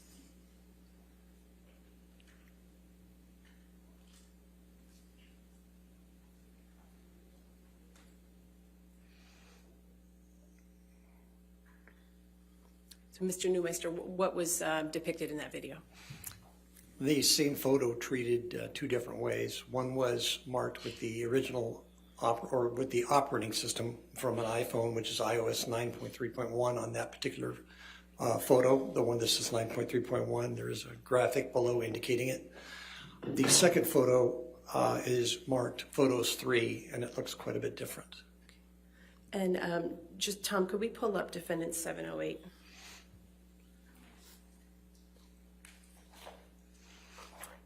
Mr. Newmeister, does the image in Defendant 708 appear to be similar, the same photo as what was depicted in your demonstrative?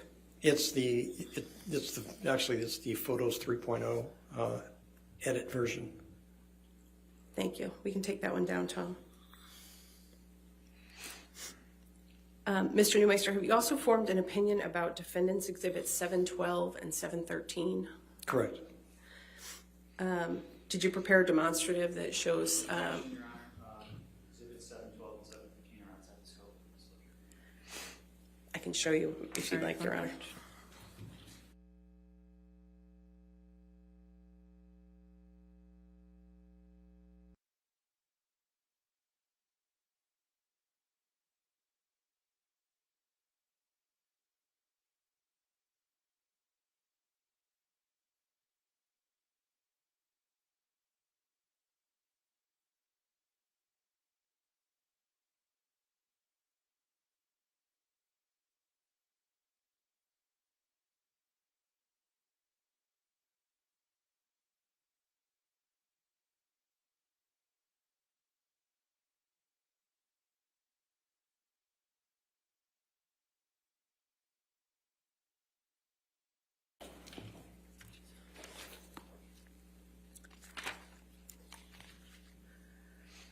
All right, could we pull up Plaintiff's Exhibit 1306, Tom?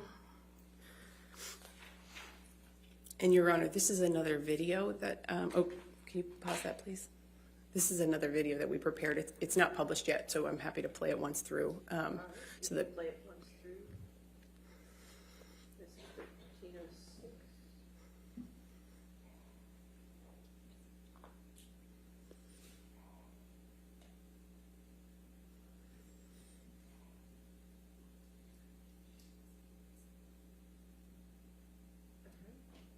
I would just request, what exhibits are they? I'm sorry, Your Honor. What exhibits are these that are in this video? It doesn't say. I don't know. Yeah, I tried to get my question out a moment ago. Defendants 712 and 713, Your Honor. 12 and 713. Okay, 1306 then will be a demonstrative as identified and republished. And if we could go ahead and play that, please. Tom?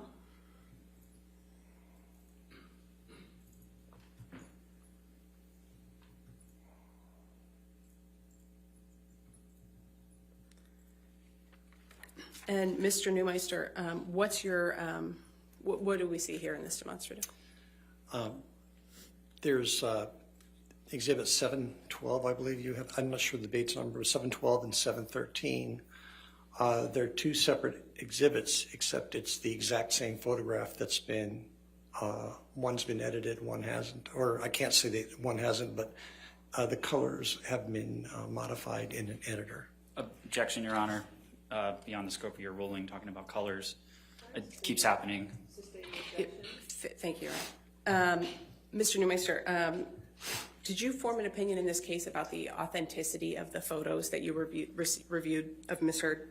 Well, first of all, nobody can identify the authenticity of the photos, of any of the photos, marked photos 3, photos 1, or just marked with the operating system number. And the reason is the manner of collection. So these came from an iTunes backup. Now, what is an iTunes backup? Objection, Your Honor. I'm sorry. You're beyond the scope of your ruling. EXIF metadata, this keeps happening. Your Honor, may I approach on this one?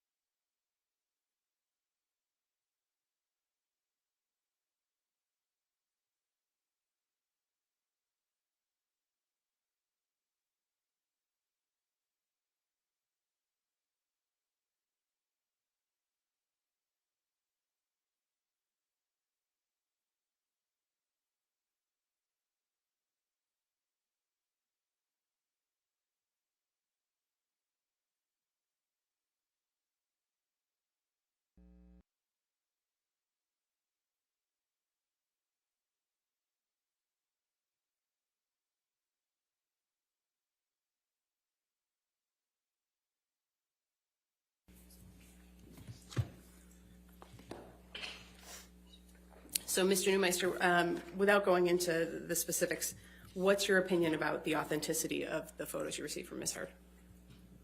Based on the way they were collected, there would be Objection, Your Honor. We just ruled on this.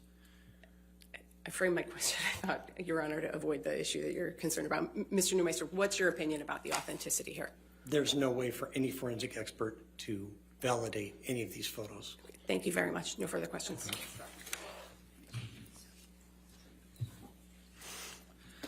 Good afternoon, Mr. Newmeister. Good afternoon. Your only degree is in political science, correct? 42 years ago, correct. And you have no degree whatsoever from any academic institution in computer science, correct? That's correct. And you have no certifications in computer forensics, correct? That's correct.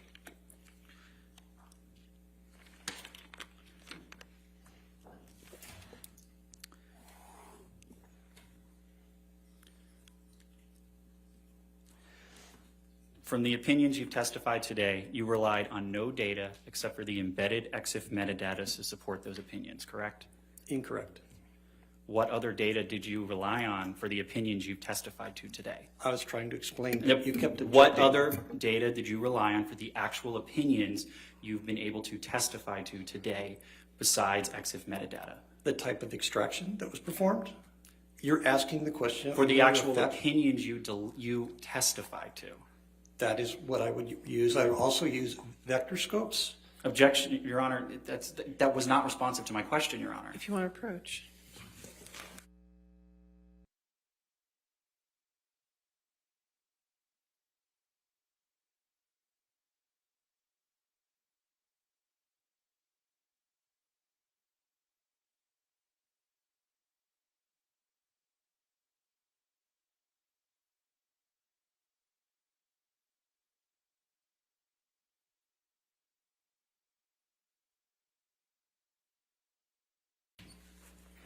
Sir, you can answer that question.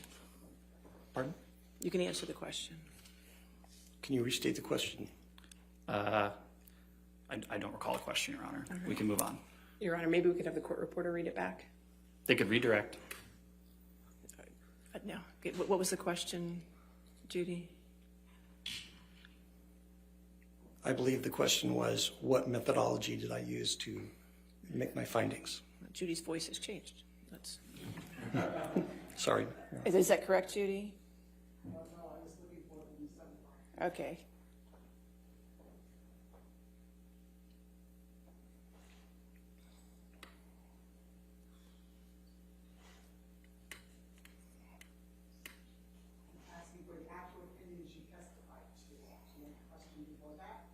That's fine. Okay. So When you're analyzing video or photo, in this Objection to case, video, Your Honor, that's beyond the scope. All right, if you could just answer the question, sir. when you're analyzing a photo, a digital photo, you look at the EXIF data, you use a vector scope, you can use a Pantone chart if that's available, and that should be done, but that's a whole different deal. If I go into that, you'll object to it.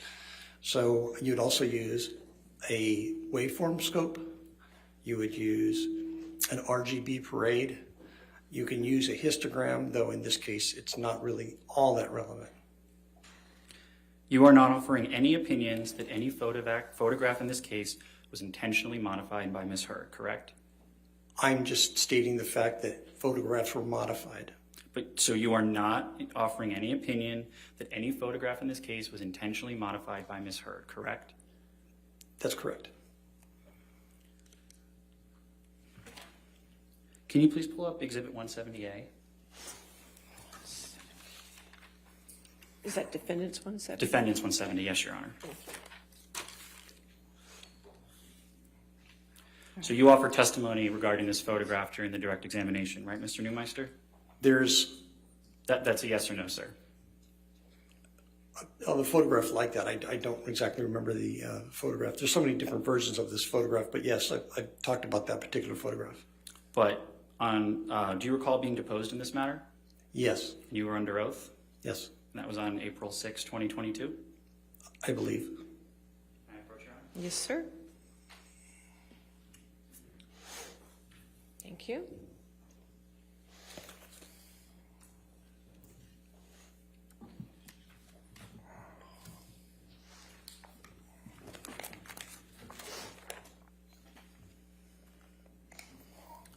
So, Mr. Neumeister, if you could please turn to page 76. And when I say pages, those are the little pages in the 4 boxes, not the page at the top. And do you see page 76, line 3? You were asked on April 6, anywhere in your April 1st, 2022 expert disclosure, do you offer any opinions regarding the authenticity or lack of authenticity of the specific photograph produced as ALH 7101? Response, can I refer to my report to see if that specific number is in the report? Yes. Response, not that specific photo. I just grabbed 3 out of the batch. Do you see that? Yes. Can you please pull up Exhibit 517, or Defendant's 517? Thank you.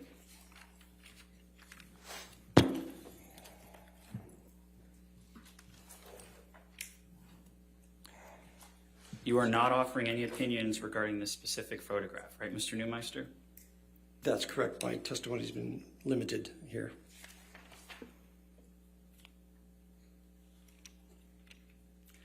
And you are not offering any opinion that any photograph was visually doctored by Amber, correct? Not by, I can't put the person who might have done it.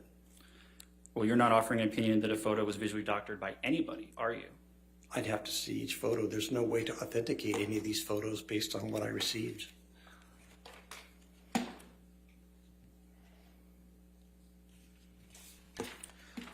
So you testified about Photos 3. Do you recall that testimony? Correct.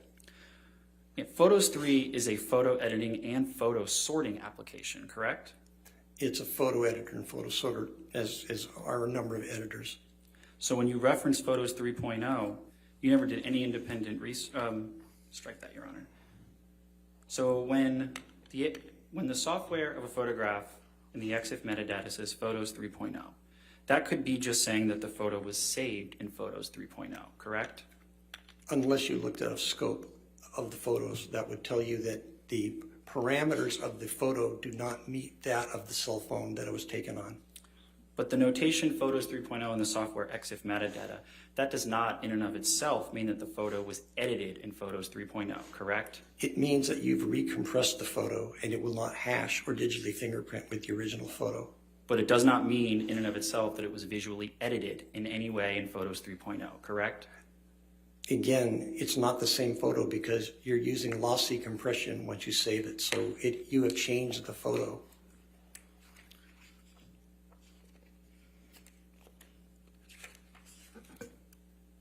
So if you could please turn to page 233 of that transcript.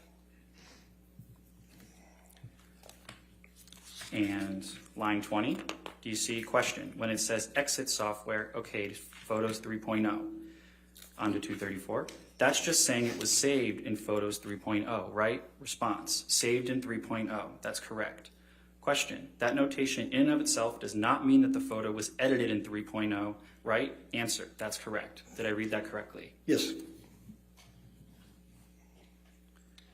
A file has not changed visually just because it has been processed through Photos 3.0, correct? That's incorrect. Can you look at page 128 of your deposition, please?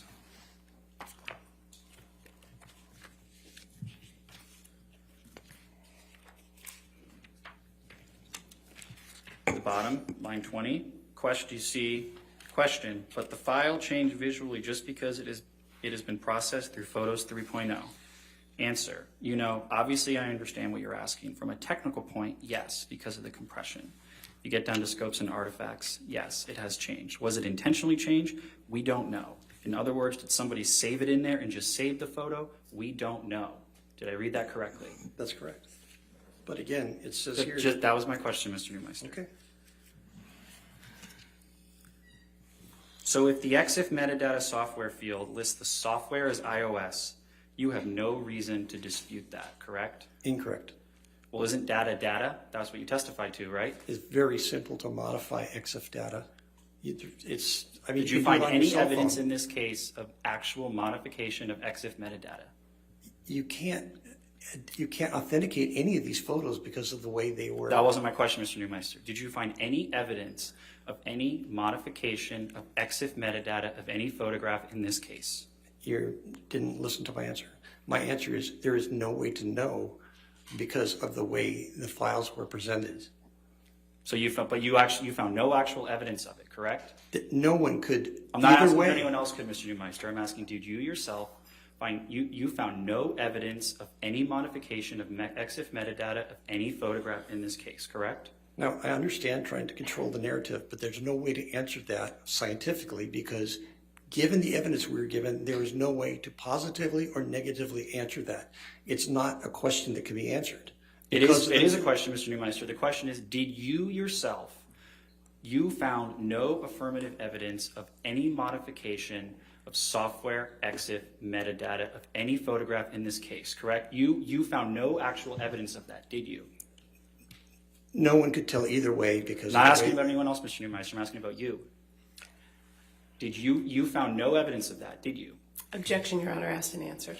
He's not answered what he found, Your Honor. Overruled.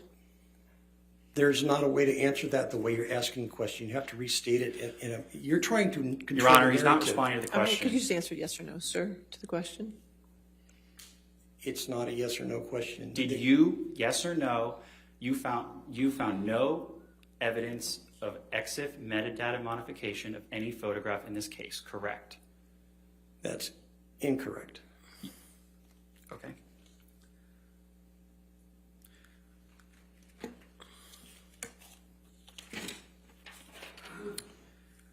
It is your opinion that the metadata of all photographs of purported injuries that Ms. Heard has identified as her trial exhibits do not indicate that the photographs went through a photo editing application, correct? Well, first of all, that's not a yes or no question because a lot of the exhibits that you have put up, they're not photographs.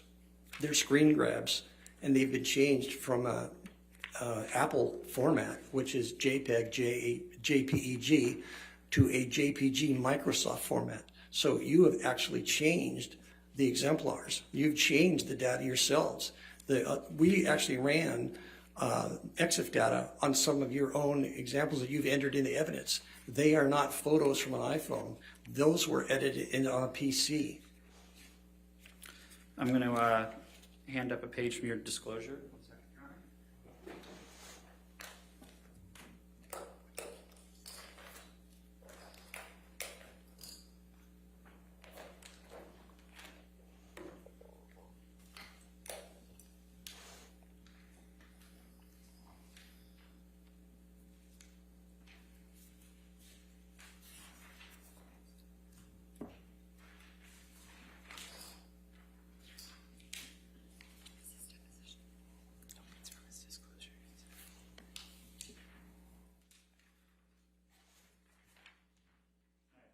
Yes, sir.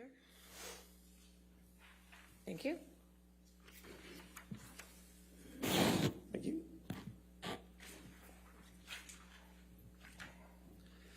So do you see on page 8 of your disclosure, Mr. Newmeister, it states, quote, the metadata of all of the photographs of purported injuries that Ms. Heard has identified as her trial exhibits do not indicate that the photographs went through a photo editing application. Did I read that correct? That's correct. No But further, we're talking no further except questions, data. Your Honor. All right, redirect.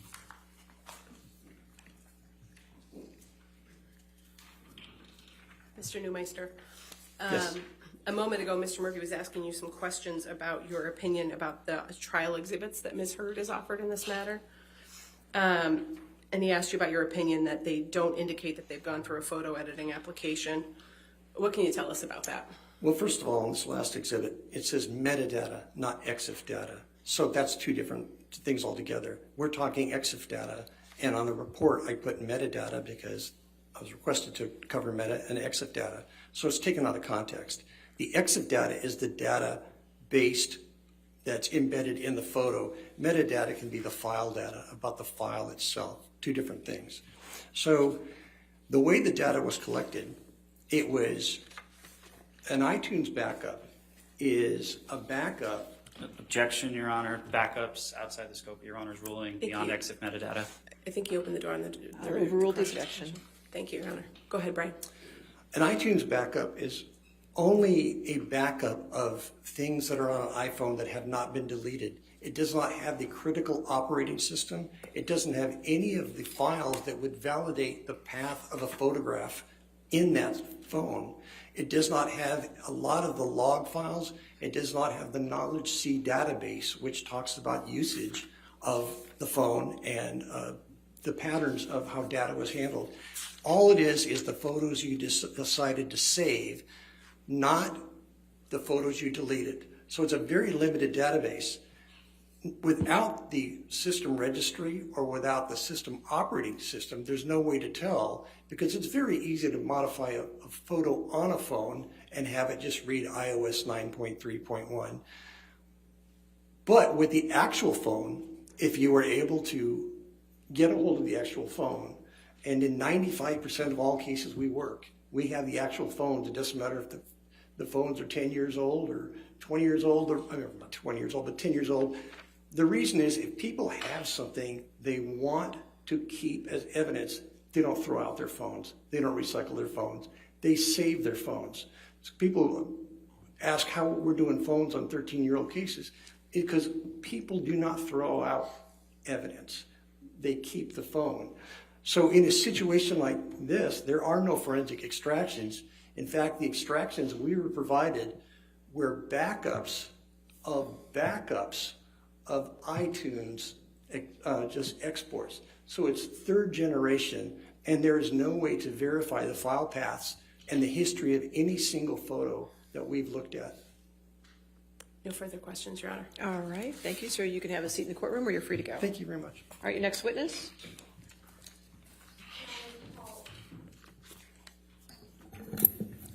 We call Beverly Leonard by video link. I need the TV. All right, just give us a moment to get the TV up.